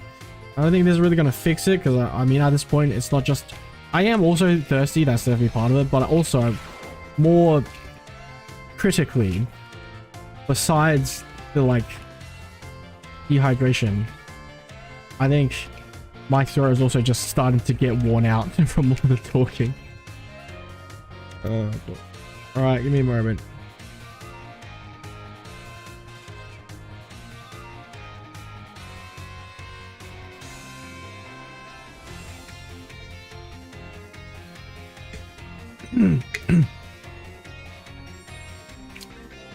Citrus. Right. Us. This is our last class, but don't let those energy levels drop before we wrap things up. You've shown that you have more than enough knowledge to be super strong battlers. I don't know that I have much left to teach you, but we can always aim for ever greater heights. So today, I'm going to teach you about the rules of link battles. When two trainers participate in link battles together, they can engage in either single battles or double battles with each other. And if you're playing in a group of 4, you can all battle each other in multi-battles. Sorry. Now, when you're out having battles during your independent study, you can use whatever number of Pokemon you like, and they can be any level. But in link battles, there are special rules to keep in mind. Some of these special rules involve adjusting Pokemon's levels. Now, the no restrictions rule set lets... yeah, I read that right. The no restrictions rule set... Now, oh wow, I had it the first time. Now I'm tripping up myself for no reason. Now, the no restrictions rule set lets all Pokemon stay at their current level. So, it lets trainers use multiple Pokemon of the same species and multiples of the same held item too. But if you choose to use normal rules, all Pokemon will be set to level 50 for your battles, regardless of what level they actually are. This even includes lower level Pokemon. They'll get a power boost to participate. Normal rules let you use multiples of the same Pokemon species and of the same items too. The great part about this rule set is that it lets any of your Pokemon participate. All they have to do is learn some good moves. Lastly, the rule set called Flat Rules mostly affects Pokemon over level 50. Such Pokemon will be set to level 50 for the duration of the battle. The Flat Rules rule set is the one often used for official tournaments. This rule set does not allow trainers to use multiple Pokemon of the same species or multiples of the same held item. Alright, here's a question for you. Which rule set should you pick if you want to use a lower level Pokemon and keep its level low? Probably Flat Rules. That's the one, you kid. Looks like you're listening to the lesson. If you've got some clever strategy that you need to use a level 5 Pokemon for, your best bet is to choose the flat rules rule set. Of course, you can also choose no restrictions if you want to battle with any Pokemon you want, at any level with any held item. That's a pretty good rule set for when you want to battle freely with friends. In conclusion, normal rules adjust all Pokemon to 50. Flat rules lets you use lower level Pokemon at their actual levels. At your actual levels. I hope you'll use these tips to have some exciting battles with your friends. And of course, up until the very end, we never got a single practical lesson. Even though every single lesson we have out on the practical field, but we just never got to use the actual field. Oh man, I was just about to suggest we do some hands-on practice to really drive the point home, but I guess we truly are out of time. Next class will be our final exam. Aim for perfect scores. Us. Alright. I'll try, miss. Okay. And who do we have next? Art class. Like art with Mr. Hassel? Yes, please. Alright, let's do it.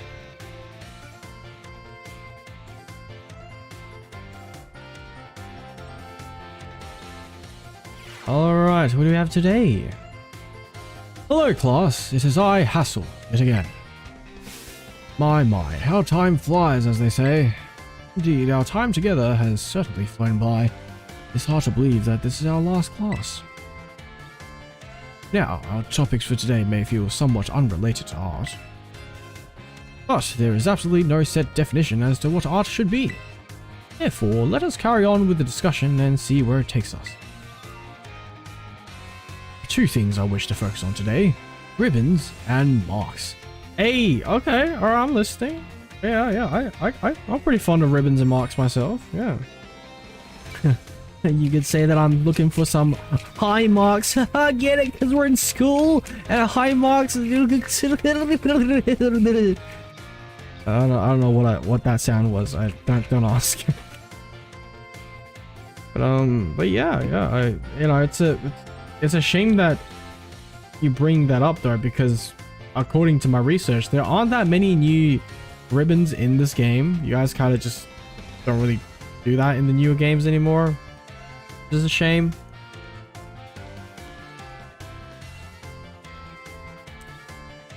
Like, why not? What happens to all the like Gen 3, Gen 4? They're all about the ribbons. They're like, you know what? You want ribbons? Here, go nuts, go ham, go for it. You know. And then all of a sudden now they're just like, all right, champion ribbon, and then friend, and then effort. That's it. Take it or leave it. Like, what? Come on, give us some more ribbons, man. Come on.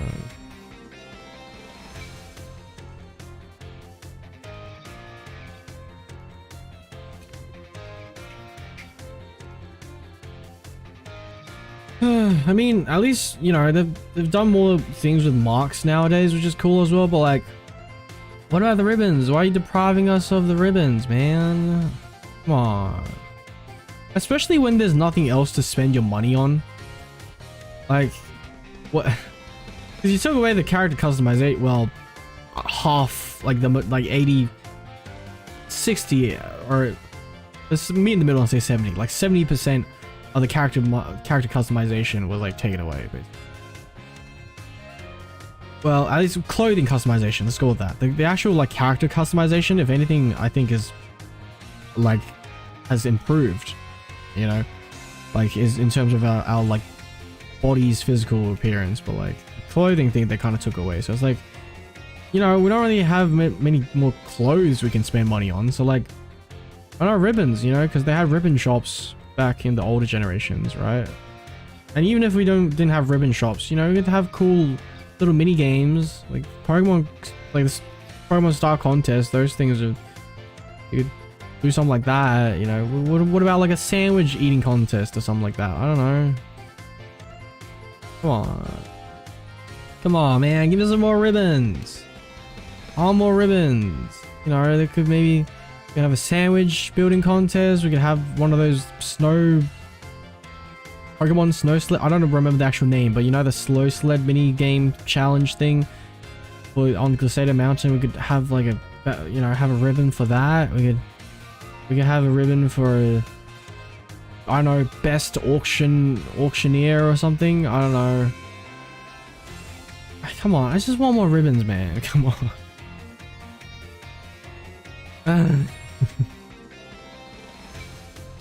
There are two things I wish to focus on. Yeah, I already read that part. Yeah, cool. Both ribbons and marks are special honors that capture Pokemon's qualities. There'll be times when your Pokemon gives maximum effort or has a noteworthy experience.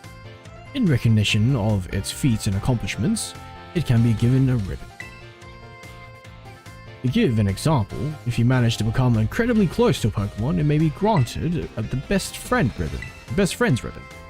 Incidentally, there is a person in Cascarefa who can give your Pokemon a Best Friends ribbon. Marks, on the other hand, are mostly found on wild Pokemon when you meet them for the first time. They can symbolize the character of a Pokemon, such as with the Rowdy mark, Bigger mark. It's completely up to luck whether you'll run into a Pokemon with these marks. So, if you're able to catch a Pokemon with a mark, rejoice at your outstanding fortune. Does anyone know what special thing you can do with Pokemon that have ribbons or marks? Exchange ribbon. No, you can't. You can show them off and change the title. Wonderful, E.T. The knowledge is impressive. The correct answer is that Pokemon with ribbons or marks can be given titles. What's more, they can be sent into battle displaying a title of your choosing.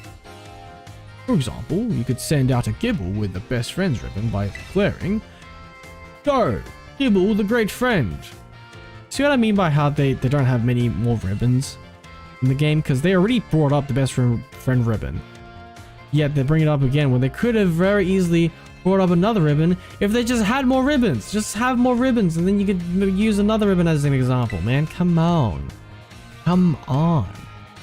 Why not more ribbons? Jeez. Oh, sorry. And while I know I just said that marks are generally found already on Pokemon beat them for the first time, it seems that more recently, Pokemon can be awarded certain marks based on their efforts. These are marks such as the Gourmand mark, Item Finder mark, the Partner mark, and so on. Perhaps it might be fun to try and work out how to get each mark using its name as a clue. Ah, okay. Okay, that I actually didn't know.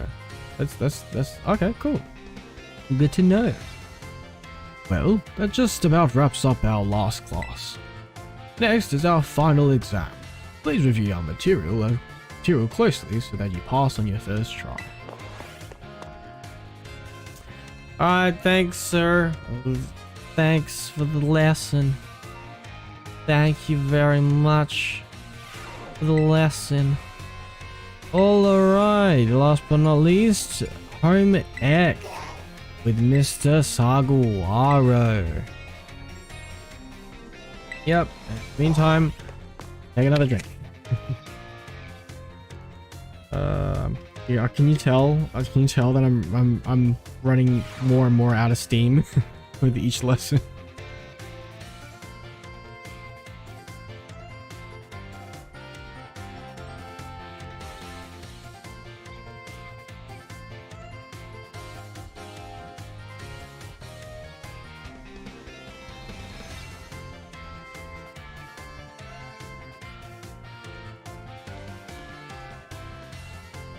Okay, let's get it! Put away your phones. It is time to begin our last class together.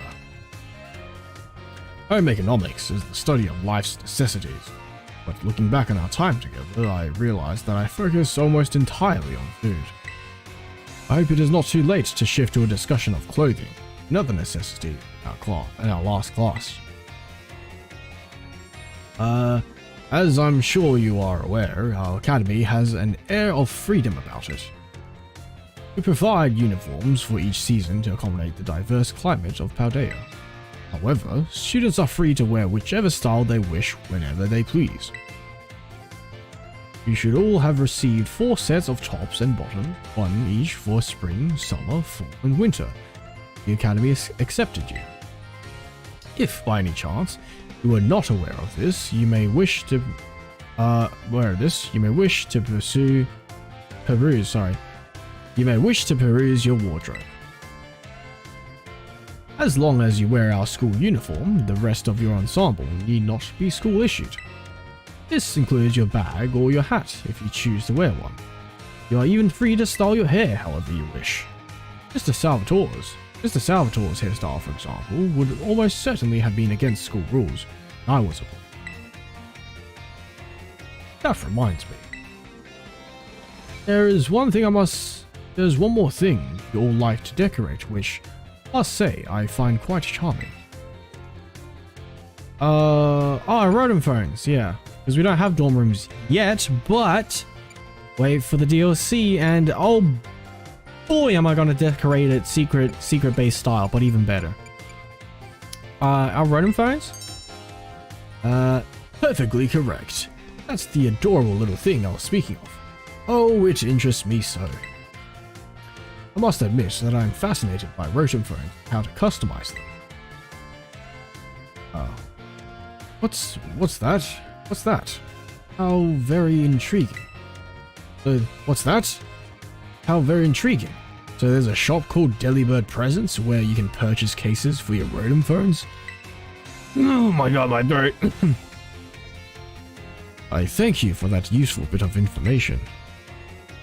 I shall have to go myself first thing tomorrow to get an adorable case of my own liking. Forgive me, I seem to have gotten a little carried away with this small talk. As this class, what? Yes, I'm reading that properly. As this class known as... yeah, I'm reading it correctly. What am I stopping for?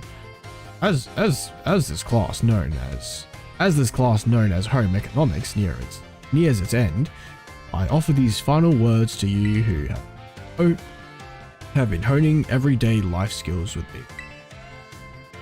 Field of study is not so decisive as the likes of mathematics, for instance, where test scores might play a big part in deciding your future.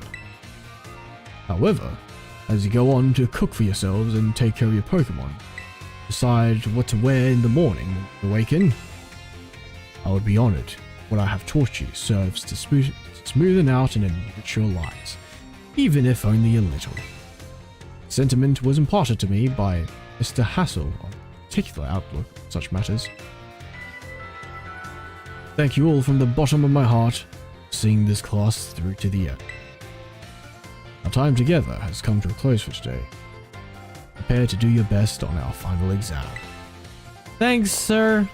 Appreciate the time we spent together.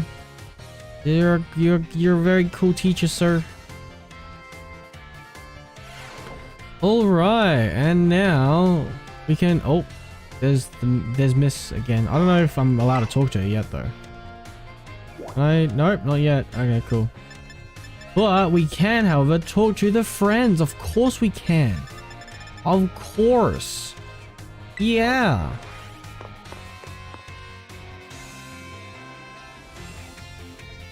Oh, sorry, pardon me. Oh, didn't mean to do that.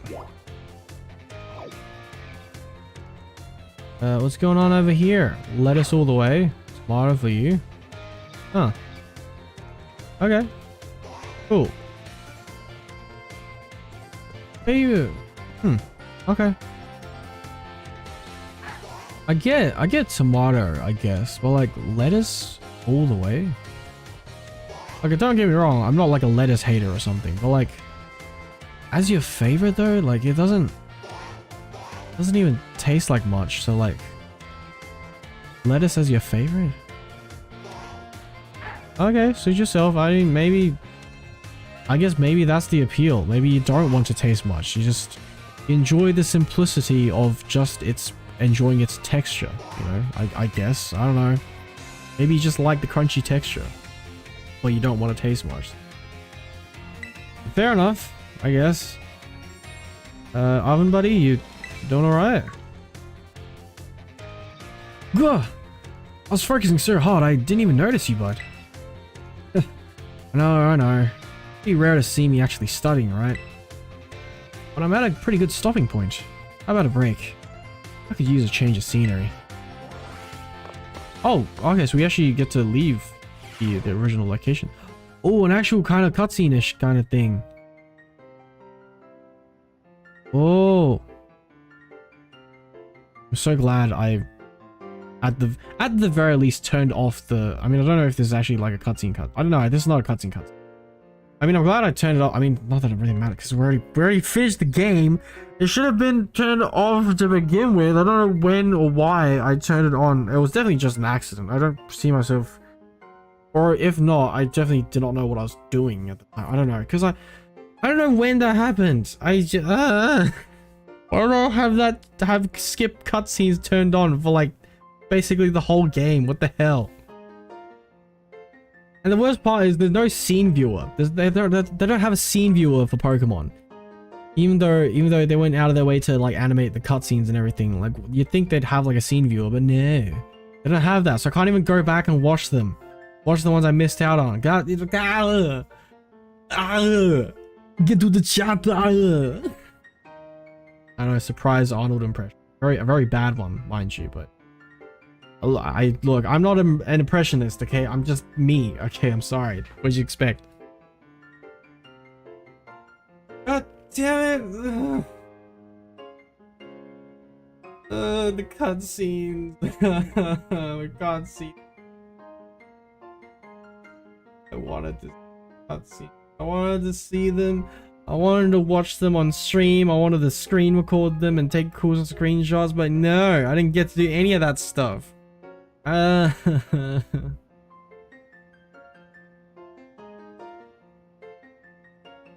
many cutscenes? I don't even know.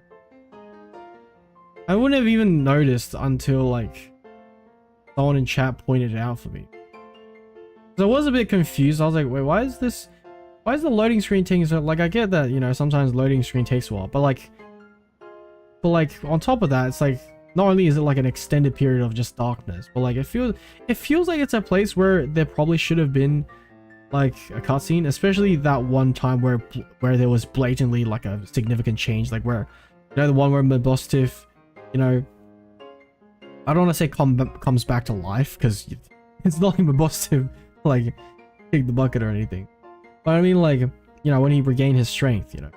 So I'm like, that's like a big change, right? Like, because, you know, in the previous scene, Mabostif was not there, and then, you know, we cut to black, fade back in, and then we're like, whoa, Mabostif's right there. Wonder what happened. It's like, it was clearly supposed to be a cutscene there, right? And yeah, there was supposed to be. But the cutscene got cut out. Ironically, like, what? Why? Why did you think I would want that? You're like, what? No.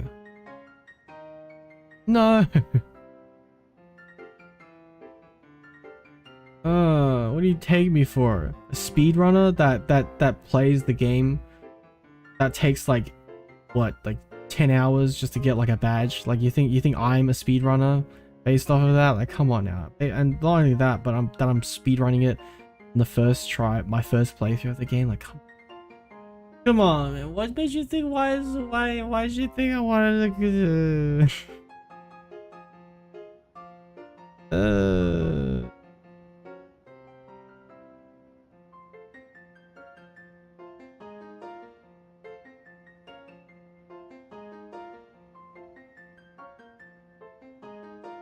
Alright, okay.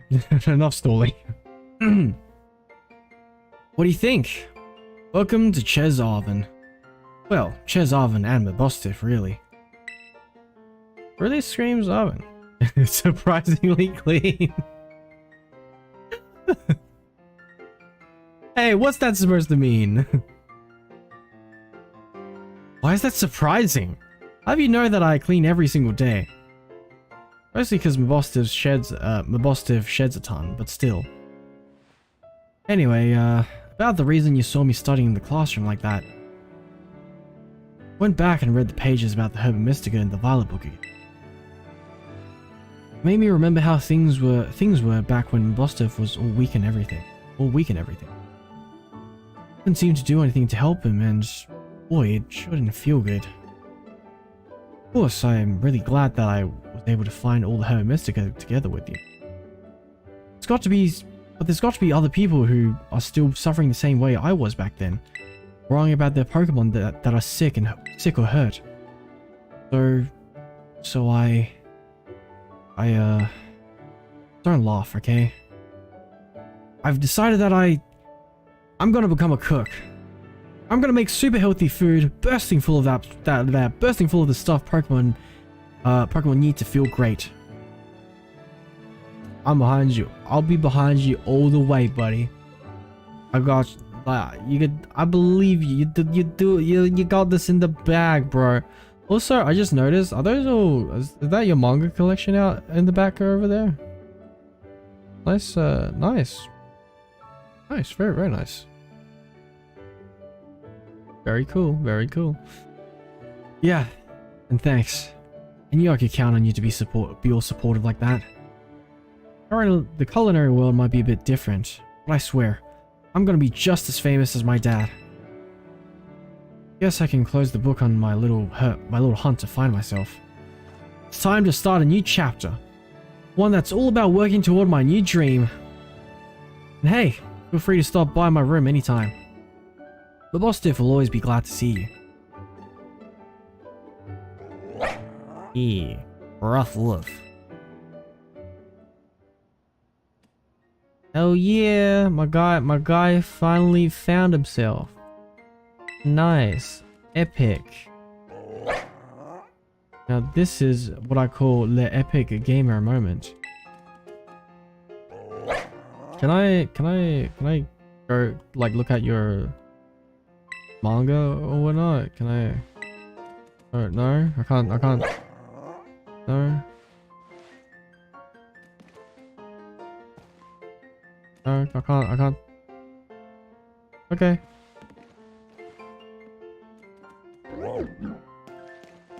Not allowed to. Okay.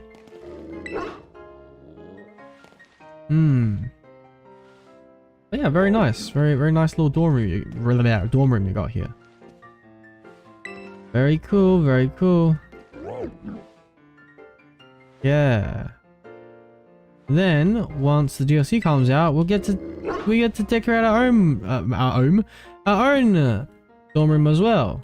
I mean, not the one on campus, like this, probably not, but like, that doesn't even matter anymore, because we're gonna be all the way overseas doing some sort of exchange program or something, so.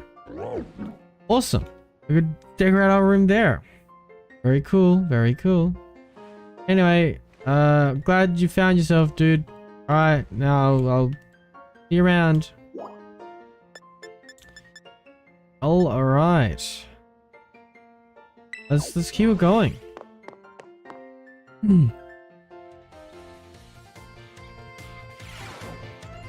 Ooh. Oh, hey Benny. What you doing back here? Oh, hey E.T. Alright, finally not startled anymore, eh? Finally, every single time she's like, oh my god. But this time, nah. She's just getting better at detecting the friendship levels, I guess. I don't know what's going on. Welcome to my classroom. All the students here are in the STEM track, just like me. So, there's something I want to talk to you about. Not here. Let's go somewhere we can talk in private. Nice. Hey, another fast travel. Oh, now this time we get to see Penny's dorm room. Oh boy. Oh, this one screams Penny, I suppose. If the last one screamed Arvin, this one definitely screams Penny. I wonder now. Okay, so is this just okay? So do we get to meet, not meet, like go check out everyone's, like Nemona's as well at the end? So we get to see all the friends' dorm rooms, right? Probably. I mean, I hope so, because otherwise it'd be seem a bit weird to like just single Nemona out and like leave her out. Sorry, pardon me. This is my room. Make yourself at home. It's nice and cozy in here. And look, that's one way to put it.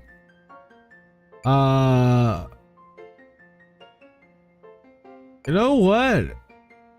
I mean, look, putting aside the like cardboard boxes, which I assume are probably trash. Like, putting that aside, like if you just clean up the trash, putting that aside, yeah, I kind of dig it. I kind of dig this room. I don't lie. I know, right? Being surrounded by my VVs and figurines is my kind of heaven. Anyway, you must be wondering why I brought you here. It's about my Team Star friends. They really mean the world to me. I love them all so much that I got scared they weren't gonna fit in. That they weren't gonna fit in okay or be happy at school. That's why I've been sort of spying on them since they came back. But it turns out I didn't need to worry. They're already having a great time. Now I feel bad that I didn't have it in me to believe in them in the first place. They've all grown so much, but I haven't changed since. Reading. They've all grown so much, but I haven't changed since Operation Starfall. Still scheming up ways to fix things by myself instead of having a little faith.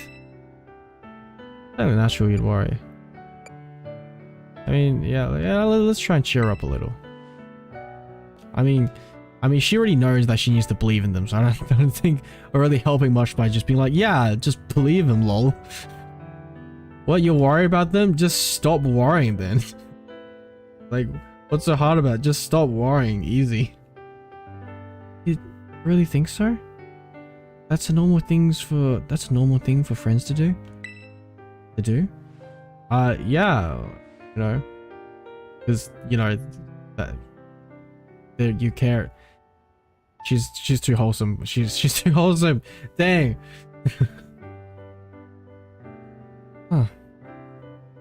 I feel better after that. I feel better after talking it out with you. Oh, I can't read.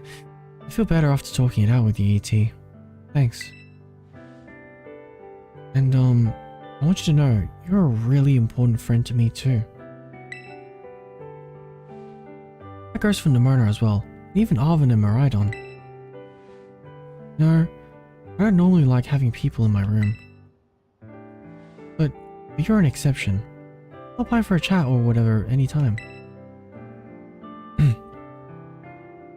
Till the next confab then. Hasta la vista. Ah, that's nice. Damn, nice poster. Hello, how you doing? Very cute, very cute. I get to look at what the computer does. Thanks.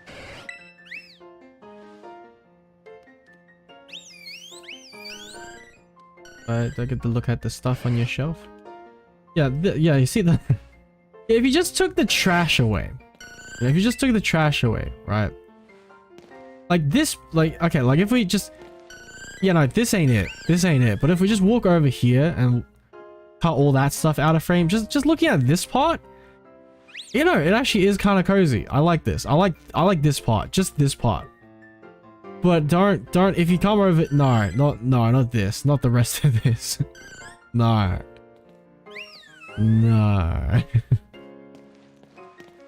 Is it on brand with her? Yes. Is it recommended for me? No. Is there something that I'm like, yeah, no, this is horrible. No, this ain't acceptable. No, we're not doing this.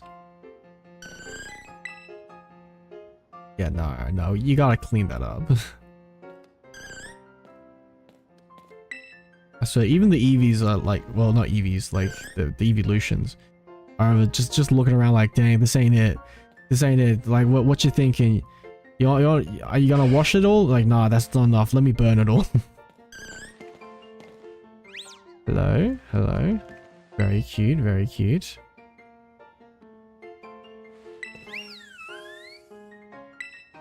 Nice. All right, well, nice. Oh, nice. Is that a gaming PC I see there? Damn. I see. I see. I see you, Penny. I see that. I see that RGB setup you got up there. Very cool. Very cool. All right. Well, thanks for having me. I'll be on my way then. Lucky last, we finally moving on to Nimorna's thing. Yeah. Let's see what her room looks like now. Just see, are there any secrets in the back? Huge! It evolved. Huge. Nice, very cool. Alright, Pachirisu.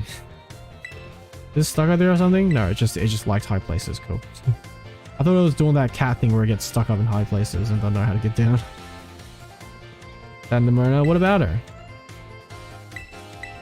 Cool. Alright, I was gonna say, you better not be talking smack about Bestie Nimorna there, alright? You better not catch you talking smack, alright. Hey Bestie, how you doing? There you are, E.T. I had a feeling you'd turn up if I hung out here for a while. And lo and behold, I was right. Well, now that I found you, we should swing by my room and have a chat. Alright, just getting straight to it. No context or anything, just, hey, let's hang out. Alright, much cleaner, much cleaner. Much cleaner to say the least.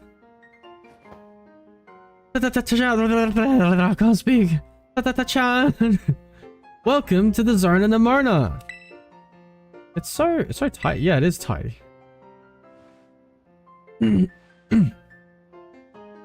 Oh, wait a sec.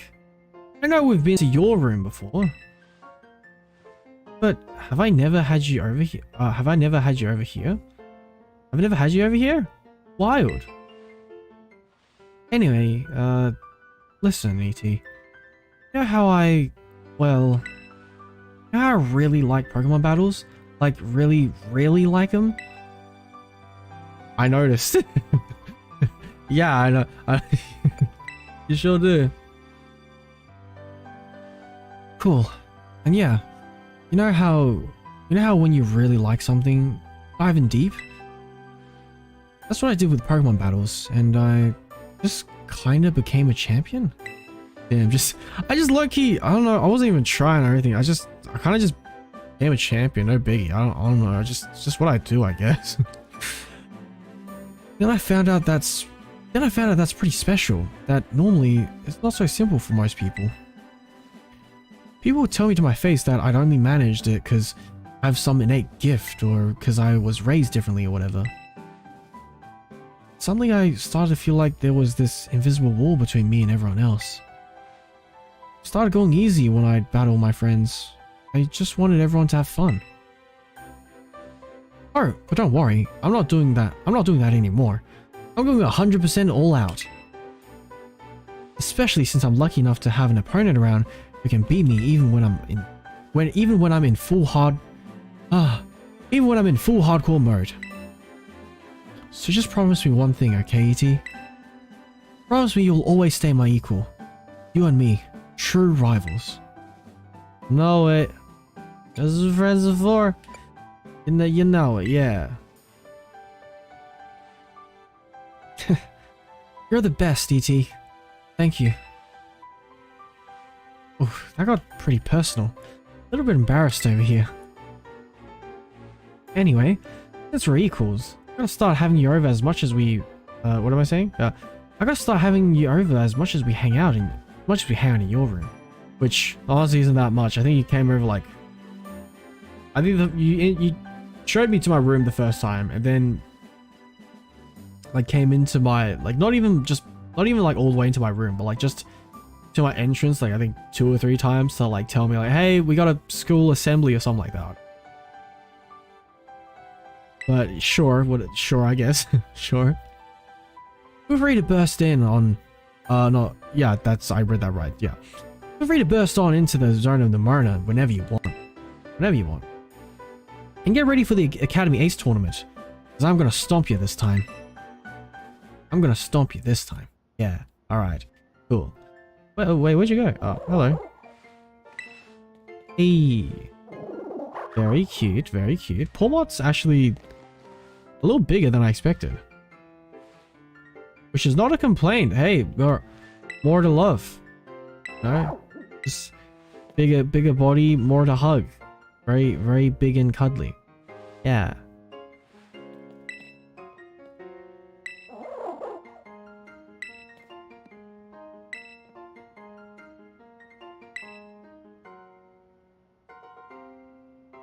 Well, I don't, when they say tablespoon, I don't think they mean like just a tablespoon you eat with, but like that's an actual measurement.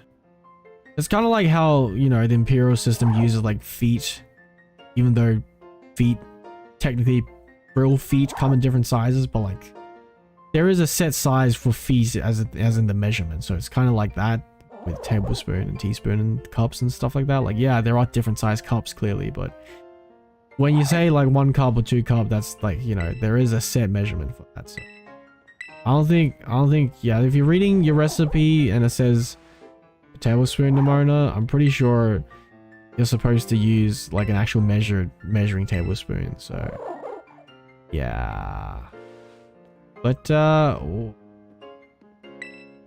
know, there is no but. Just get some proper utensils, Nimona.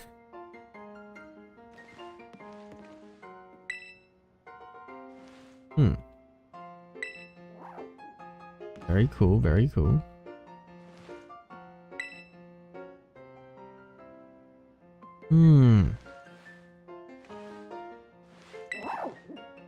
Very clean and nice and neat and tidy and spacious. Very nice.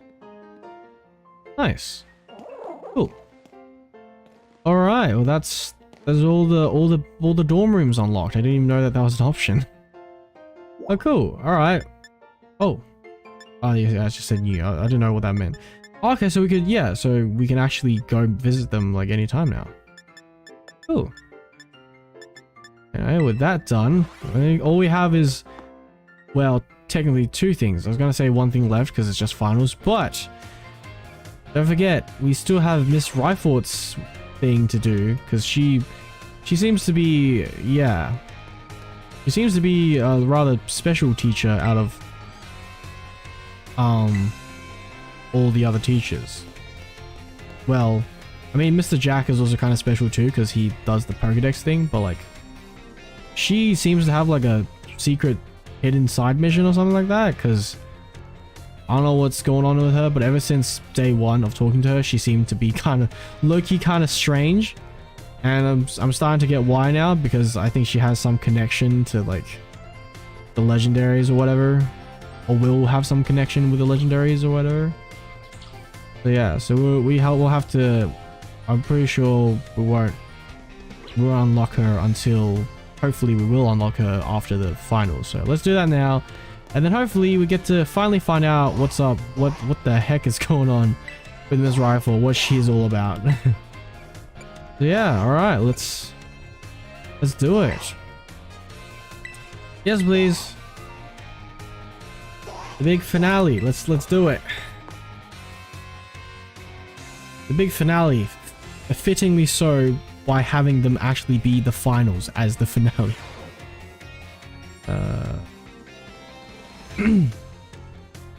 Hello everyone. Today is our final exam. We'll cover everything I've taught you so far, but I'm sure you'll all do just fine.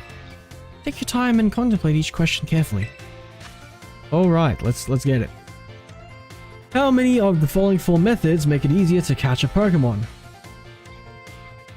How many of the following? Okay, so inflicting paralysis using, so 2. Alright. True or false, you can get new Pokemon only by catching them yourself or training with other trainers. Wait, hold on. You can get new Pokemon only by catching them. No. Because you can also get them as gift Pokemon. If a Pokemon is holding an Everstone, well, using an item that induces evolution, such as a Firestone, causes it to evolve. Oh, I haven't tried this before. Because why would I? If a Pokemon is holding an Everstone, well, using an item that induces evolution, such as... I am gonna guess no. We'll see. Alright, kind of hit us with a curveball with that one. What is the probability of running into a shiny Pokemon? 1 in 4,000 if we're talking base rates. True or false? The Pokemon known as Oricorio has 3 forms. False, it has 4. This question won't affect your grade. Do you have anything you would like to say about my class? We're getting used to this teaching thing, but I sure had fun as your teacher. Thank you for being our teacher. Yeah. Thank you for being our teacher. Okay, time's up. Whether you like it or not. I hope everyone enjoyed tackling those questions. Stuck in a little bonus question there right at the end again. Shh, a little secret. Don't tell the director. I'll grade these right away. I hope you're all looking forward to seeing how you did. I have a feeling that nobody even has to tell the director. They'll probably just be walking around smiling, and then as soon as the director comes in, starts looking a little nervous, and the director's like, what did you do this time? I swear if it's the questions again. Feels great to test. Yep. Thank you very much. Let me see them, please. Yeah. So it was the Firestone question, isn't it? I mean, I've passed nonetheless, which is fine, I guess. But man, I was hoping to get the 100. It was the Firestone question, wasn't it? It was definitely the Firestone question. All right. Thanks, Mr. Jack. Thanks for the candies. All right, let's move on to the next one right away. Let's keep it going. Yes, please. Sorry, pardon me. So it will evolve then? If you use the Firestone? Oh, okay. All right, everyone, it is time to begin our final exam. I'm sure the fun experiences you all had in my class will serve you well as your answer. Alright, let's take a look. How many great balls could you purchase with 3,000 Pokédollars if each one is 600 Pokédollars? 5. Right? I don't want to rush this. Wait, 5. Yeah. 5. I swear, if I get another simple math question wrong, it's like next stream, I cancel all my other future streams and just see for like the next 3 weeks, all my scheduled streams are just me doing math. It's like, all right, no, I can't let this be math streams. Let's go. If a water type move with a power of 100 lands a critical hit on a grass type Pokemon, what will the move's power be? Okay, water type move. Okay, the critical hit makes that 150, but since it's not very effective, it gets halved. So that's 75. Yeah, I think so. Under normal conditions, what percentage chance does Stone Edge have to land a critical hit? 4%. Why Stone Edge specifically? Does Stone Edge have like any additional effects that I'm not aware of, where it's like it lands? Does Stone Edge land critical hits more easily? Why are you singling out Stone Edge? I'm nervous now. I don't know. Oh, under normal conditions, what's chance does Stone Edge have? Is this a trick question? I don't. 4%? I don't remember if Stone Edge lands critical hits more easily or not. Because I know some moves do that. Like some moves, in the description it says, oh, these ones land crits more easily or something like that, or straight up just guarantees a crit or something. If a Pokemon uses Sword Dance twice to boost its attack by 4 stages, how much damage will its physical moves do? Wait, Sword Dance twice to boost by 4 stages, that's... Okay, yeah, no, we did this, I swear, don't make the same mistake again. Yeah, twice, boost by 4 stages, that's adding 100 twice, not multiplying it, so it's just, it starts off 100, and then goes 200, 300, so that's triple. Triple. A rock-type Pokemon whose Terra type is Rock Terastallizes, what will the power of its rock-type moves be multiplied by? If it Terastallizes, it then goes from 1.5 to 2. Alright everyone, time is up. Put your hands on your laps now. This test was the culmination of all I taught you. I'm sure you all did just fine. Let's hope I did. You go and ask for your scores at the front desk and then take a nice break. Please, please, please at least let me pass. Please, please. Oh, yep, she sure is. Let's see, come on. I still got, I swear, is it the Stone Edge one? Is it Stone Edge? God damn it, they just had to throw in a curveball. Alright, well, I paused nonetheless anyway. Alright, cool. Cool. Alright, let's go with the history now. Yes, please. Up. Damn it. God damn y'all and your damn curveball questions. Greetings, my little students. It is time for our final examination. Summon your historical knowledge from the dark recesses of your minds and answer the questions. What is the area within the great crater Paldea called Area 0? How many years ago was this academy founded? 105 years ago. Which of these did not appear in the Paldean fairy tale about the 4 treasures? A folding fan. Which Area 0 expedition member broke the record of team activities? Heath. How many years ago did Professor Turo invent Terra Orbs? 10 years ago. Okay, that one was a lot easier. Cool. Time is up. Put your writing utensils down. You must excuse that last question. It is too shallow and ridiculous to be on a history test. But alas, the director forced me to include it. So ends our final examination. You may ask for your scores at the school's front desk. Your scores at the school's front desk.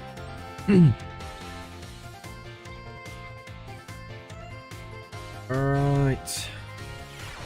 No! I feel like Miss Rifle might have a better time as like an actual research, like maybe like an archaeologist or like a researcher than a teacher, because she seems very much you know, bothered by the fact that she has to follow the school curriculum.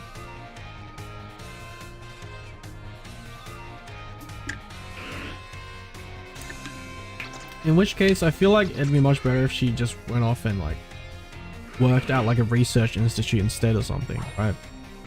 Like I'm sure she'd have, I mean, she seems to be pretty qualified. She seems to be at least very passionate, and I imagine she'd be pretty knowledgeable because of that as well, right? I think she'd probably get hired pretty easily, considering her capacity. That makes sense. Capacity, just capacity. I don't know. Like you know what I'm trying to say. Hopefully. Anyway, let's see. What do we have? All right, come on. Hey, finally a 5 out of 5. And ironically, as for history, my least favorite subject. One of, anyway. But it's pretty, you know, it might be, it's down there. It's pretty much my least favorite. Just like least, not even one of, just least, pretty much. You're doing your best, thank you. I'll try to keep it up. Language is final. Yes, please. Alright.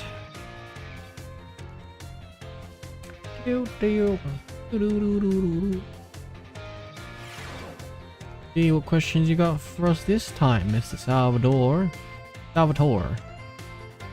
Aujourd'hui, today we take our final exam. Détendez-vous, relax that is, and do your best. Êtes-vous prêt? Are you ready? Let's begin. Which of the following means delicious? Delicieux. What do these two foreign phrases mean? Ditame. Ditame, ich liebe dich. Ich liebe dich. I love you. Yeah. Based on what we just heard. Oh, I wasn't barely paying attention. Wait, based on what we just heard, what emotion do you think? Oh, okay. That was anger, right? Anger. Did I get it wrong? Oh no, that's the next question. Okay. That one's happiness. What is your beloved teacher's name? This question again. C'est fini. Time is up. Posez vos stylos. Stylo. Put down your pens, that is. I assume the obligatory dernier question, last question, that is, gave you no trouble. Imagine if someone actually answered that wrong. And not even on purpose, just to mess with them, but like just straight up genuinely forgot. I'm sure you all did great. Bravo, my friends. You can get your scores at the school's front desk.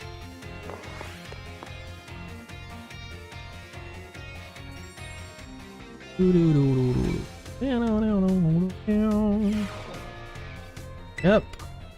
Yep. Thank you very much. Let's see. Hey, 5 out of 5. Sorry. Very much. Alright, let's keep it going. The battle finals, please. Let's begin. Yep. Gotcha.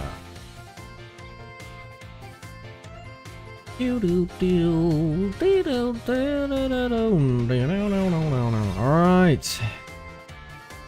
It's finally game day. Today is our final exam. Time to put on your game faces and do battle with those test sheets.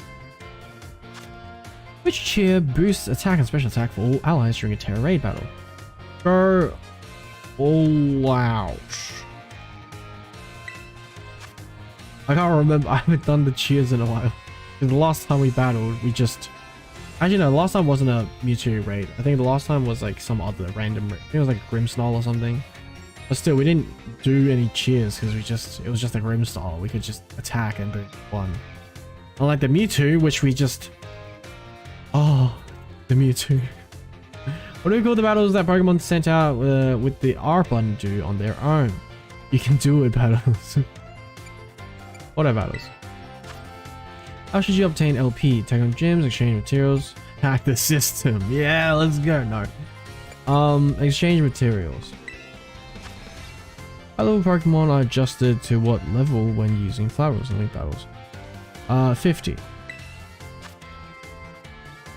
Oh, right? Yeah, 50. Wait. I mean, too late now. Yeah, it was 50, right? Oh no. Did I mess up? I think it's 50. Yeah. It's 50. When using normal rules in link battles, you can use multiple Pokemon of the same species and multiple of the same item.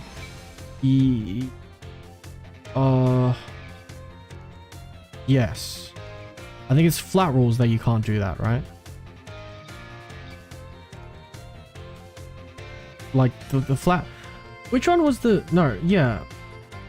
Yeah, no, I think it's flat rules where you can't do that, right? Flat rules are the one that use... that normally is used in competitive battles. Time's up. Put your pencils down. I saw you giving it everything you've got. I'm sure you'll all get perfect scores. You did so well in my class. Pass this test, you'll officially be Battle Masters. Let's hope I actually passed. Because there were a few of those where I'm like, wait, I actually can't remember. Now, ask for your surely stellar scores at the front desk, you little rascals. Yeah, surely. Can I honestly, this time I'm not going to ask for too much. I'm honestly not going to expect myself to ace this. So let me just pass. At the very least, just pass, please. I swear, please. Oh, okay, I actually aced it. Oh, never mind. Okay.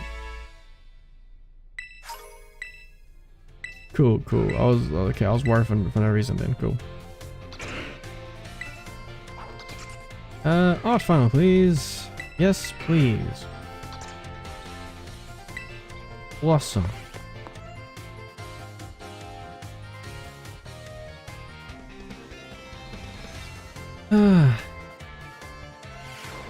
Hello. I do hope you're all ready because it is time for your final exam. Focus and do your best. Alright. And begin. What is the name of the restaurant where you can change a Pokemon's Terra type? The Treasury. Treasury Eatery. What is the name of Brassky's signature art installation that we discussed in class? Sensitive Sunflora. Sobbing Sunflora. Surrendering Sunflora. How many waterfalls are counted among the 10 sites of Paldea?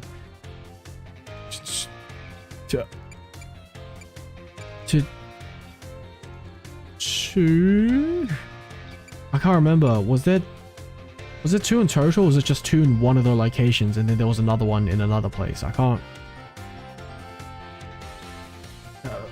2. Where can you find the Million Volt Skyline Levincia? The marks a Pokemon has are presented when you first meet, and none can be added later. No. Time's up. That's it for today's test. Pencils down, please. Thank you all so much for learning about art with me. The time we shared has left a mark that I will treasure. I promise you. And it is my sincere wish that all of you go on to even greater, more prosperous futures. That's that. Good work, everyone. Receive your results from the front desk. Thanks, sir. Appreciate it.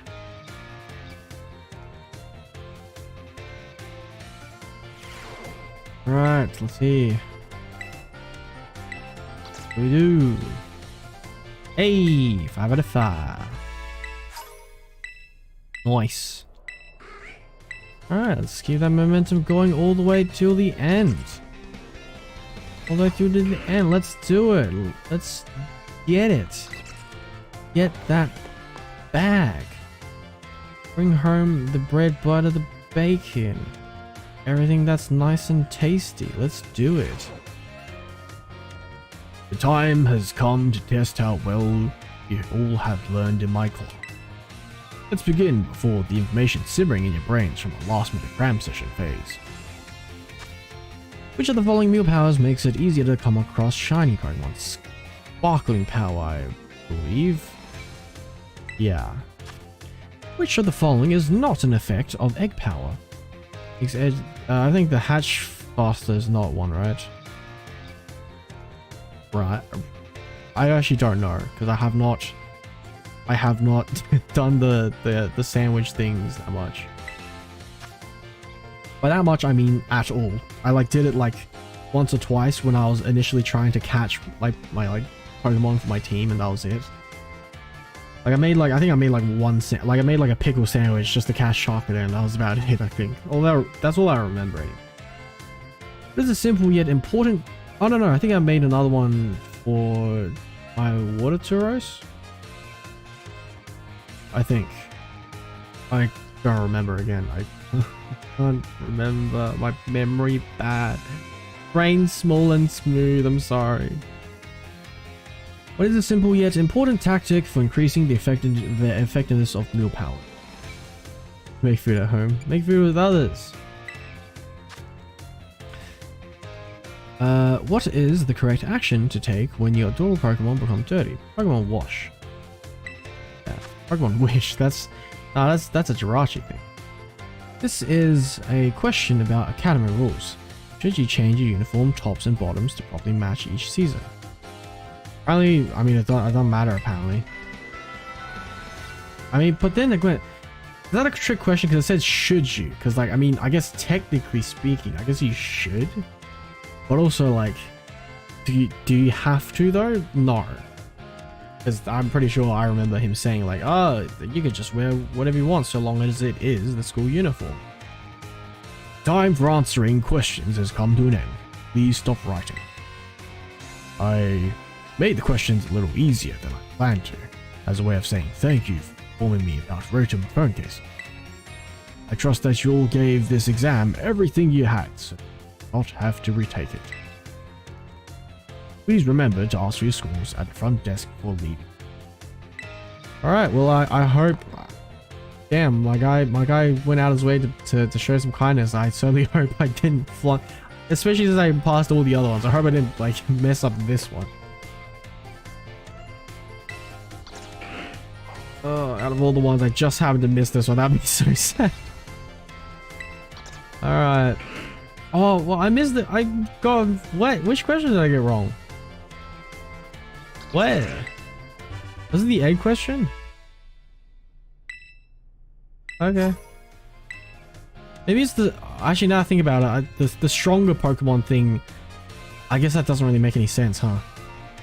Like, I was thinking maybe like it had something to do with the IVs, but then I was like, no, I think that's more just...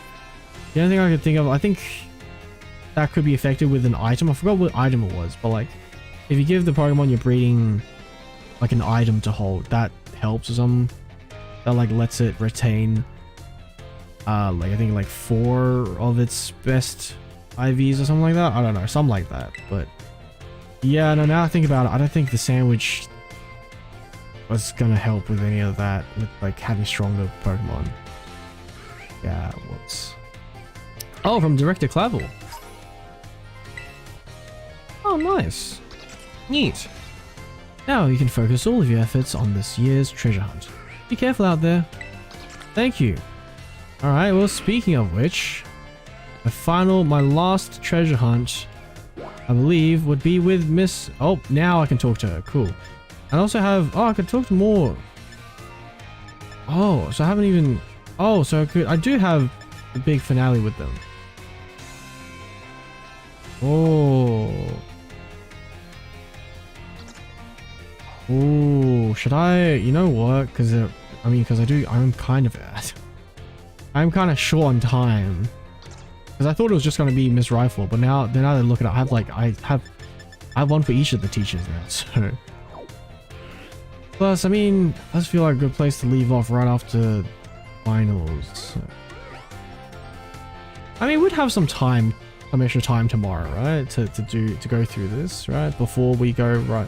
I don't know, because I was hoping we could go right into the DLC tomorrow. But... It is also getting kind of late where I live.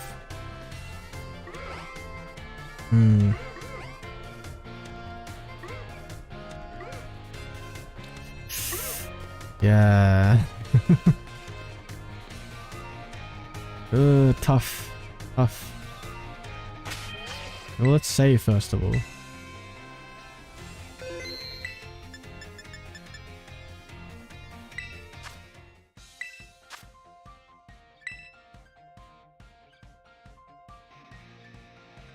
I'll do this tomorrow.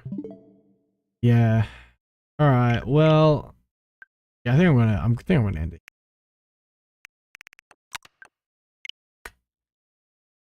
Well,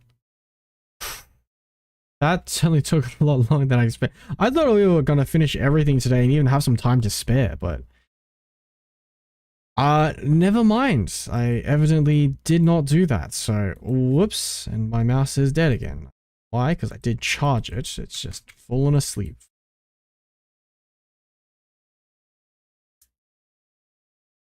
Alright, there we go. But yeah, I think that should do it for today's episode, and I'll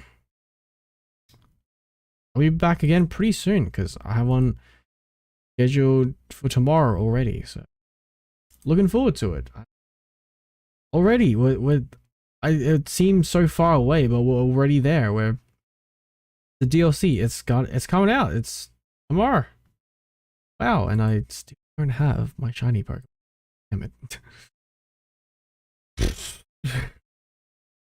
I'll try to figure something out. Oh well. That being said, like I said previously, this is it. This is it for today's stream. So,